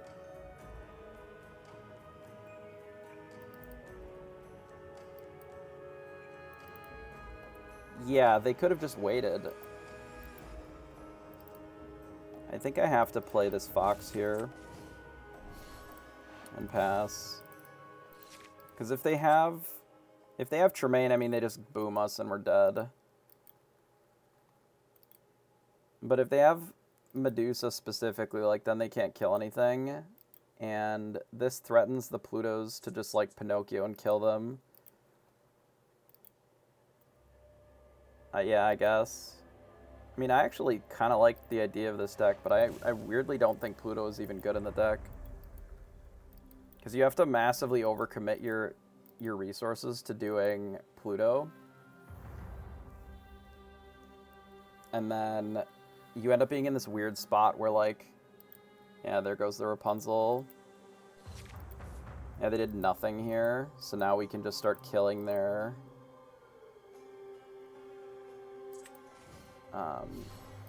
we have to just start killing their resources here, I think.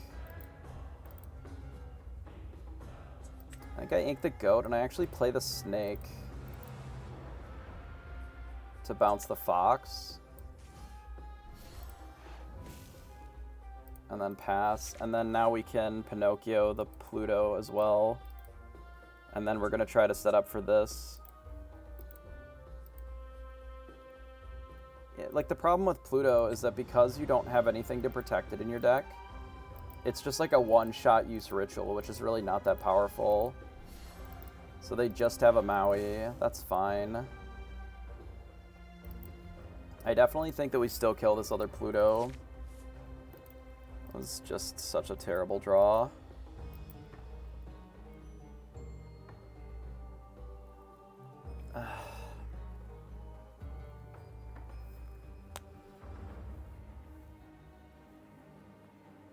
What 7s have they got in their deck?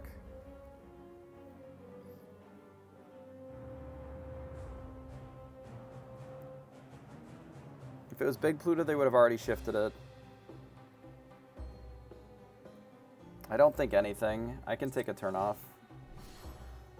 Yeah, if it's Surfer Stitch, they got us. Like, I need to get to this to be able to deal with this as well.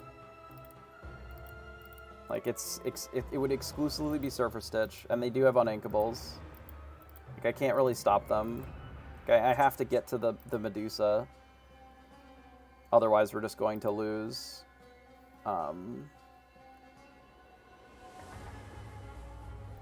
Anyway, so... Is the play to quest with this Pinocchio so that we can threaten this Maui with this fox? Or do I just not bother? I don't think I do. But yeah, it could be Surfer, absolutely. If they ink here, it's probably Surfer. Which means that we probably should have killed the Pluto to keep them off of it.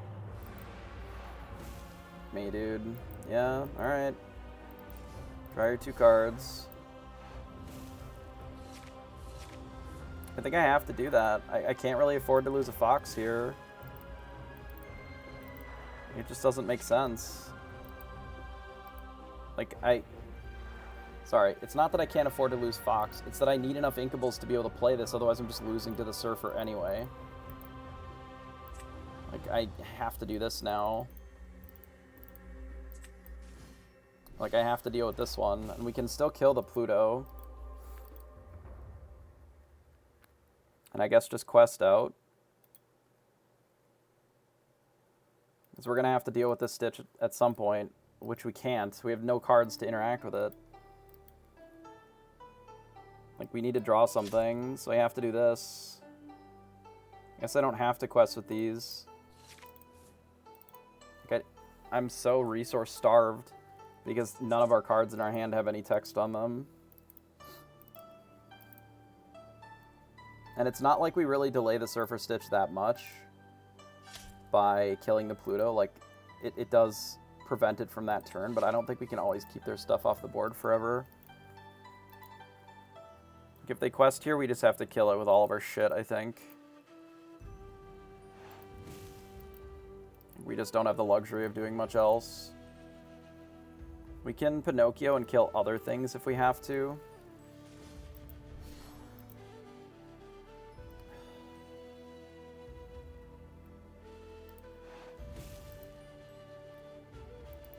Yeah, if I actually had drawn an Inkable, then I could have done it.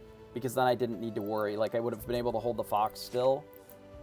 And I had options then. The way that it ripped, I didn't have options. So I can, I guess, lose my board to have just a Maui with 4 damage on it. And then we ink the goat.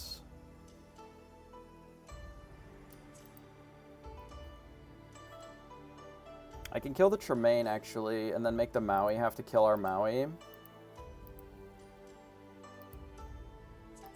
Because I can Pinocchio the Tremaine. I can do Snake, and then I can leave the Medusa alive as well. That's maybe better.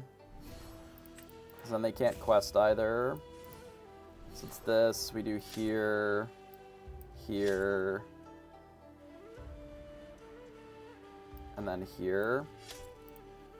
And then they get to kill one thing. This is a better line, I think.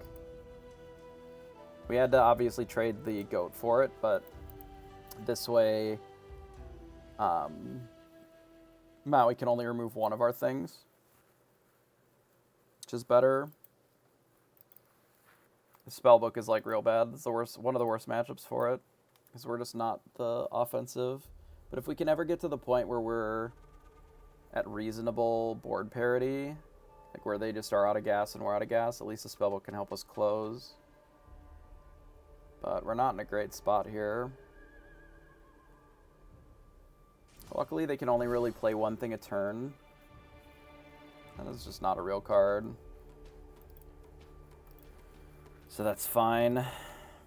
I mean, I would assume hitting the Medusa here makes more sense, but the spellbook is a trash card.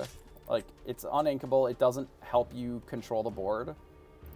He hates it because it's a bad card. Like, look at how bad it is in this matchup. What is it doing for us? Literally nothing. Less than nothing.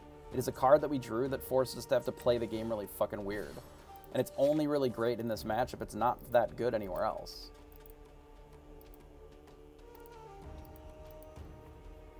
I guess I just play the spellbook over the fishhook. Like, we don't really need fishhook that much in this matchup. Especially now that we have the Be Prepared. Like, I'd like to start closing the game, right?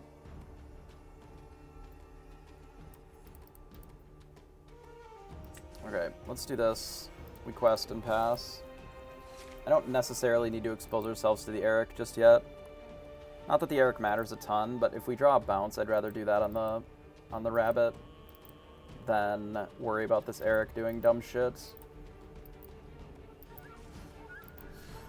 Dock. I mean, if they overcommit to the board, I'm definitely fine to Be Prepared now that we have this spellbook in play. They're going to quest here, that's fine. Please play 2 more things. 1 more thing? No. Okay, that's fine.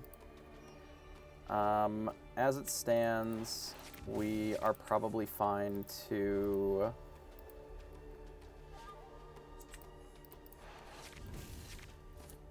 Okay, let's ink here. Now that we drew another Be Prepared, I'm definitely inclined to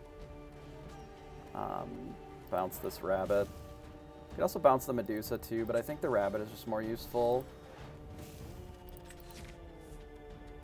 I think we don't need to do the game this turn. I'd rather just have, like, what we've got going. No, I think we're fine. It's just, like, not a great card in a lot of matchups because it's very slow. It, like, is uninkable. We don't have a way of, like, replacing it if we randomly draw it. So, I don't know.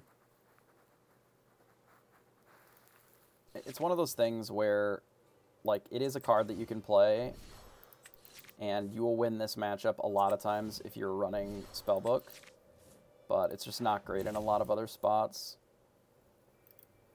I think we're fine now. I don't know what's in their hand that they're not inking. Medusas or something. Tremaines, maybe. Yeah. Makes sense. We draw. Medusa of our own, which is obviously awkward against an opposing Medusa because it doesn't really do anything, but we can just kill their Medusa with our crab. That's probably not so bad.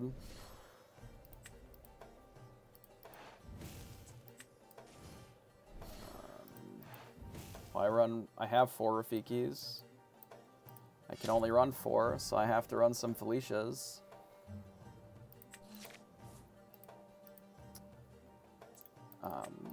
If I could run 6 Rafikis, I would.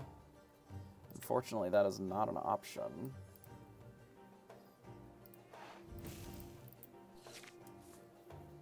But since I need 1-drops, and I need 1-drops that ideally can trade with Ursula, or with a snake, or a crab, or whatever, I need things that have 3 power. I can only run so many Rafikis, so I run all the ones that I've got. Prince Eric again, sure. It's always these Prince Erics that they're always running. It's always strange as to why. What if we teeth their thing? That's probably fine. I don't care. Do we sing it? Nah, I'd rather get the 1 Lauren. So we may as well just do this first. Let's do this, and you can blast one of my guys. I don't care.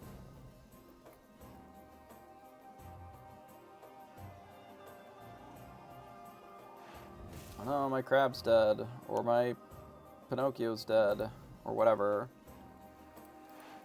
Okay, so that happened. I guess I just play the crab to get something more on the board. I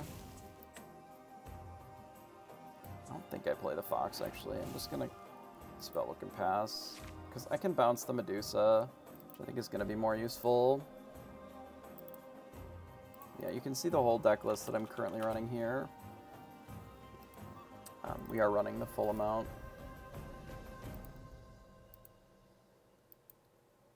I think Prince Eric is bad as a card. This card does not do anything.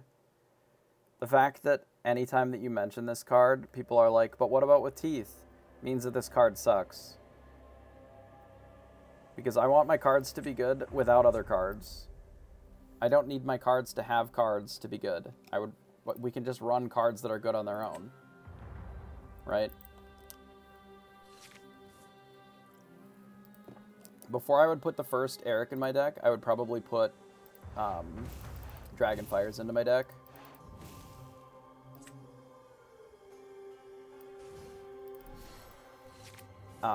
Because it always kills the thing, and it's just 1 card instead of 2 cards. I would probably play Lady Tremaine over Dragonfire. But it depends on the metagame too. Like, I'm not playing any Tremaines currently because they're just not as good at 6 as Medusa. Nah, yeah, I would put the 4 Rafikis first before the first Felicia for sure. But since I'm running up to 9, yeah, like there is an argument, like if Jafar is the deck that you're concerned about, right? If a bunch of Jafar dot deck is our concern, then Dragonfire is okay there. But I would rather have as many of these as I can get first. And I'd rather have 3 Pinocchios because it's just better in the format right now than most other cards. And then by the time that you have those 2 things happening, you're out of space for more uninkables. Because I'm also not cutting rabbits or be prepareds, because that's just not correct. So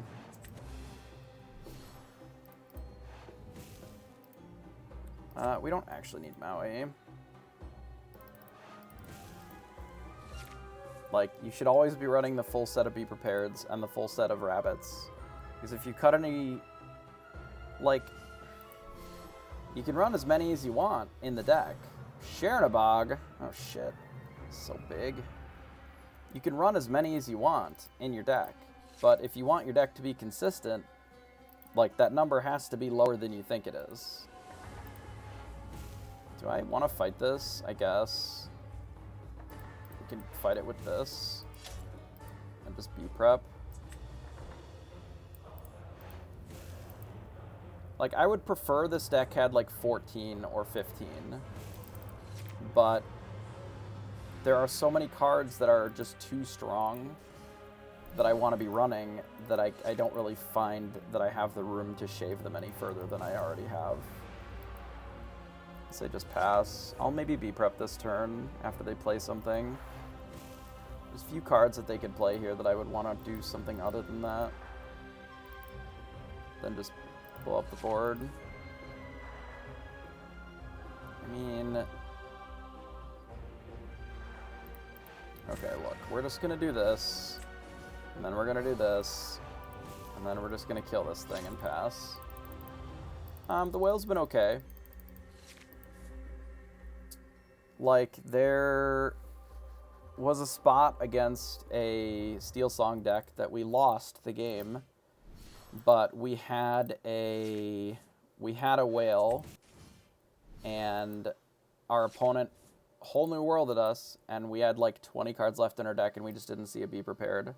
And if we had seen one, we would get to sing it and then also develop a board, and then they just lose.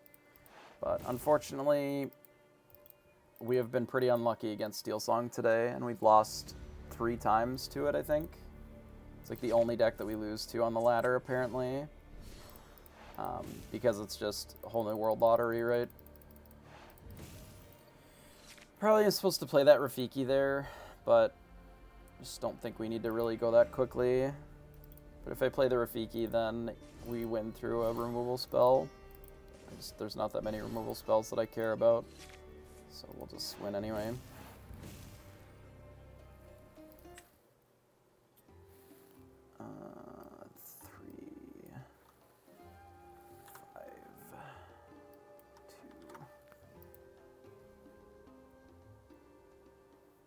Yeah, just play the better cards, because, okay, so let's look at the deck for a second, and I'll explain the logic behind not running more than 60, okay? So we look at this deck of 60 cards. Are all of these cards equal in power level, or are there some that are better than other cards? Because that is the only question that you have to ask yourself. Is every single card in this 60 card deck identical in power level? The answer is no. Like, I'll give you the answer. It's no. Not every card in this deck is equal power level. And the more that you add to the deck, the less often you're going to draw the good ones, or the best ones, when they're important, right? So if Be Prepared is the most important card on turn 7, and your deck has more cards in it, then you are going to just draw Be Prepared slightly less often by having more cards in the deck. If having Pinocchio on 2 or doing 1-drop into Snake is something that's important to you, and you dilute the deck even further, you're going to see that less often. It's just reality. So unless you fill your deck with even more draw than this, like if we go back to, say, set 1, where we're playing cards that literally are just an item that can draw a card every turn, then you're better off running 60 cards to see the good ones more frequently. To see the important ones more frequently. And that is why people generally tend to stay with 60 cards, because it is just more important to see the really good cards than the other ones. There's nothing wrong with running more than 60, and sometimes there are decks that do well with running more than 60. But it does make it so that you are in a position where you're not always going to see those cards as often. Yeah, the mill deck needs to be above 60, because it's trying to whole new world your opponent to death so that they draw from an empty deck and then they lose. Well, if you have the same amount of cards as them, if they don't draw any extra cards, it's hard to not just lose to your own mill in those instances then, right? So then it matters there. We're going second, so the Pinocchio is a lot less good. The second Fox is also not as important. And we can just ink the castle, potentially. Double Felicia.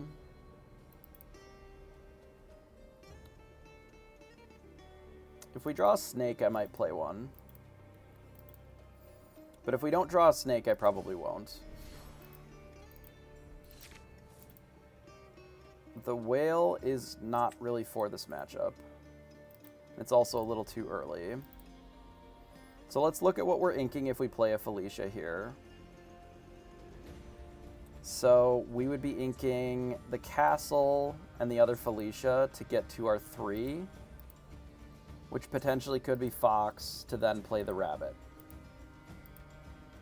I could maybe play 1 to threaten what they're doing, to trade 1 for 1 since we're on the draw. Like, I'm okay trading a Felicia with a snake, for example. I think that would be okay. Especially because we have the rabbit. It keeps the board a little more clear so that it's when we play the rabbit on 4, it's less risk of getting Pinocchio'd. And if they decide to just leave their Olaf, they inked a Fox. Okay. So we have effectively time-walked our opponent. We ink this other Felicia and pass. I will almost always keep one Maui. Because your fail case on Maui is that you can ink him. But since it's good against every location, it's good against every steel card that's ever been printed. Like, it kills... It's a fucking 6-foot... It's so big. Maui's just the biggest card that's ever been printed. Look at how big it is. How do you ever lose? Look at this fucking guy. He's just enormous. We can play the crab, and then we just keep the Felicia. That is an option, and then that'll let us keep this to bounce the rabbit. I think that's fine. Yeah, Maui's great. Maui just does everything. It's so big, it can sing, it kills every location. Like, the reason to be playing red is not necessarily Be Prepared. Be Prepared is very good, though. But, like, it's Maui for sure. This card is insane. This card is so good. Like, a Fox is never safe, you know. Flaversham is never safe. Like, you just blast them with Maui. Like, that's why locations are so trash in this matchup, because you just Maui them. Maui's so good. Do I want to keep a ton of Mauis? No, because sometimes I want to draw them later. But your fail case on Maui, even in the matchups where it's, like, not at its best, is it's just ink, and that's fine. It's not the most exciting, but, like, that's okay. It could just be ink, and you're going to be okay if it is. I can choose to friends, but I don't actually think that I need to friends yet. I think I can just pass here. I can quest with the crab. Because if they want to trade their snake with it, I guess it's bad against Maui. But then Felicia trades with Maui.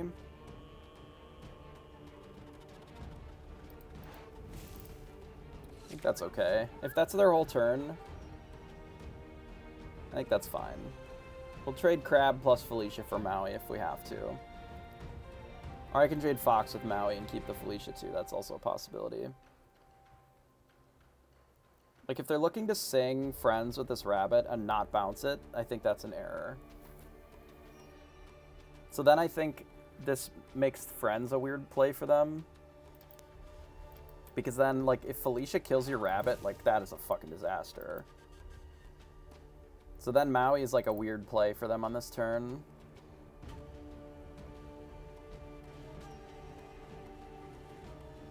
I think. We'll see. Kill the crab, that makes sense. No problem with that. And it doesn't surprise me. They just play another rabbit. Sick. Okay, sure.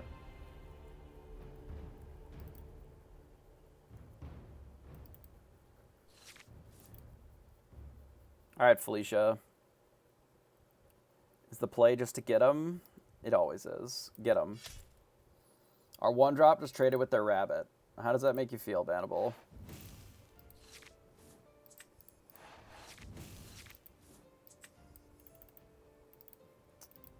I think our play is to do this. And then I may actually also cast this Rafiki. If I cast this Rafiki, it can bully whatever they're doing a little bit more. It does open up Medusa as a card. Maybe we don't. Right now, Medusa doesn't hit us. What's the cut for Elsa? You know, it's a good card. It's a very good card. Don't get me wrong. Elsa's good. I think that even Ursula has a place somewhere. But all of these cards, like, they're competing for your inkable slots. I mean, 3-drop Mal is fine. Like, we've very rarely been losing because we haven't had enough card draw. Yeah, Ursula's a little rough into Medusa. It's still good against Steel, though. Which is where it was always good. It's just being uninkable makes it pretty brutal. Like, I just really don't want to be playing cards that are uninkables if I don't have to be. I think we're just going to draw more cards here. Just Teeth this Maleficent and play a rabbit. I think that's fine. Use our Teeth for something valuable. Do this, and then play down a rabbit. I think the rabbit's better than the goat here because we have a redundant one. And just pass. Yeah, I had a couple of opponents play Ursula, and both times I Medusa'd it, and it was just really one-sided. Because it just is like a replacement. Yeah, like, Elsa's very good, and in the same spot that I'm running the whale, I would prefer if it was an Elsa. Ideally. But, you know, the reality is that you have to make a cut somewhere, and you can only run so many uninkables, and I don't want to cut any Medusas, because I just want so many Medusas. All I want to do is play a Medusa on 6 every game. You know, and then I also don't want to be cutting B-Preps. I don't want to cut rabbits, and I feel like you need 3 Pinocchios right now if you want to be competitive against the green-purple deck. So we're kind of out of options for cutting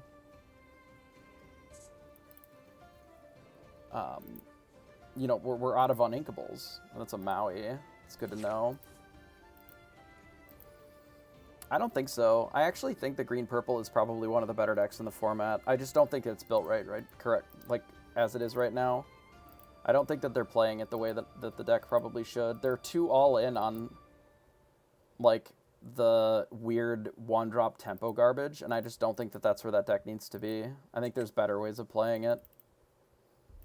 I'm considering just Mauiing this Medusa, but it does make us a little bit vulnerable to locations.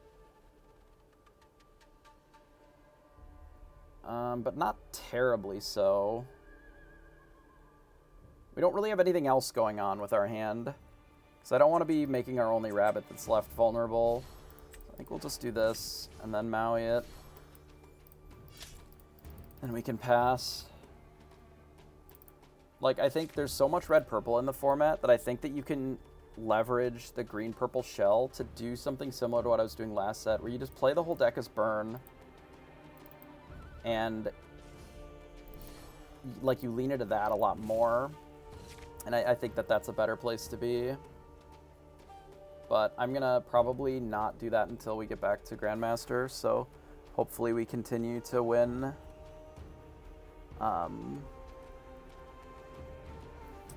more of our games rather than running into Steel all day. Hate Steel Song. This is such an unfun deck to play against sometimes.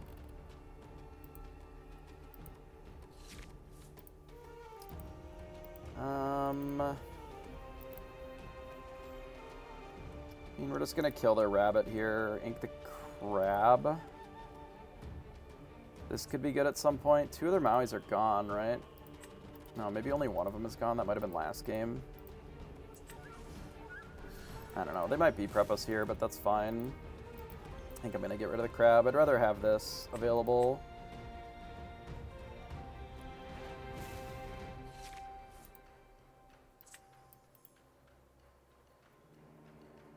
Okay.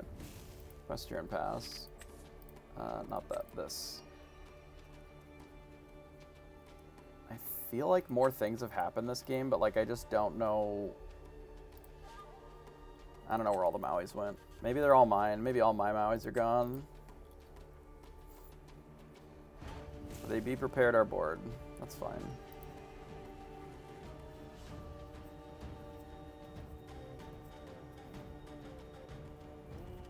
See if they ink.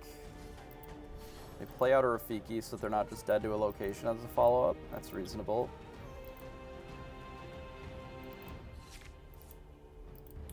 There is one of our Mauis. I think now we have to run out a rabbit.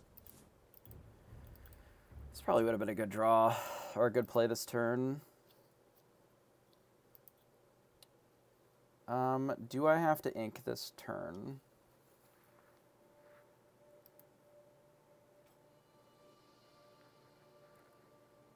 I don't think so. I can just play the goat and pass. I don't think I have to ink. There's a world where I play this instead of the goat, but because they played the Rafiki, it makes it a little worse. Because then just a single Maui deals with it. I'd rather they have to do multiple commitments to deal with a location. Just the reason that the hook is so strong, because then just Maui plus the hook kills locations.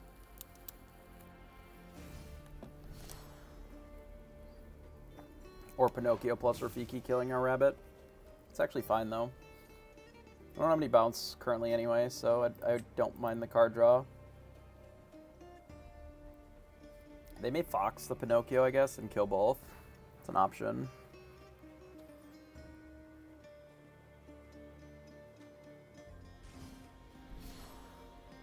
Oh, they play a Maui to kill it. Sure. How do I feel about Jafar Wheel? I have no opinion on Jafar Wheel, really. Oh, that's too bad. We did draw bounce. I have not played the deck, so I don't really know enough about like its matchups and things like that to really give it a proper opinion on it, I guess. I have enough cards here that I feel like what I'm supposed to do is just like kill most of this shit, and we can keep the snake. Like, I think we can just run them out of resources. Like, I can just Pinocchio one of these, and then Medusa the other one. Doesn't really matter which order I do it. I guess this is better, because then the goat will be full health, technically.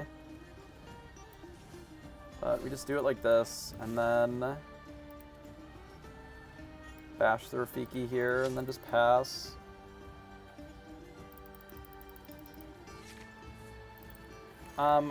I haven't felt that the Jafar deck really brought a lot to the table. As long as you manage the blue fairies, I don't think that the deck is particularly that exciting. Because really the blue fairy are the better things in their deck, right? So if they don't have like if you're not worried about the blue fairies because you plan on teething them or whatever, and as long as you're keeping the rest of their board clear, similar to any Whole New World deck, then it's really hasn't been that big of a problem, I guess. It's kind of how I feel. I'm going to Teeth Pinocchio. It's fine. It just doesn't matter.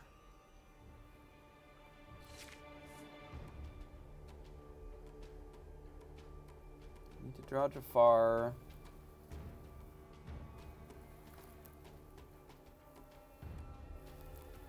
You need to draw while Jafar is exerted. So Queen's Castle and Beast don't gain lore. Yeah. I think blue-red can compete against purple-red. I mean, yeah, but not really. Like, the problem with the blue-red deck is that it never really properly competed with red-purple, and that's why I stopped playing Popsicle a long time ago. Just because it's such a fucking beating. I think we put the Medusa back in her hand and pass. Like, red-purple just struggles to close the game a lot. Or, sorry, red-blue. And then they just lose to goats or whatever. Because they're just playing a very fair game, and then they lose to goats.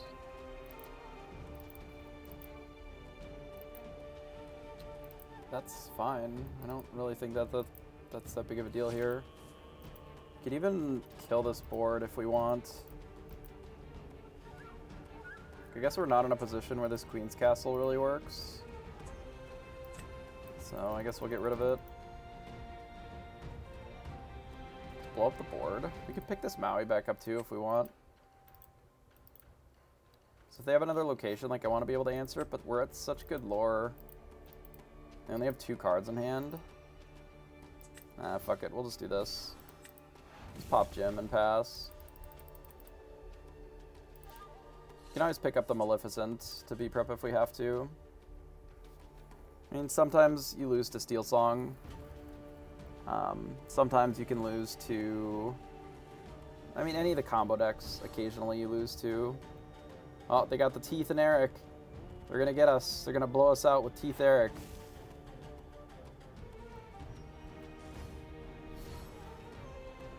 No, they don't actually have teeth. Do they have teeth? No. So they just have Prince Eric. Okay, well, that is a card that they can have here, for sure. What if we just quest with Maleficent, bounce Maleficent, and then play Medusa on the snake, and then pass.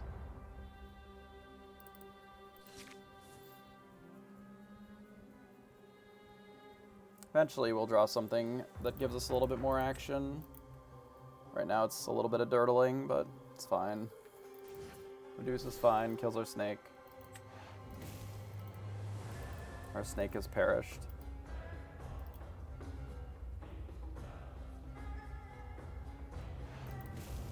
Prince Eric gains 2 lore, oh no.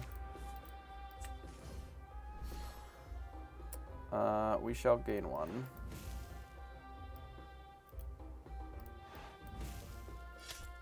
We'll just bash your Prince Eric.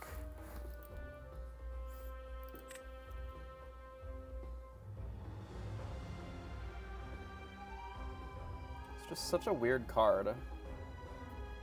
It's like, it's never the 2-for-1 that you imagine it to be. Like, if that was just a 5-5, it's the same. It's like the same outcome. I don't know, it's weird. Jim Hawkins. Oh, shit. Oh, Jim Hawkins with no location. Oh, shit.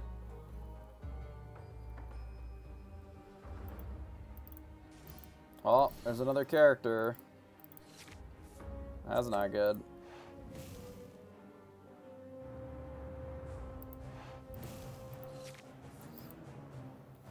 If it was only one, I might have dragoned it, but... Ooh, they're gonna fox it back. Okay.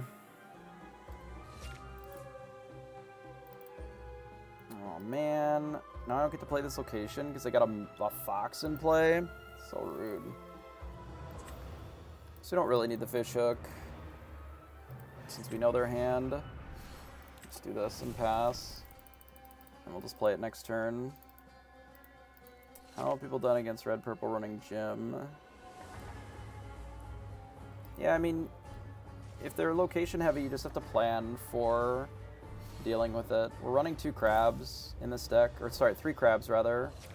And I'm just aware that if our opponent is playing locations, that we have to play very differently. You know, if they're going to be very aggressive with just doing a bunch of location stuff, then you have to interact with it. You know, play your crabs, play your Rafikis, actually bully the locations. If your opponent plays a location for their turn and you just kill it for free, all they did is discard a card then.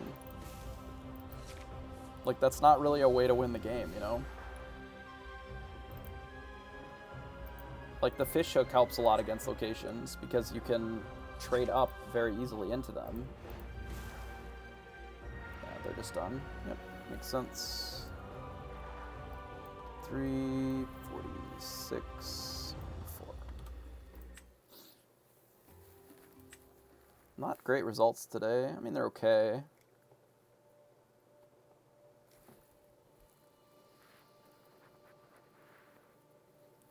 I would put Steel Song up there. I don't know how well the red-blue deck is. I suppose it's positioned pretty well. I think there's probably like 5 or 6 decks even that are somewhere near the top. So I think that there is definitely a green steel deck that does pretty well as well. Like, it all depends on the pilots and who's playing these games too. Because I would say that not every person can reasonably pilot the blue steel deck because it's hard to play. So we go first. We don't need 2 rabbits necessarily, but it's not awful. I think I'd rather just do this. I don't think RP is tier 0 necessarily. I think it's a very good deck, but I still think that there's some play. We're going to have to ink 2 things, so likely we're not going to be able to play this crab anyway. But we can get rid of the goat first then, given that. We got our Rafiki here and pass.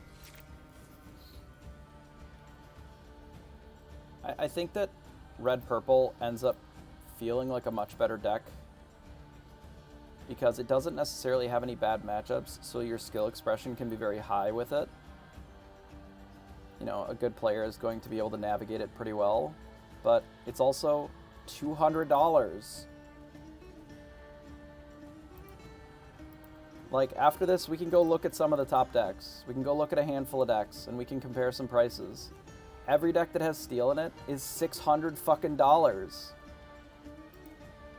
So if you're trying to play this game in paper and online, and you're trying to practice your paper deck, not every single person is going to have all of the fucking steel decks that, like, can afford $60 Beasts and $45 Robin Hoods, you know, $30 Jafars.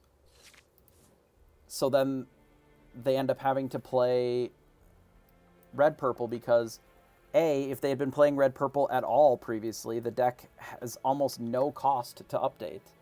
So if they had played red-purple even just in set 1 or in set 2 at any point, the majority of the cost on the deck is just in Maui's, okay? So here's our deck. Let's refresh this so that it's not fully scuffed. Yeah. All right, so my decks. Yeah, of course it's scuffed. All right. So we have our Maui deck, which is about $200. Well, the majority of that is in the Maleficent Dragon, so $75 is just in Maleficent Dragon. If you really didn't want to play those, I think you can reasonably cut these and just play something like Yzma or just some of the other cards that we don't have full 4-ofs in here, and I think you'd be fine. You know, cut 3 dragons, play 2 Yzmas and another Teeth or another whale or whatever, you'll probably survive. You can at least play the deck, right?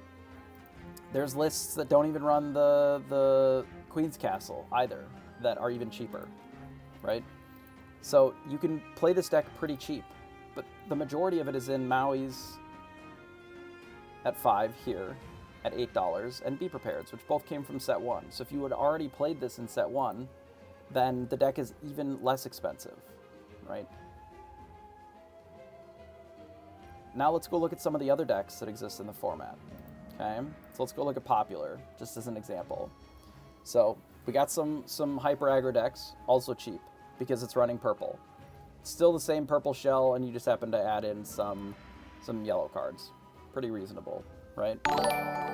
But let's look at, even for example, just the Pirate deck, right?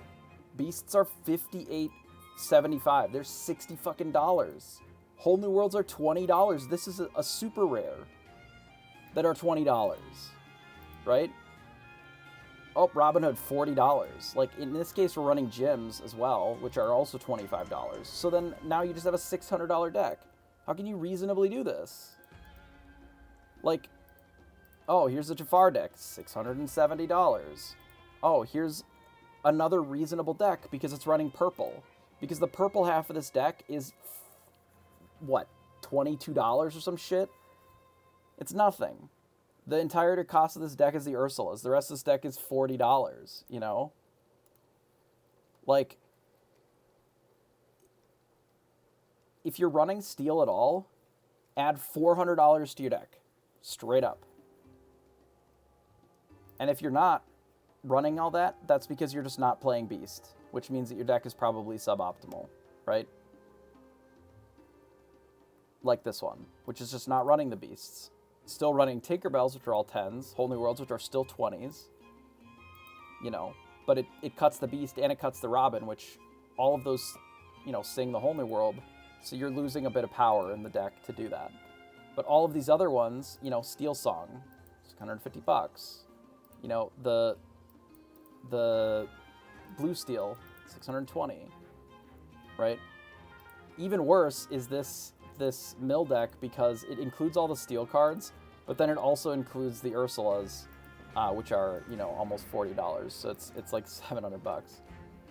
But like, that is the reason that red purple not only has remained really competitive because the cards are pretty good even still, but it's cheap mostly because the majority of the purple cards are not expensive. And I've looked at this before, but if we go look at cards in general, right?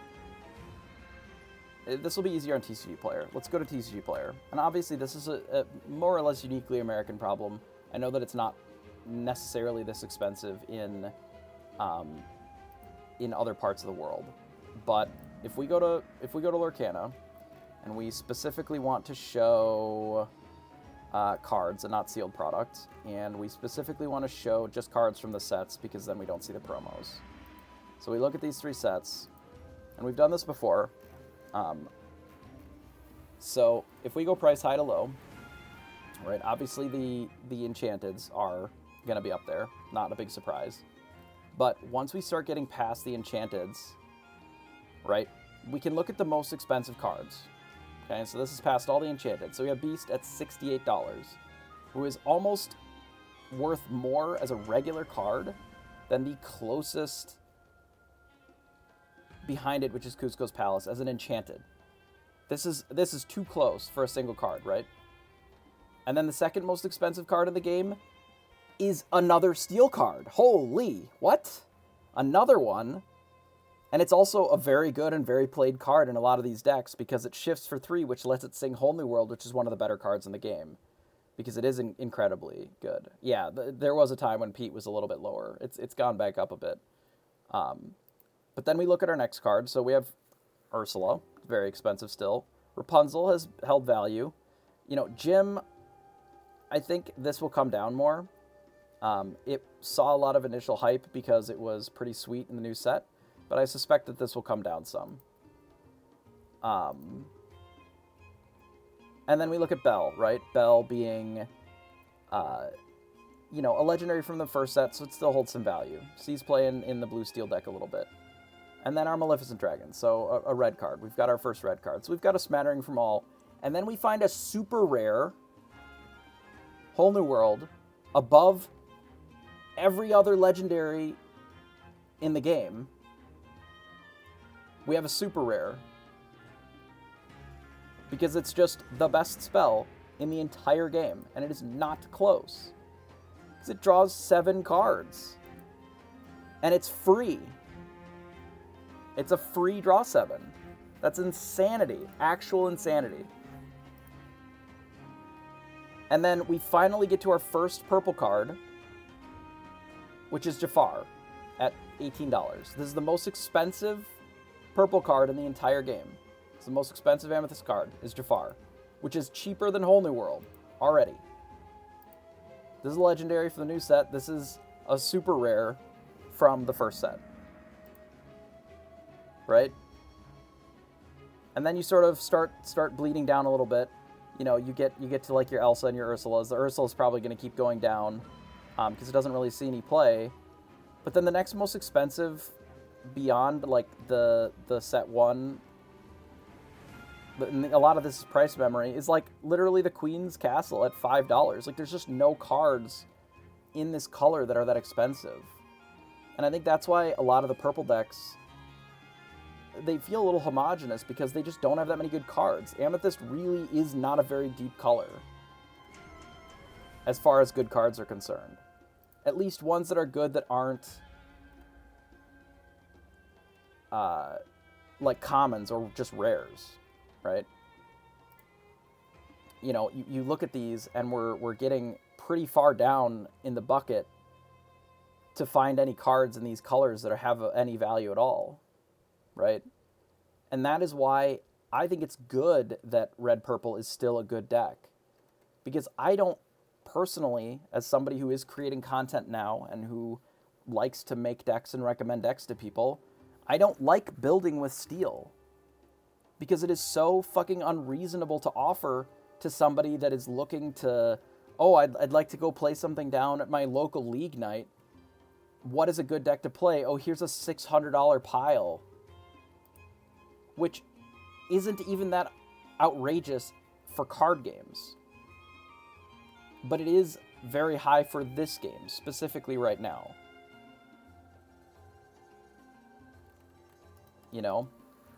So, like, it's hard for me to want to even play or offer steel because of how outrageous the price is for these cards. And I don't really know what the solution is for it, outside of printing them into the ground. But even then, that doesn't really solve the problem, because if there's nothing really in set 2 that was particularly valuable, so then the one card that is the best that people are looking for just maintains the most value. Set 1 had a lot more diversity in the strong cards, the valuable cards. A lot of set 2's power was actually at the lower rarities. Right? You can't really say that the card draw is broken when the best card draw spell in the game is Whole New World. Like, yeah, Bouncing Rabbit is great, but like, this literally just says draw 7 cards. And if you sing it, it's free. You know? Especially if you can break the downside of it, or in some cases combo it with something to make it even stronger. You know, because shift is a mechanic, like that's the only reason that Robin Hood has as much value as it does, is specifically because it can sing Whole New World. Because the stat line is not insane. Like, the shift is okay, the card is okay, it has a lot of words that are reasonable. But if my opponent is just playing Robin Hoods, it kind of doesn't matter that much.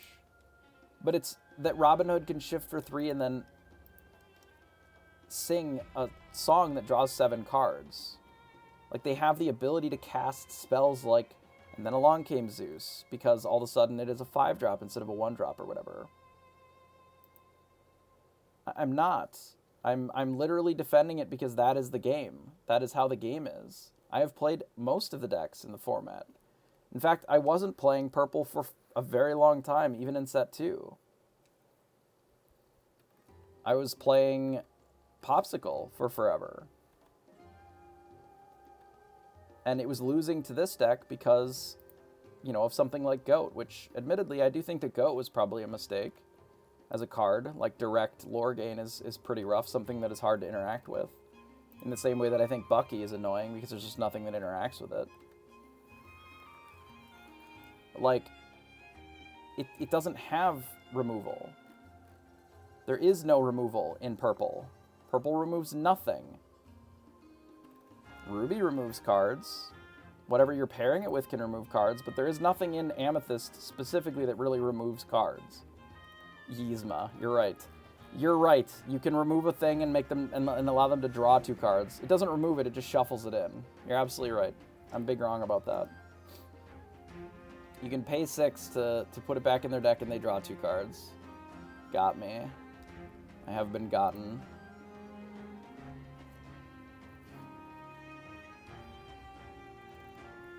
I mean, if you want to beat red-purple, it is not that hard to beat this deck. Like, it is not hard to beat this deck. We've beaten this deck quite a bit, even with this deck. Like, we have lost with this deck, and I would say that we're a pretty okay player of this game with this specific deck. Play Steel Song, or play Green-Purple. Play Red-Purple.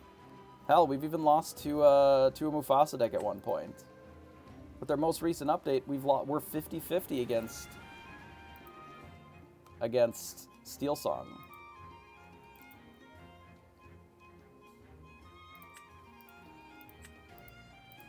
Like, if you really want to beat this deck, I made a $30 deck that just destroyed red-purple last set.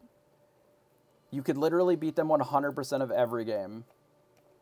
Because all you did was play the Amethyst cards, and then you played 4 spellbooks, and there was nothing that they can do to win. Because they cannot remove spellbook in any scenario. They have no cards that remove spellbook. So you played a bunch of cards that gained you lore in the early game, and then you just played a bunch of spellbooks, and if they can't race you, they just lose. So we're against Mufasa. The whale is unnecessary. This can be ink, actually.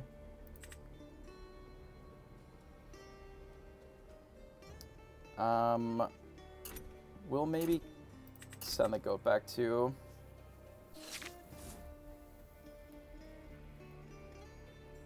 This hand is the fucking worst hand I've ever seen in my whole life. Okay.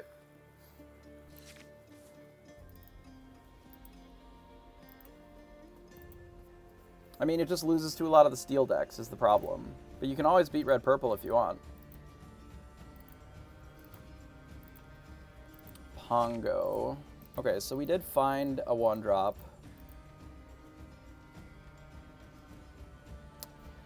I unfortunately think I have to get rid of another Fox. I'm debating on whether or not I even play this 1-drop.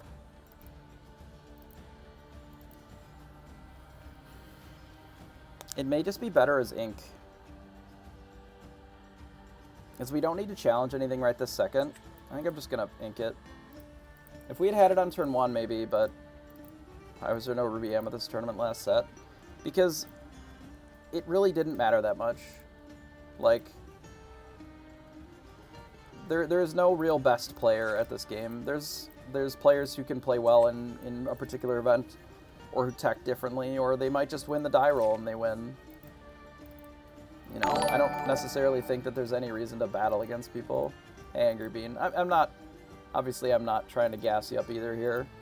I think it's a problem with a lot of both the answers in this, like, in this game, the way that the game is set up, and with the response colors, right? Like, I don't want to have to always be in red because this is the only removal spell in the whole fucking game that's not steel, that deals with anything, right? This is the only removal spell in the whole fucking game that isn't steel that deals with more than 1 card at a time, is Be Prepared. Right? Like, there just isn't enough good card draw in other colors to get away from the purple engine that they made. So then, like, why would I play not purple? You know, if there was another 1-drop item that when it came into play it drew a card, I think I would probably be playing... Jesus, they're gonna just destroy me here. Holy fuck. I have no answer to this at all. That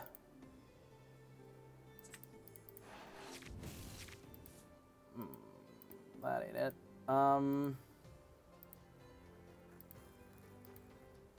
They probably don't have that much removal, but they can just play whatever. Holy shit. I'm just going to play a goat here, I think.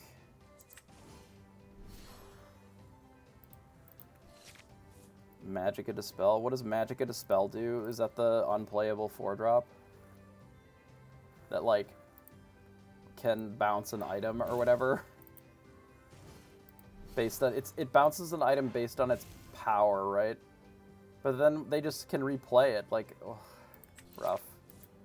It's a rough card. I gotta deal with this Pongo.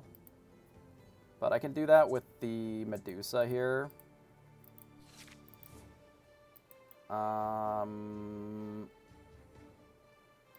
Okay, let's just Medusa that.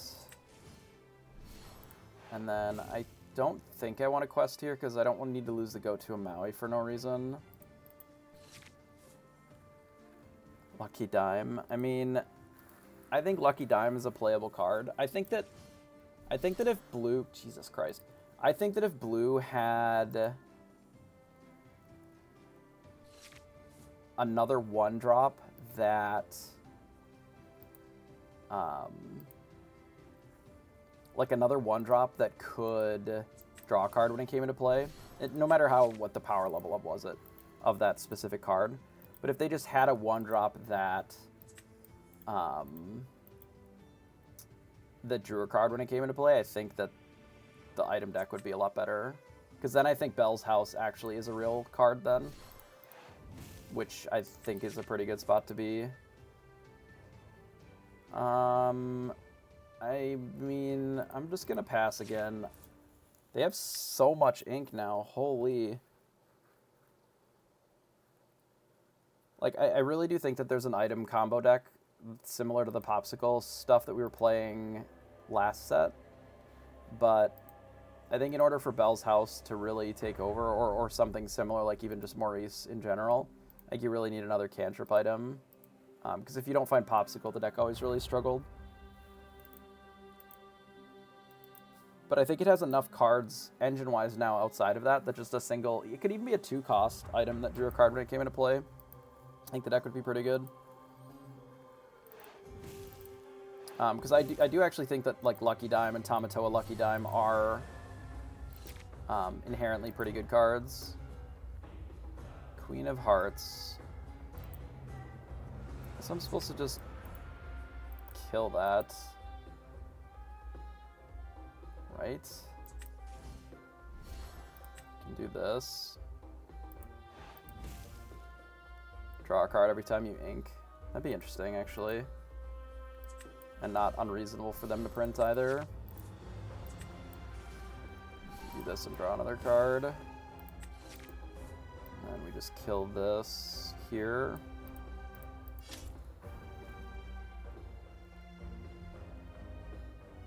Then we pass again. As long as we're still drawing cards and inking, then I don't care as much about these. You can just play a 7-drop. Their whole deck is this, I guess. Since this is still in play, I can't really...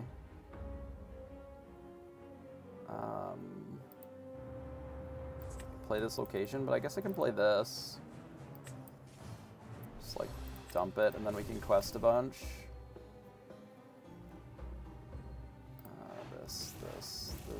This.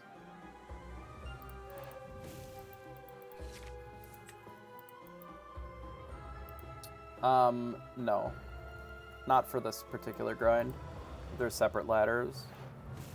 But once we get back to Grandmaster, we'll probably do a bunch of, like the best of 3. So they did have the Maui, so I was right not to quest before, but that's fine. Because now we're a little bit past it. Yeah, I suspected something like this was going to happen. But I needed those Mauis to be... Like, I can't blank them forever. Eventually I'm going to have to try and win the game. There's a Pongo. So I have a line where I can do a bunch of shit in the same turn. Discard uninkables. I mean, I want them to have less discard and just more card draw in the game.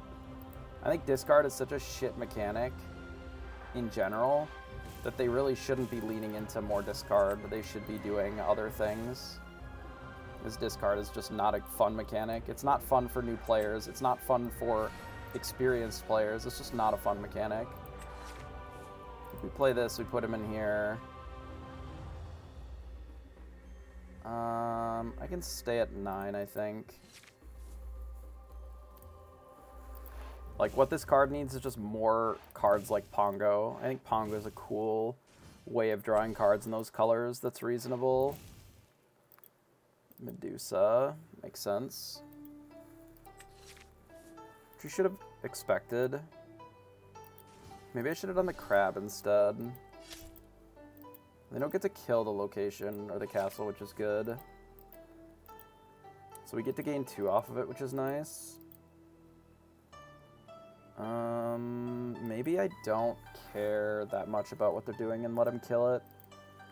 Because they don't have any card that can deal with the spellbook, and we're pretty close to just winning anyway. Let's just do this. Hit him with this. You can get rid of the crab. I mean, you can just cast it too. But it doesn't really do anything for us. I think I'm just going to get rid of it and pass.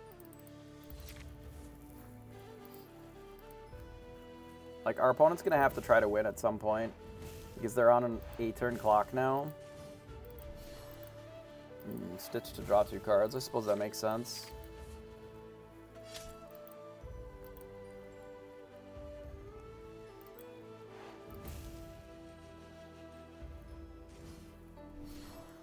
Gothel. Okay.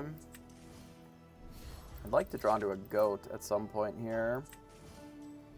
Let's do this. Draw another card. Well, we're definitely a little bit short on that being viable.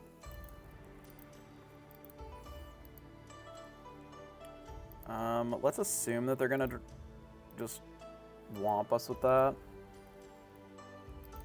I'm just going to do the rabbit again. And then spellbook and pass.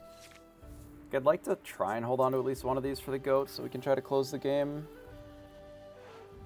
We're already down 1 goat. We might have inked one too. Another surfer. Yep. We're 30 cards in with only 1B prep, so there should be one in here pretty soon. Ideally. I love everything that our opponent is doing now, by the way. This shit is awesome. And is very cool. You can use this just to kill something, I suppose. Maybe one of these. We might even use this just to gain lore.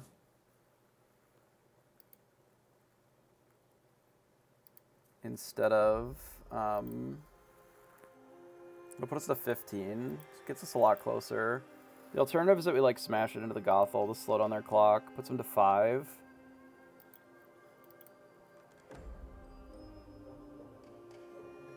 Instead of 6, and then they don't have the ability to draw here.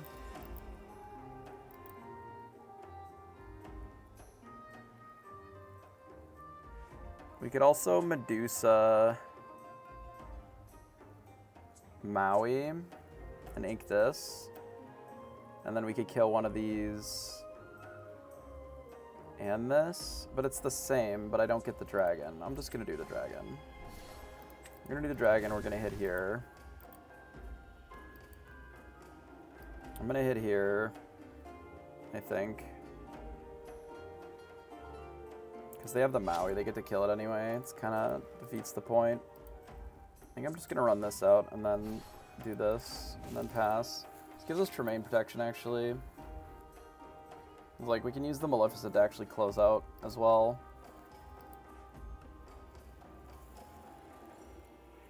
The dragon. Because it'll put us up to 17. Which then a goat does actually just finish the game here. We'll see. They have an awful lot of usable resources here. Just another surfer is fine.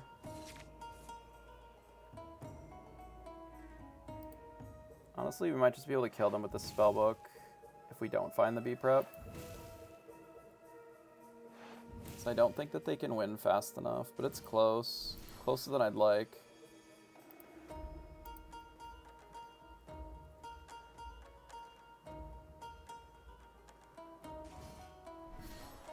Just another card, huh? There's a Be Prepared. Which we can sing. Which I think I'd rather do. And we'll see what the Maui does, and we can interact with it a little bit. It's a Hades, jeez, okay. They only get to get one card, which is relevant. That's fine. That's a good hit, though. Like, our best hit would have been like a Pongo or something. Oh, they just get back to Rapunzel. That's fine. I'll Medusa here. And then just quest. And pass, I think. Yeah. I maybe inked another thing, but we're so close. I think it's okay. They play 6 for Tremaine, sure. It's annoying. Makes me wish I did bounce it back. I was actually considering that. Because the snake is less important of a target. And then we would still have the Medusa. Oh, another Hades. To get the Hades back. So then the Hades loops, so we're like, find a goat now or lose. That's not good. Oh, they played it out immediately. That might have been a mistake, actually. I mean, it's not going to look like a mistake because obviously our deck is not really doing much for us here, but...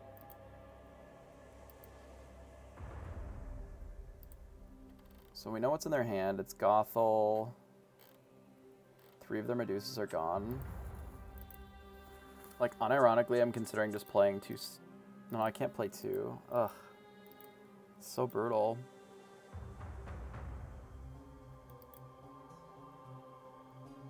I shouldn't have played the whale.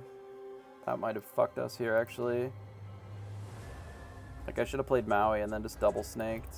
Because then we're presenting lethal and now we're not. And if we lose this, I'm going to be pretty sad. Our draws have been so unfortunate.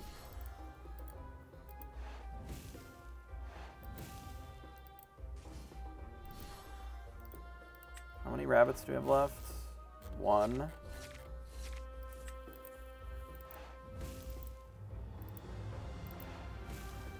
I could have double snaked if I had Maui. Oh no, I couldn't have. That was still short, right? So it didn't matter then.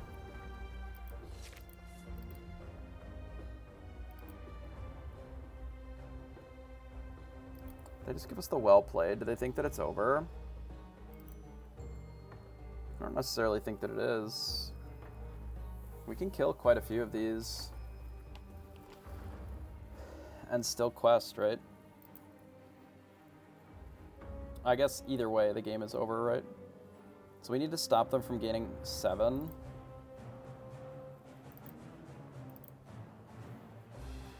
So I can kill these 3. And this is 1, 2, 3, 4, 5, 6, 7. So I just need to kill 1 of these.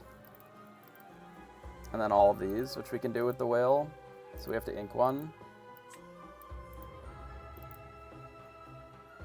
So we go... quest.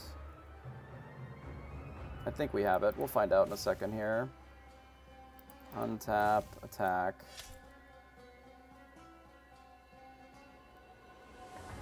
And then we untap, attack.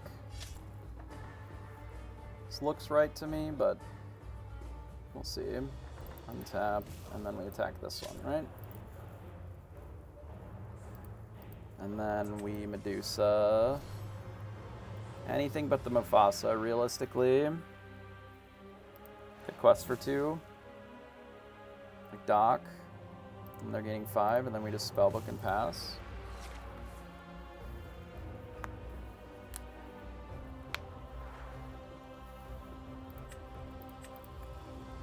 I don't think there's any way to instant gain lore in these colors. And they can't really lower our lore enough. They could have, I suppose. But if they don't kill this, like, they would have to drain us more than one. And I don't think in a Mufasa deck they really have that many choices to do that. Some, perhaps, but not too many. But yeah, you're right, I couldn't have double snaked there. Because that's 7, 14, which we were a little short on. But, you know, we got the whale. Whale is good. I liked what they were doing there, though. That seems sweet as a card. I don't know if it is a good choice in the meta because there's so many decks running. And this is admittedly all the steel decks. But they're running the Titans, right? Which can kill items or locations. So, like, if your turn 4 is play that the double item, then all of a sudden they just blow it up and it's pretty brutal. But we're 38 and 4 since we've made some changes to this, which is cool.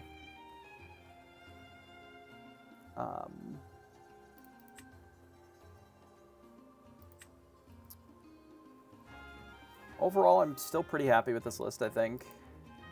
The whale has done some things that there aren't really any other 7-drops that can do, right? Like, the whale was able to kill 3 things there. And it's not that Scar couldn't have done that, because Scar could have, right? Scar hits, or whatever. It's a little too low health, right? It would have only been able to kill 2 things. But also, it's easier to kill, right? Maui dies to Zeus and a few other things. But it's also, this is inkable, which is neat. You know, the fact that this, if it's bad, is just an ink is always really good. Any inkable card is worth a look. I think Felicia's been okay. It's not as good as Rafiki because it can't quest, right? So late game it's a little worse, or quite a bit worse. But if what you're looking for is a 3 power, 3 strength thing to be able to combine with Pinocchio, I think it's done pretty well. There's been some spots where we had a Felicia trade with a rabbit, and that was great, you know. But it's because it's 3 strength as a 1-drop that goes well with Pinocchio, can trade into Ursula, which is one of the problem cards that we need to deal with early. This can trade into like a Simba or Akita as a bodyguard, and then free up the rest of the board for us to be able to contest what they're doing. Like, it is literally just Rafiki's number 5 and 6. It's worse than Rafiki, but since I can only run 4 of these, I'm running a couple of Felicias. And because we wanted more 1-drops, we wanted to get up to 9, so that we had an idea of kind of where we were at as far as that. So that is the reason for Felicia. Do I think that Felicia is necessarily an incredible card? No. But there are times when you want just like an extra 1-drop that it's okay. So we're in the mirror here. We want these Mauis later. 1 is okay. We'll keep 3 ink, and then we'll send the rest back. The Mauis will be better later, but we really don't want to ink all of them. So we have one of the more obnoxious openings that you can do in this matchup, which is we're going to send them back to the Shadow Realm with our Rafiki here. So I'm going to ink the Always Classy, and then we're going to play Rafiki. And if our opponent plays a 1-drop, I'm just going to Pinocchio and kill it.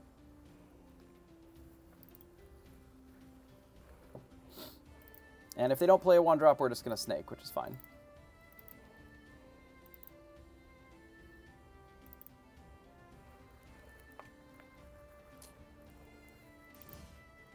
Alright, they played a 1-drop. So we're going to ink something that is our worst card, I guess. Probably this. Maybe in this spot we have to get rid of both Maui and that. There's a world where we just run this out on 4, this game. So let's play Pinocchio. We'll tap the Rafiki, and we'll kill the Rafiki. So now this means that they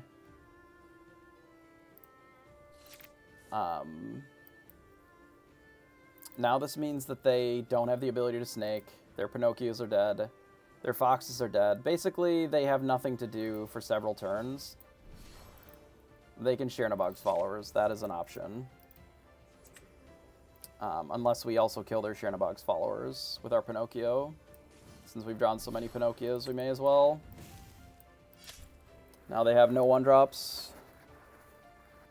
We'll just quest here. We need to ink one of these. If we're ideally going to run this out next turn, I think we'll ink this. Bit of a weird game we're going to play here, but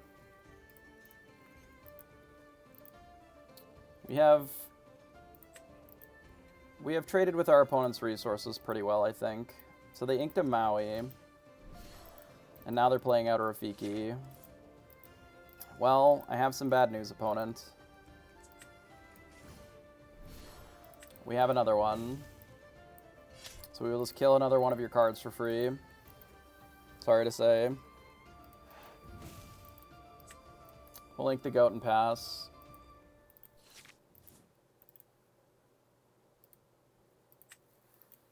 And now they had to ink a fox because it doesn't have any text. They do have a rabbit, which is good for them. If they have another Maui, it'll be a little brutal if we run this out, but I think that that is okay.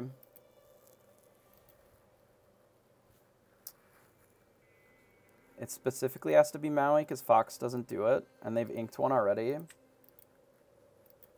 I'm debating on whether or not I want this Maui over this Friends, and I think with the game that I've decided to play, I'm going to do this.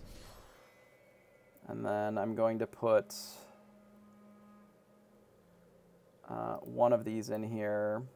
And then I'm just going to pass, I think. And then now, if they have Maui, they have Maui. And then they've probably got us. But if they don't, then we'll get the extra draw here. Now Maui doesn't even do it, so now we're going to get to draw an extra card.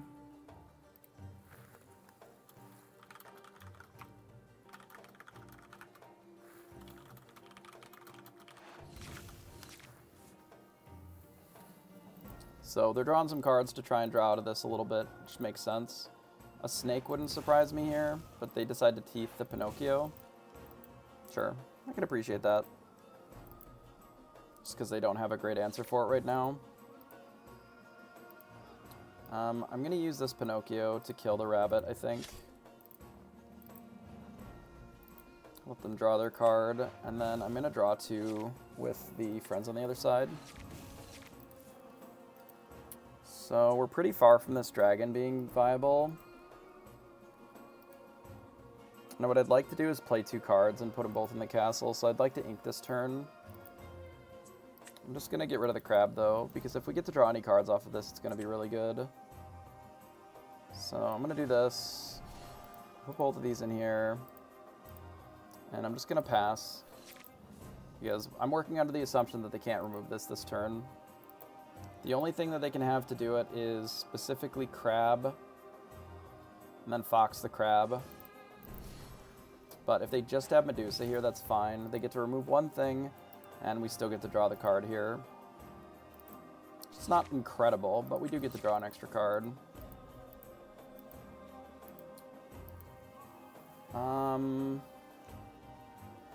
Okay, so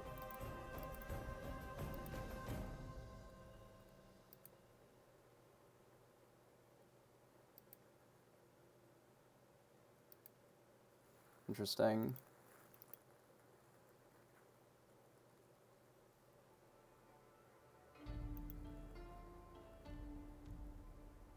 A bit unfortunate, but I think what I'm going to do is play the castle, quest here, play the snake, ink this, and put this into a castle and pass. So our opponent with any sort of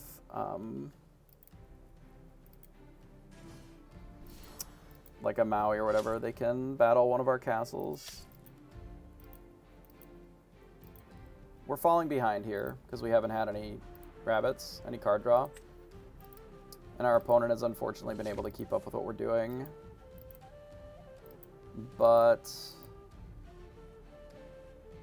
I guess I don't ink here.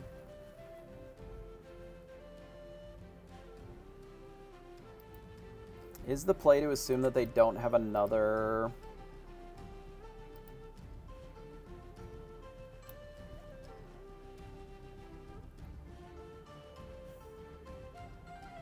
If they have a crab, it doesn't matter which one I hit. If they have another rush card, it doesn't matter which one I hit. So I may as well do the Maui and hit the Medusa. And then put them both in the location. And then we can even quest here.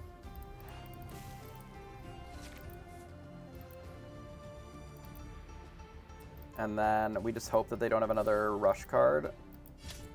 They have a Stitch. Damn, that's unexpected. Okay, fair enough. Okay, Maui draws some cards. Goodness. Okay, Rabbit draws some cards. He drew a Maui. Well...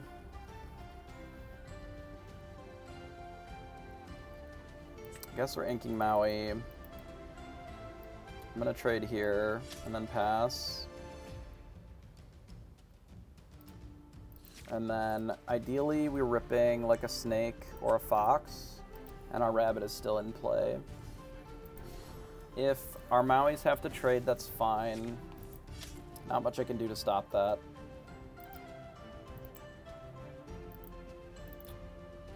Ink to go to 5. They play Jim and a thing. That's a fucking shame. Because we just inked a Maui. Rip a Medusa, which is just not it. Fuck me, dude. The Medusa is super not it. They get to draw a card, and there's nothing I can do to stop them unless I B-prep. Maybe B-prep is okay here.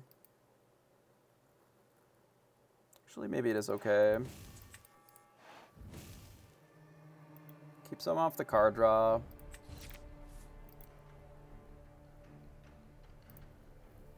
Maybe that's okay. Play another castle. It's actually fine. So we play a goat. We play a fox. And then we hit one of them. And then pass. I mean, it's not great that they have a bunch of castles here, but we are pretty far ahead in lore. And if we can bully one of them, they B-prep. Okay.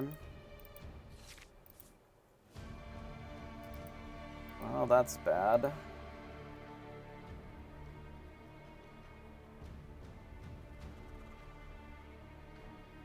Does Mini do anything? Not really, right?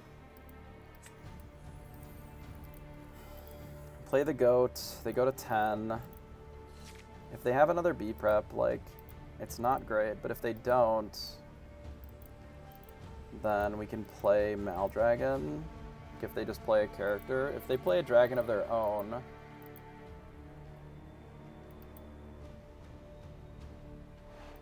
okay, so they just play B-prep. So we go to 15.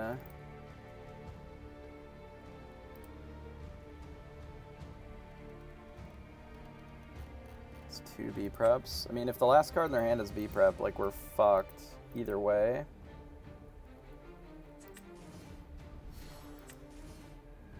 So I may as well do this. Like, if this is exactly B-prep, we're so fucking screwed here. But if it's Maleficent Dragon, that's fine. Because then we can kill this one, and then dragon ourselves. Dragon here, and then we actually get to kill this. And this is the reason that I like Felicia as a 3-1 over over it not being a 3-1, right? We lose to goats and stuff here, I think. Another castle doesn't do it. Because I could just attack one. I mean, we still, if this is goat, we still lose, right? We just, like, do what we've got with what we have. Do this, and then, I don't know, put this in here. Another B-prep might kill us, too. If it's just bounce, we lose. Unfucking real. Actually unfucking real.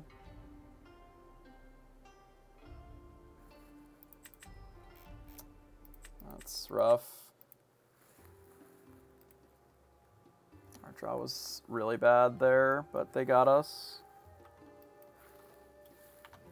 Bit obnoxious.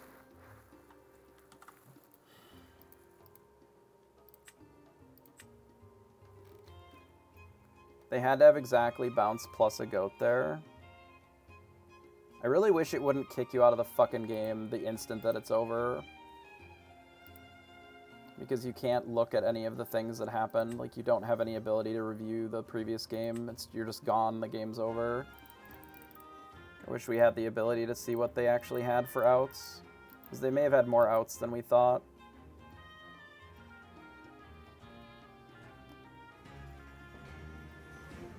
Cusco is a 1-2. It doesn't do anything. Like, we just lost to a location. Like, what is a 1-2 gonna do? Doesn't do anything against locations, which means that it's not a real card. If your opponent just plays a bunch of locations, a 1-2 is not challenging them. We literally lost 2 locations. It doesn't draw a card, it replaces itself. That is not card draw. A card that replaces itself is it's a cantrip at best. It does not draw you extra cards. The rabbit draws you cards because it is +1 card. Friends draws you a card because it is +1 card. But the cards that just replace themselves, yes, you have the small body that's in play, but they don't draw cards. They are not inherently card draw cards. Rabbit is a card draw card, especially if you combine it with bounce, because then you're actually netting additional cards instead of just churning through your deck, which it's fine to churn through your deck. There's nothing wrong with it. But they are not inherently draw spells. They are just spells that replace themselves, which are good. If the 2/2 body is really good, then it's great. But I don't know if I navigated that game very well. We got ourselves into a position where we didn't have a clean answer to any locations, because we also didn't rabbit and draw any cards. Like, we didn't have any card draw that game outside of the one rabbit that we never bounced. And because of that, then we just lost to 3 locations I think they played.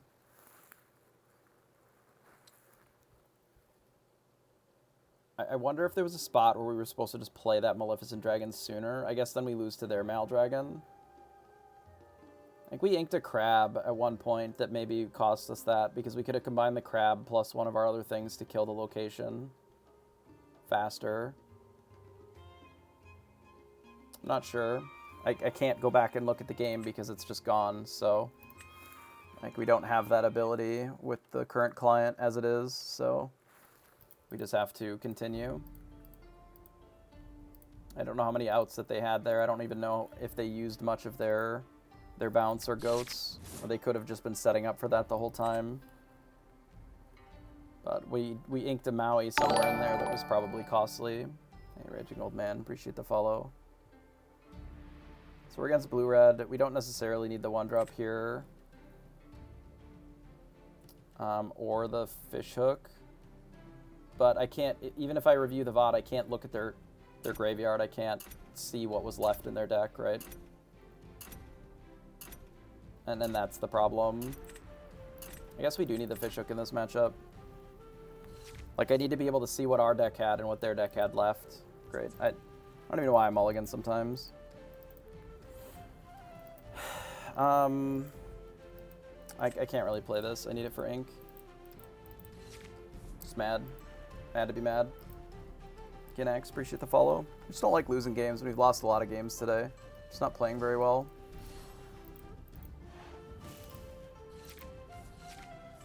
I don't like not playing well, because then we lose games. I don't like losing games. It's kind of a cyclical situation. Based on how shit our hand is, I don't think this is going to be something that we can work with. Our hand is really abysmal to be on the play. It would be shit on the draw too, but it's really bad on the play. I mean, it's not very easy, and it does cost a lot to have a replay system too. A lot of server resources, depending upon how you have it. I just wish it wouldn't kick you out of the game immediately. Like, the game over screen locks you out of being able to interact with. Like, I can't go to the graveyard and scroll. It just lets me click on it, and that's it. Then you can't get out of it either. You only can interact with the home button. It's just the nature of it. It's fine. Keeps the games going. Just is what it is. It's just hard when you want to go back and see if you made a mistake somewhere, like we probably did. Like doing the full Pinocchio bully their stuff line probably wasn't it. Maybe that cost us too much. Like we inked too many of our good cards to do that instead of, you know, just playing like a friends on the other side and drawing cards. Our opponent has passed. They may not have had a play anyway, but given how bad our draw is, I really don't want to ink this Maui, but I don't see an option not to. Because I want this hook more than I want the Maui. They just concede. Sure. That's fine. I don't have to think about it then, I guess. 9, 7. Our 17 and 4 is just like not where I want to be. My win rate. Obviously it is a high win rate, but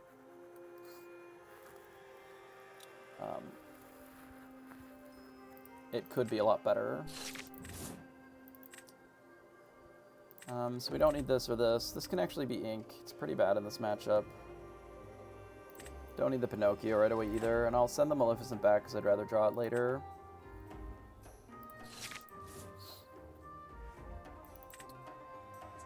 I guess we're not getting the whale this game, but that's fine. We'll run this out and pass. If we need to use this for some reason, we will, but can't really think of anything in there, these colors, that you need to teeth, especially this early. I think a Tamatoa, something of note. You get the Popsicle turn 1, so you at least get to participate in the game. Games where you don't hit at turn 1 like are pretty hard to win. Here I think we don't even necessarily have to play this snake here. Because our intention is to like Fox next turn, but it's fine. May as well, because then we can ink this, and then we get to put the snake back into our hand.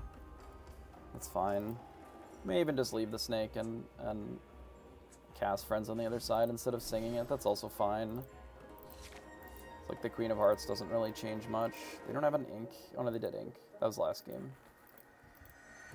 We may have to be done. I guess it's already been almost 6 hours, so you can tell I'm just not playing super well. Heads in the clouds.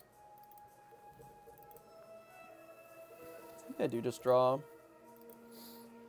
It doesn't necessarily hurt anything, as opposed to doing it next turn. That's whatever. All the same. I may want to use Teeth. I maybe should have just Teethed here, just to get the Queen of Hearts off the table. I don't think it really matters a ton, but like we had the ability to sing it. It may end up having to be ink, since we don't have a rabbit.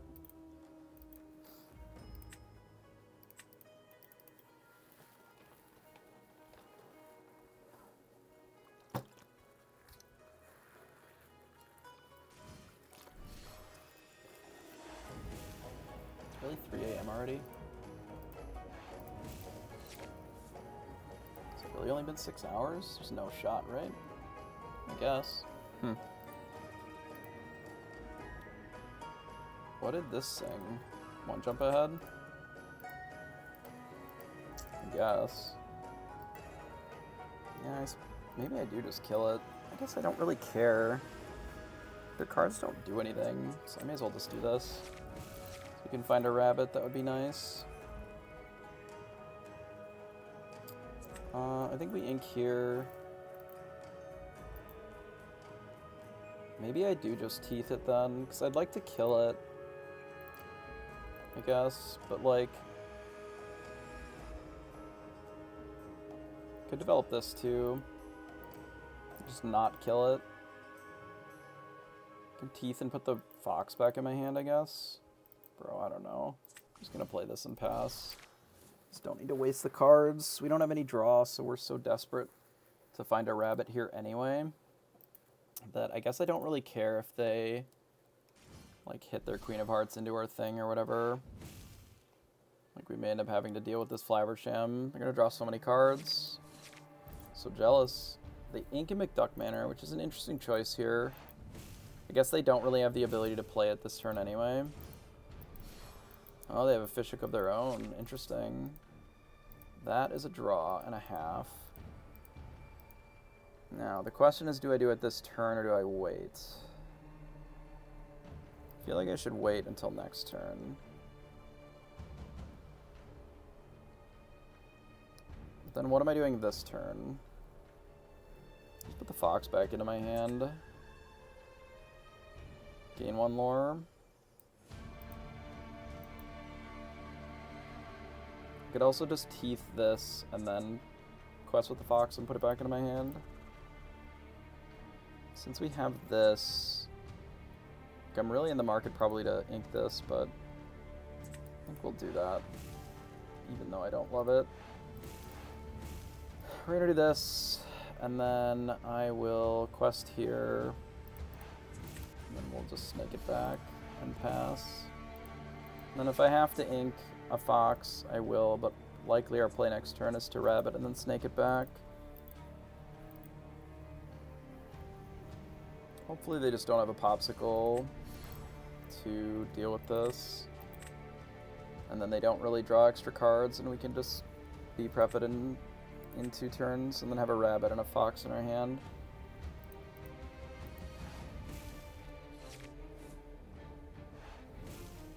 That is ambitious. And they get rid of the quill. Did they already ink this turn? Like if they do this, it just dies to Crab. It's really interesting. It also just dies to Maui.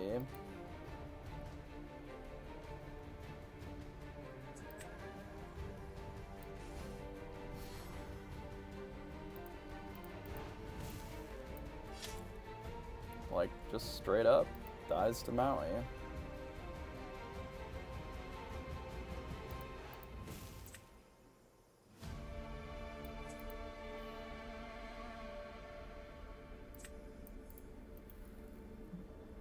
I hate it, but I don't really see a way around getting the fox into the ink here.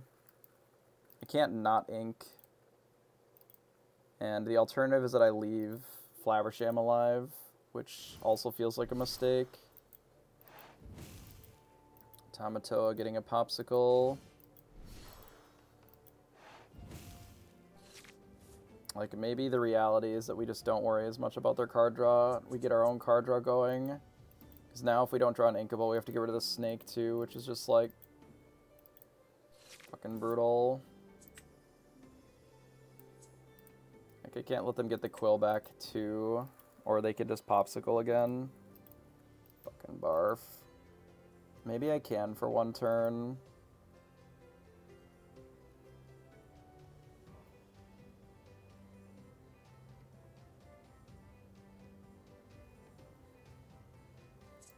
Okay, we're gonna gamble. Because I kinda have to. Since we don't have a ton of alternatives. Since we're so tight on ink. I'll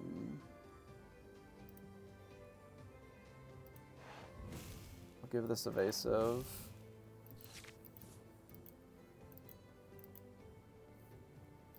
Maybe they'll put another thing in play, or maybe they'll just put Lucky Dime in play.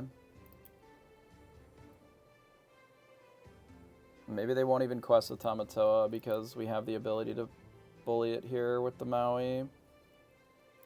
I guess technically if they give it evasive, like, it makes it a little challenging, but it's fine. Maybe they won't quest with Tamatoa. I mean, if they do, they only gain one thing, which is not the end of the world. Like, it gains as much as Gaston gains. They inked the Quill. Don't play Flaversham, that would be a disaster. I would be fine with them just opting to hook this Tamatoa.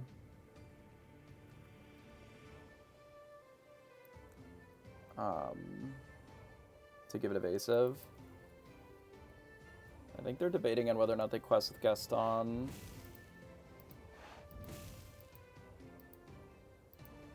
I think questing with Gaston is smart here. Oof, that's rough. Not inking feels pretty bad here, but I don't think I want to get rid of this dragon just yet.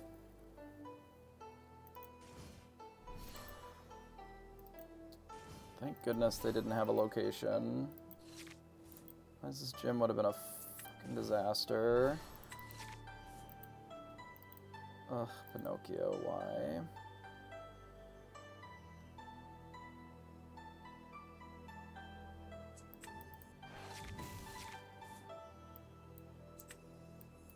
Okay. So, if they run out another Tamatoa, no, they just run out of Gym, sure. That was fine. They've overcommit to the board a little too much, I think.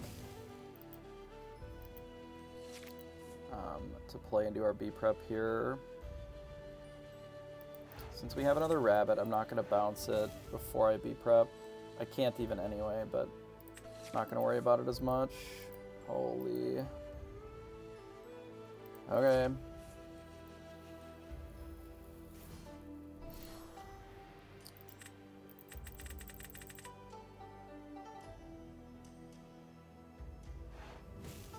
There are inkables in here that aren't foxes. I'm sure of it. Right? There's an inkable. So we got this McDuck Manor, which is going to be kind of a bully here. But I don't think that there's a different play other than just Maleficent Dragon Pass. And if they don't have an answer to the Maleficent Dragon, we do just get to McDuck slap here with this fish hook. Okay, so they just have Be Prepared, which is fine. I don't love that the McDuck Manor still exists. We could still rip Maui off of this, but I think our play is just to do this, draw some extra cards, and then we'll juice this and hit it.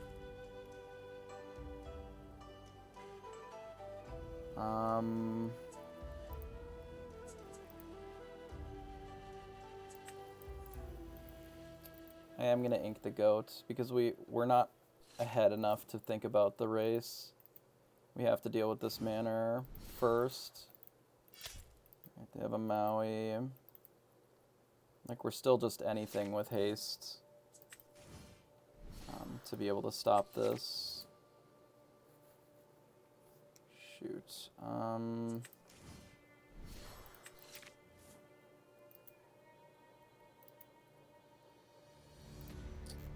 Well, if they've got a B prep in hand, that's bad for us. I guess we're gonna have to keep this crab.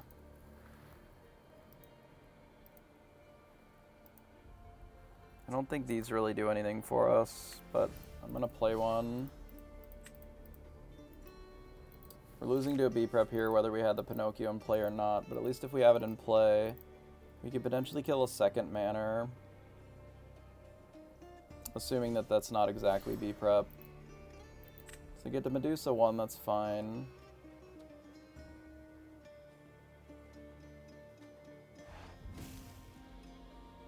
kill the Pinocchio. That's okay. Then they Queen of Hearts. Presumably giving something evasive. So we can do this. And take that out. And I think just B prep. Oh, we can quest for one here. We B prep, we clean up the board, we draw 2 cards. And then we ink this. So now the question here is, if they play a McDuck Manor, what is our best answer? Right now, if we play the spellbook and gain a lore, I think the play is to do this instead. So then if they play a manor, we can still answer it with the crab plus the hook. I doubt that they had one last turn, but they could have ripped one off the top. Yeah, that's fine. So now we've got this. Close the door here pretty quickly. They'll even play a goat. We don't necessarily need to protect our stuff as much. So if they have a B prep, like we have the spellbook now. Like we just need to catch up to them in lore. Okay, they concede because they don't have anything. Makes sense. But yeah. I think there's an argument there for gaining an additional lore, but the way that we're losing this game is not because of one spellbook gain. It's by our opponent winning first, because I think that we have the ability to control the rest of the game flow here. And if we do, then we're not at as much of a risk, I think. It's probably going to be our last game.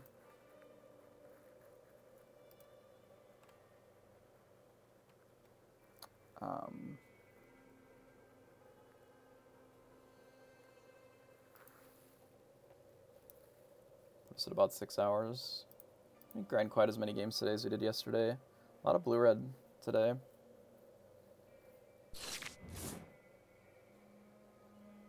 Didn't do as much climbing as I would have liked today because we lost our streak pretty early. We get rid of these. We don't need the Pinocchio this early. The rest of this is fine, but not great. A rabbit would be really good.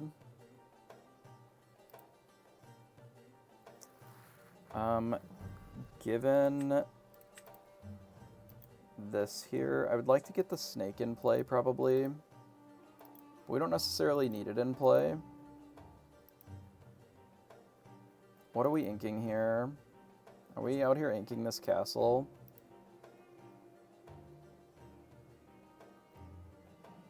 Probably. I think I'm gonna do this. I am gonna play the Felicia and pass. And I'm okay if I have to ink either the Maui or the castle, just a snake. And then we may run it up the chain to the fox. But at least it gives us a body on the board, which I think is important if we're gonna do the Queen's Castle line. And even if we don't, I think it's nice to have a body. So they get Tamatoas, they know what our hand is now, so they're gonna be prepared for this. With like a Maui or whatever. So they're at least aware that that's a line that we're angling towards.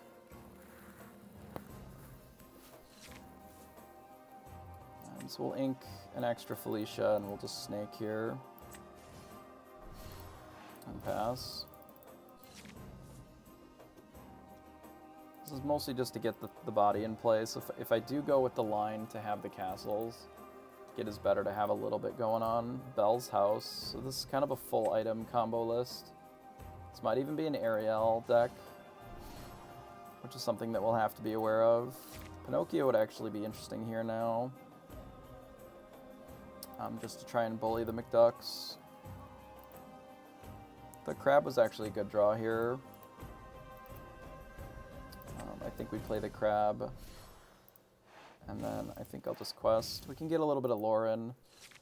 Their early few turns shouldn't be particularly aggressive, especially if they're playing something like this, but the crab makes it so that they can't really quest with it if they want to keep their board together.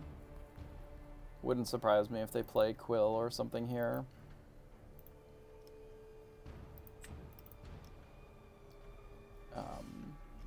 Just to develop their board, because they don't really have a lot of other action. It's kind of the reason that I'm thinking about this castle. They do have the ability of this plus Maui to kill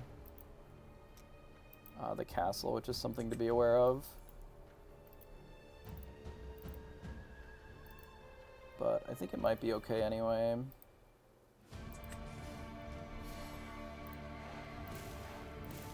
It's like, that does commit their full turn to doing Maui.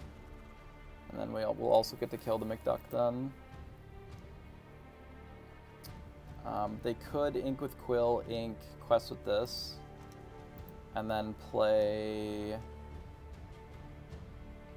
the Hook plus Maui. And that lets them develop Hook too, but then they're kind of out of cards. Yeah, so they do have the Maui. It's not surprising, but I wanted them to commit it sooner than later. And it does require them lose their Scrooge McDuck as well. And we'll be able to Maui the Maui. They're going to leave the Queen's Castle in play. That's interesting. Maybe they have another Maui. Maybe they just don't want to lose their McDuck. But I feel like that's not excellent.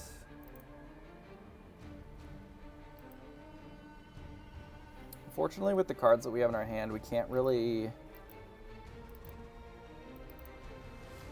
do much. Like, we can't put anything in the castle and also deal with the Maui. It's kind of unfortunate.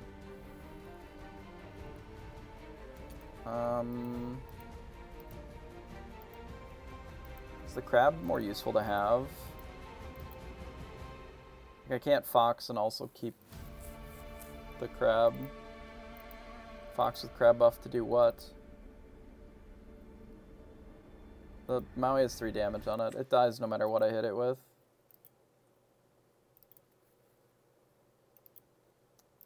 I guess I could kill locations without Maui, but I think this is fine. We'll just hit here.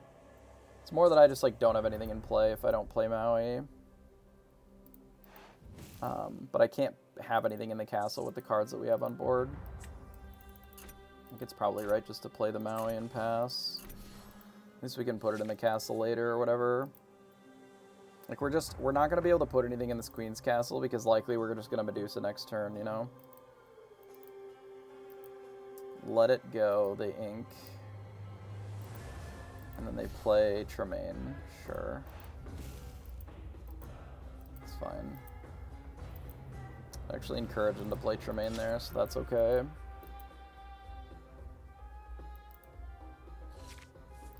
Well, I guess we're playing Medusa.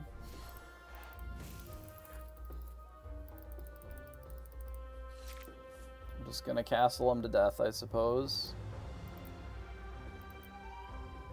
Maui's still good here against us. But they're a little light on resources as well. Looks like they're maybe gonna play Tamatoa. They play Hades. Yeah, that's fine. Even better, actually, for us. So we can, like, do this, get this, and put it in there. Alright, go. I mean, if we ever get to draw a card with this castle, I just think we win immediately. They have seen our Maui.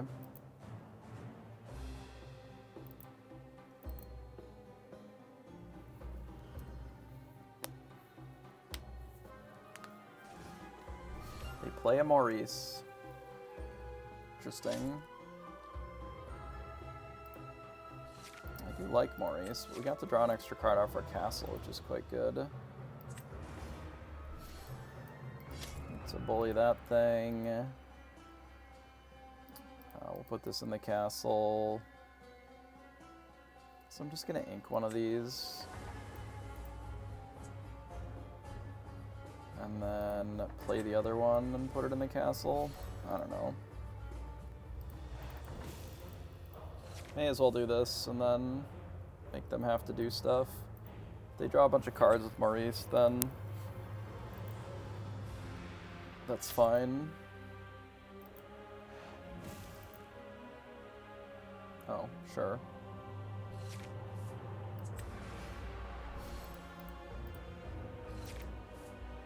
So the thing about castle, on any location really, is there's only so many rush characters, and if you're just not playing enough of them, like, sometimes they just get you with them. I suppose I should have drawn the cards first, just in case there was something more useful to play, but just can't really think of anything more useful than Goat here. Yeah, I guess we could have Medusa'd the Aerial, but removing the castle at this point isn't enough, so... If they have an item, they can untap the Aerial, or they get rid of the Goat. Oh, that's not enough, right? Yeah, GG.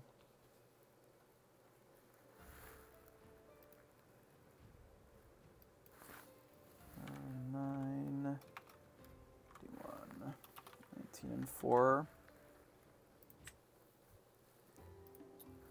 I mean, we're 51 and 8 so far, which is still a pretty good result, I would say. Even though 4 of our losses were today, but I would expect us to see more losses as we get higher. It's unfortunate that a lot of our losses were to orange-gray. Am I learning anything from these? I mean, not particularly. A little bit. You know, the Whale's okay. The Felicia's been performing acceptably. I think the Fishhook is awesome. I think you should definitely be running a couple of Fishhooks. Yeah, I mean, I'm picking up some pieces. Like, there's cards that feel good in spots. Like, you know, there are the 5K that happened at the FCG today.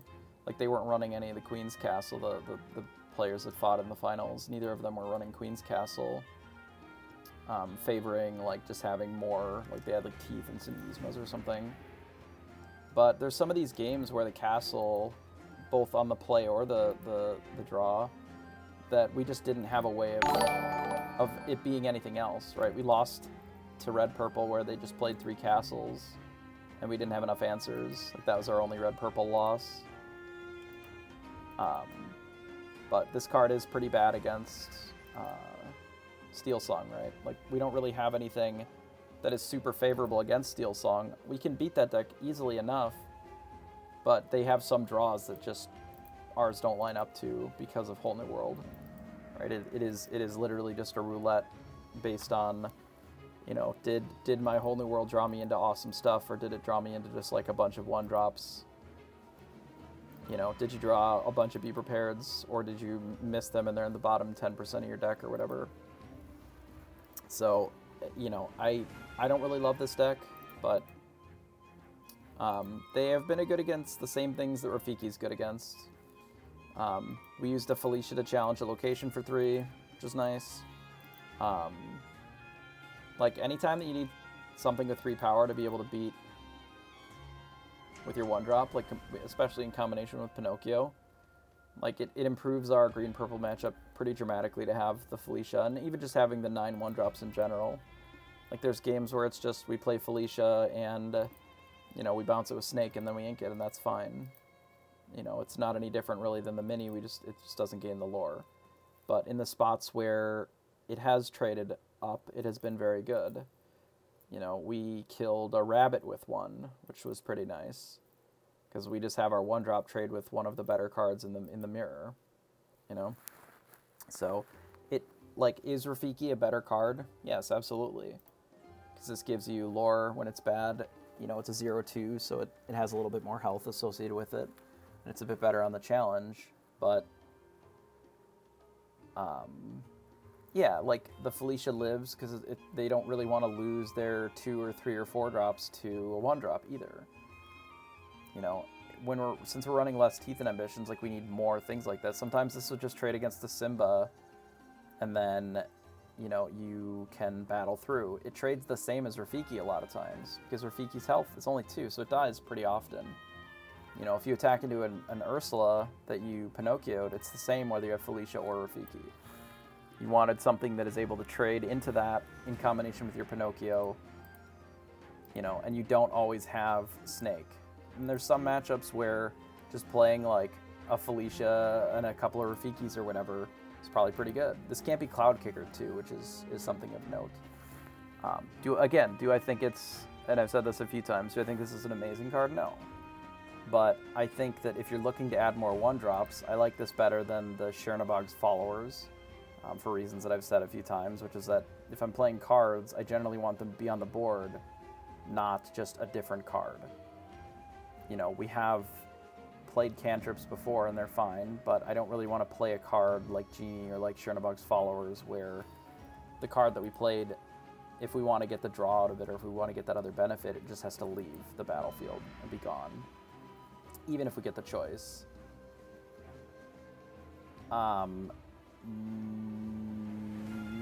It's okay. The problem is it's only a 1/3. It's the same issue that we have with minis. If we're going to do that, I would rather just have more minis. But yes, there are some rush aspects there that are valuable. But we've only lost really to locations once where we weren't able to find a Maui or a Fox or the second hook that we got rid of. Like there were some choices that we could have made in the game that we could have made that would have allowed us to not lose to those locations in the way that we did. And we navigated the game in such a way that they were able to play a bunch of locations and beat us there. So, you know, we had inked a Maui in a spot where we knew that if then they ripped a bunch of locations, we would lose. We also don't always have hooks where we need them, so then, you know, your characters aren't large enough sometimes. But I have thought about Saberwing a little bit. The problem with Saberwing is that a lot of the cards that you want to fight into outside of locations are too large, right? The 1/3 just trades if you're combining it with a crab or if you're combining it with another thing. Realistically, with the 1/3 body, I would rather just have another 1-drop, but the rush is interesting. I think that there's maybe other options for rush that you would probably consider before the Saberwing if you're trying to battle locations, realistically, especially in this deck. I don't know. Can we just search rush, or does that even... Yeah, it's not keyworded. I didn't think so. I don't remember... Can we even sort by... Oh my god, we're just going to go to a better fucking card manager. Here. This is... None of these are it. We'll just go here. So let's filter by cost low to high, and then red and purple, and then let's do rush. Right, so we can look at the rush cards. We would probably end up running Queen of Hearts just because the body's a little bit bigger. It's interesting. Like, stat-wise, there aren't that many cards that even have rush on them outside of Maui in these decks. It might even be a Scar, unironically. But most of the rush cards, you're right, are uninkable. Like, it's just kind of these three. It could even be a world where we, like, run a Pocket Watch if locations still are problematic, because then the Pocket Watch allows your other things to also have rush. And then the locations are kind of trivial at that point. And then if the Pocket Watch is bad, it's just ink.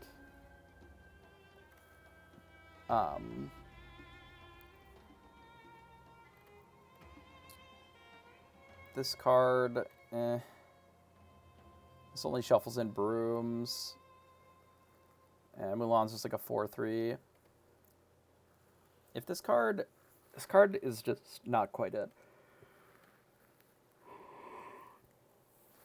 Interesting. Yeah, there really aren't that many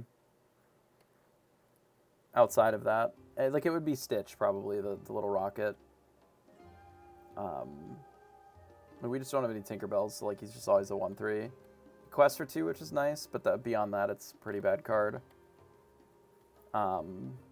This is a 3/2 with Rush, which I guess is a little better, but at that point, you just play Rafiki. Like, we just don't have any real inkable ones. The Whale also has the ability to sing Be Prepared. The 8/8 body is very good against the steel decks, because they really don't have even blue steel, like, they're running maybe a couple Hades now, but for the most part, they don't have a ton of answers to an 8/8. And it can kill all the locations in the same turn, basically. Like, if they have 2 or 3 even, you can just suit it up with the hook and blast it. Just untap, kill them all. And you can even still sing Be Prep. I mean, yeah, Scar is still good. The problem is it's uninkable, right? You know, if we look at our deck, our current deck, which is this one, and we look at our cards here, we're already at 16 uninkables. I'm not cutting Pinocchio's, because I think Pinocchio is very good, and it gives you the ability to sort of interact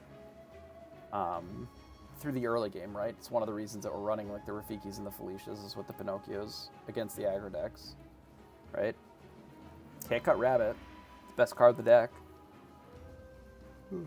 Best draw spell, at least. And we can't really cut Be Prepared either, for the same reason, right? In the spots where Be Prepared is good, it's just the best card that you can be playing. So then, like, it's this slot, right? And I most games, I just want to be playing this on turn 6. I want to play turn 6 against Rabbits. I want to play turn 6 against every steel card that it kills, which is almost all of them. You know, like, Tremaine maybe, but it ends up being, like, the 6-drop kill slot, right? You can't really cut the 6-drop kill slot, whether it's a Tremaine mix or Medusas or whatever. Like, the 6-drop is essentially your uninkable removal thing. It's your Maleficent at 6, you know, your Maldragons. So then we're, like, out of spots to put them. You know, Medusa just kills basically every card in every deck that you care about, and is large enough that it can't get Medusa itself, you know, at a 4/4. And the 4/4 body is, like, pretty sizable to be able to rumble back.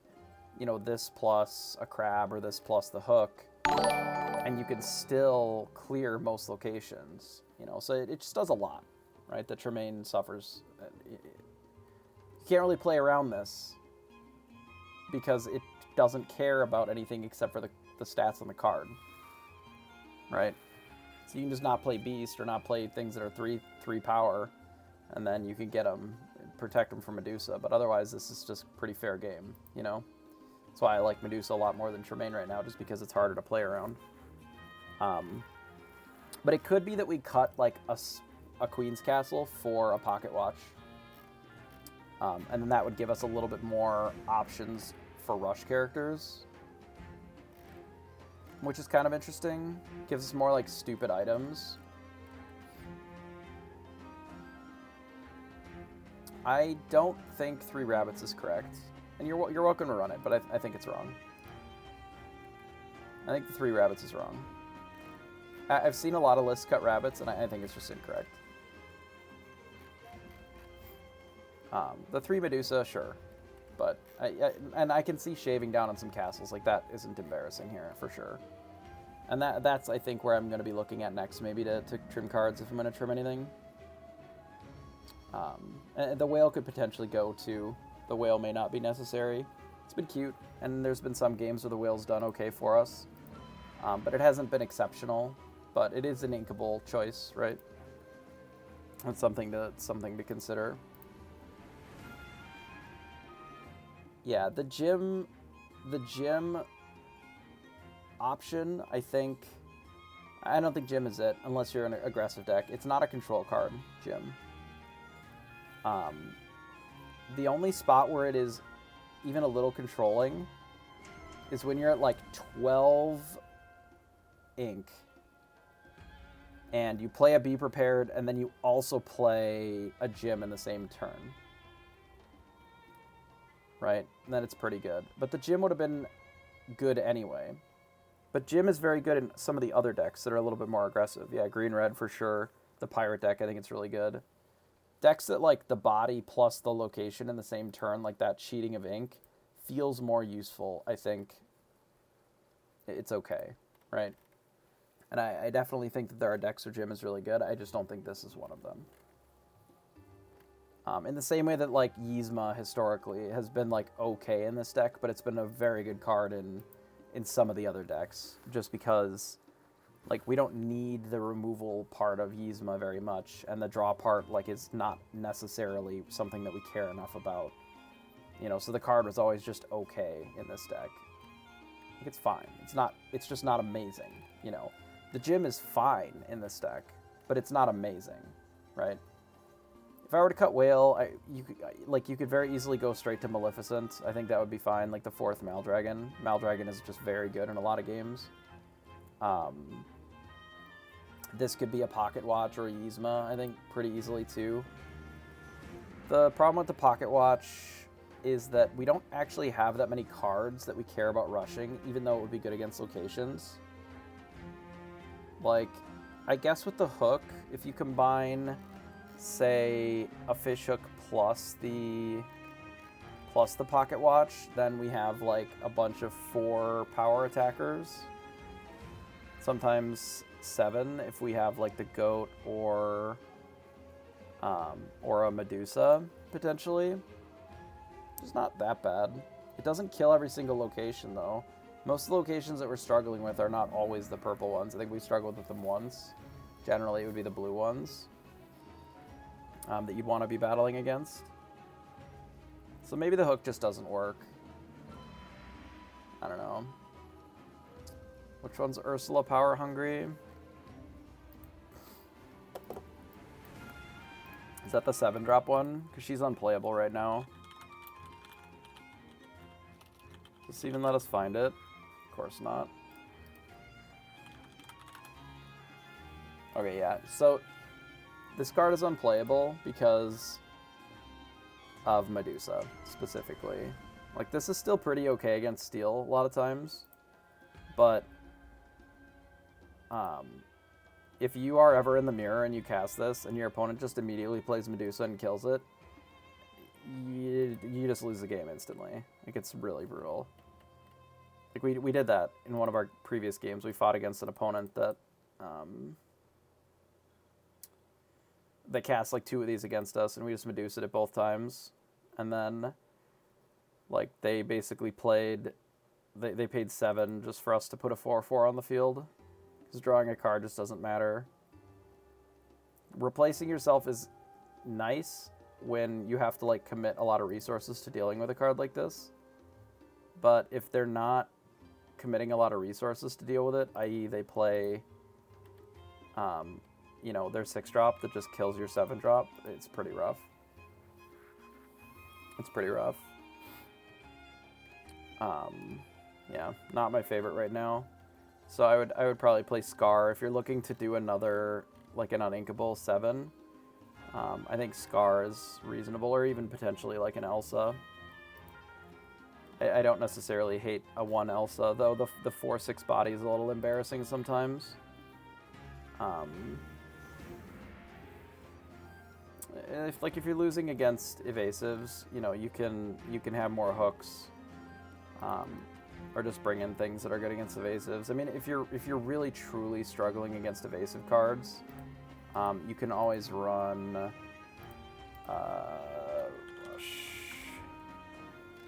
you can always run a Captain Hook if it's exerted opposing characters with evasive gain reckless. Like,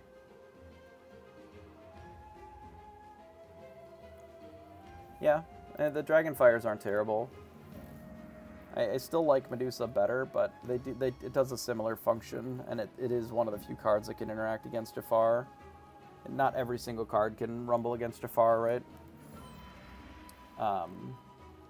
Like, the red-green evasive deck it's just a character deck. all you have to do is just bully their early stuff and then be prepared them if you can. So you don't necessarily have to remove every single thing, like, or even adding a card like this. Which means that you probably didn't interact with any of their stuff before you started playing Medusas, right? Which happens. I mean, they might have been on the play, and then they were able to bully you that way. Like, it isn't a bad deck by any means, red-green evasive deck. But it just means that you didn't interact with their cards at all, right?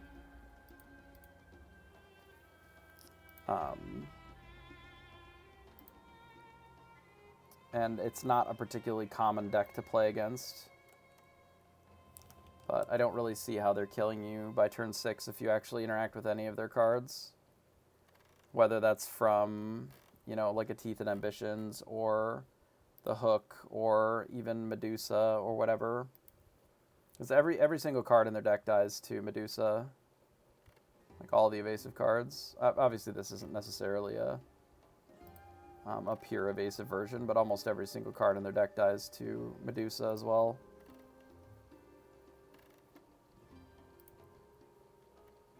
Yeah, something like this, I'd suppose. Like, all these cards are non-evasives. You know, there are very few evasive cards that aren't 3-drops, right? So you just have to be killing their shit early. And then once they get to the evasives, like, those are when you have to use your better removal spells. And if you just destroy the rest of it with a Be Prepared, I think that'll work a lot of times. But yeah, if you ever are running into like a Curse Merfolk or Flynn Rider kind of cards, just kill them. Just use your characters and attack them. Who cares if you discard a card?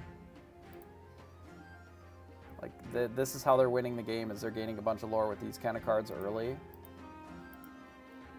And if these are able to gain 6 lore or whatever before you end up dealing with them with something else, like, that's a good way to lose the game too. But there really aren't that many evasives earlier than that. We can even look.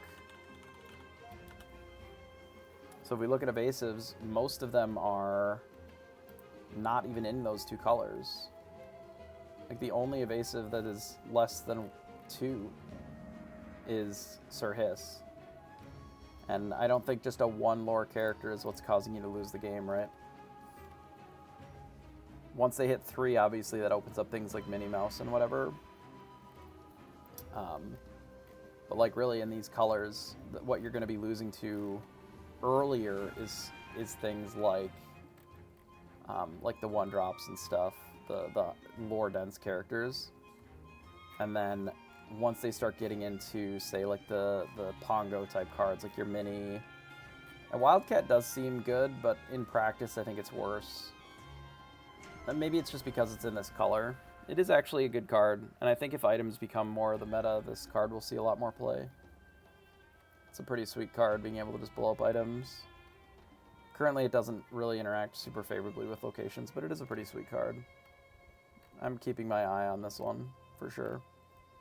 But like, if they're like Mini into, you know, well, the best card is what, Pongo or Tinkerbell? And then, you know, one of the, something like a Ray or one of these other evasives, like, all of these can be killed by Hook plus any of your cards. Like any of your 3/3s, right? Don Carnage being a 4/4 obviously is a little bit sketchier, but most of your things plus Hook can interact favorably with these. And then literally all of them except for Don Carnage die to Medusa. So you just have to play it a little bit closer to what you would, say, the purple-green matchup, where they most likely are being kind of aggressive, and then you just have to keep up with their early board with your board. And then once you get to the point of having some of your better removal spells, you can just throw them out. Even if you know that you're going to be prepped the turn after, you just throw them out to minimize the lore gain. And then you hopefully wipe the board with your Be Prepared, and then can use follow-up Medusas and Pinocchios and such to keep the rest of the board clear. I mean, realistically, like, the evasive deck is a good deck because it is always asking you tough questions, which is, can you deal with this card? Can you still deal with this card? These are all evasives, like your traditional challenging answers with Maui and such. are difficult and they don't always work, which is why the hook is so valuable in spots like that, because it's reusable, because it makes your Mauis like be able to favorably challenge any of these characters and still be alive, you know. And then once they get to genies, like the genie just isn't super good against this deck to begin with, because almost every card that you play in your deck is it has a come into play ability, right? Almost every single one of these, if they're bouncing it outside of your 1-drops, like Snake has a come into play, Crab does, Maui just kills their thing, which is great. But like most of your mid-gamey stuff, like your goats and your rabbits and your foxes, they all do stuff right away when they come in. So it's just something to be aware of when you're playing decks like that. And sometimes they just like have a really great curve, and you just don't have the answers, and you lose in the same way that people would lose to triple Style Surfer last format. Like, one of these and a Pongo or a Tinkerbell is the same as just 2 of these, realistically. Like, it's the same card. Does the same everything. It doesn't matter that it's a slightly bigger body, it's just the same effect, and it's always the same thing. So on the play, they're just like this, into, you know, one of these 5s or Kuzco or whatever. It plays very similarly to the way that just getting triple surfered was last format. Or if you're not interacting with it, you just die. You die before you can be prepared, and even if you have be prepared and you live, they're at like 18 lore and they kill you. So like that, you have to play it as though their entire deck is just always hitting the surfers consistently. So then sometimes mulliganing a little bit more aggressively for the hooks so that you have an interaction. Having teeth sometimes to be able to combine. There's a reason that some of the players have been going back to stuff like Surfer, or even to some extent like Jiminy Cricket, because it is an evasive character that sometimes it draws you a card, but also you can combine with a Crab to kill an evasive character. You know, Jiminy fights Surfer very well, so if you're really struggling against an evasive deck, like, consider a card like this. It isn't really that bad. It doesn't seem great, but it's certainly better than Kuzco in a lot of spots. It can draw a card if you've already got a Pinocchio in play, which is a non-zero amount of the time. And there are some games where you just, Magic Carpet too. This is nice because it can live, because it's a 1/2, where the Magic Carpet always trades in any scenario, whether you buff it or don't, like it always trades. But Jiminy Cricket can fight a Blue Fairy and live. You know, it can fight a Minnie Mouse Stylish Surfer and live, and then still be around as an evasive or as another threatening card. But you can combine this with Pinocchio to bully these cards, you know, like Blue Fairy or Stylish Surfer. Obviously in combination with the fish hook or a crab or whatever. But you can use the Jiminy Cricket as just like a reasonable evasive thing that you can try to fight some of those cards too. So another card to give consideration if that is something in your local meta that you need to think about. But it doesn't have a huge market share, because a lot of these cards are just really not good against steel. Literally all of them are bad against steel because they don't care that much that the cards are evasive. Because the swords and Tinkerbell and Smash and Strength and Zeus's whatever all still kill the evasives the same. It just becomes a generic aggro deck at that point, and then they can bully it that way. So, I don't know, it's still cool though. I think that's probably an interesting option, especially budget-wise. Can't imagine that deck is more than like $40 or $50. Especially if you're not running gyms and locations. If you're just playing the evasive package, it's certainly pretty cheap. There's a bit of talking and not a lot of gameplay, but I think we're probably going to be done here anyway. I'm a bit tired. I'd rather be fresh and play again tomorrow than try to grind more today. So we didn't climb as much as I would have liked. I don't remember exactly where we started. We were in Silver or something. Silver 2 maybe. So we were like here, right? So we were probably Silver 2. So we didn't climb quite as much because we lost 4 games. But but we still did okay. Overall, our win rate is fine. I would like it to be a little better. We may edit the deck a little bit tomorrow. We'll see. I'll have to review some of the lists that did well this weekend and see if there's any changes that I'd be super excited to play. Overall, still pretty happy with the performance that we've had so far. I think we're on pace to be quite a bit better than the 280 games or whatever it was, so I'm happy with that. I will see if anybody else is on. Obviously, if you've missed any of this climb, the entirety of it will be up on my VODs, but it's also going to be up on YouTube if you prefer watching it there, which I think, in general, the YouTube player is a little bit easier to watch on a lot more platforms, so you can always find me there, which is just twitch.tv/@JeebusSBB. So I am going to raid Empty Apartment here. We appreciate everybody for watching. Raid. And I will... Did it actually do a raid? What did it do? Nothing? It did nothing? Twitch, you're killing me here.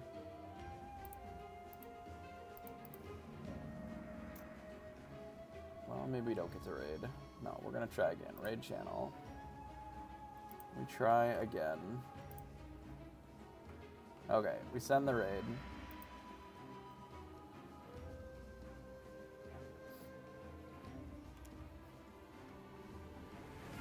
Alright, I will see everybody next time.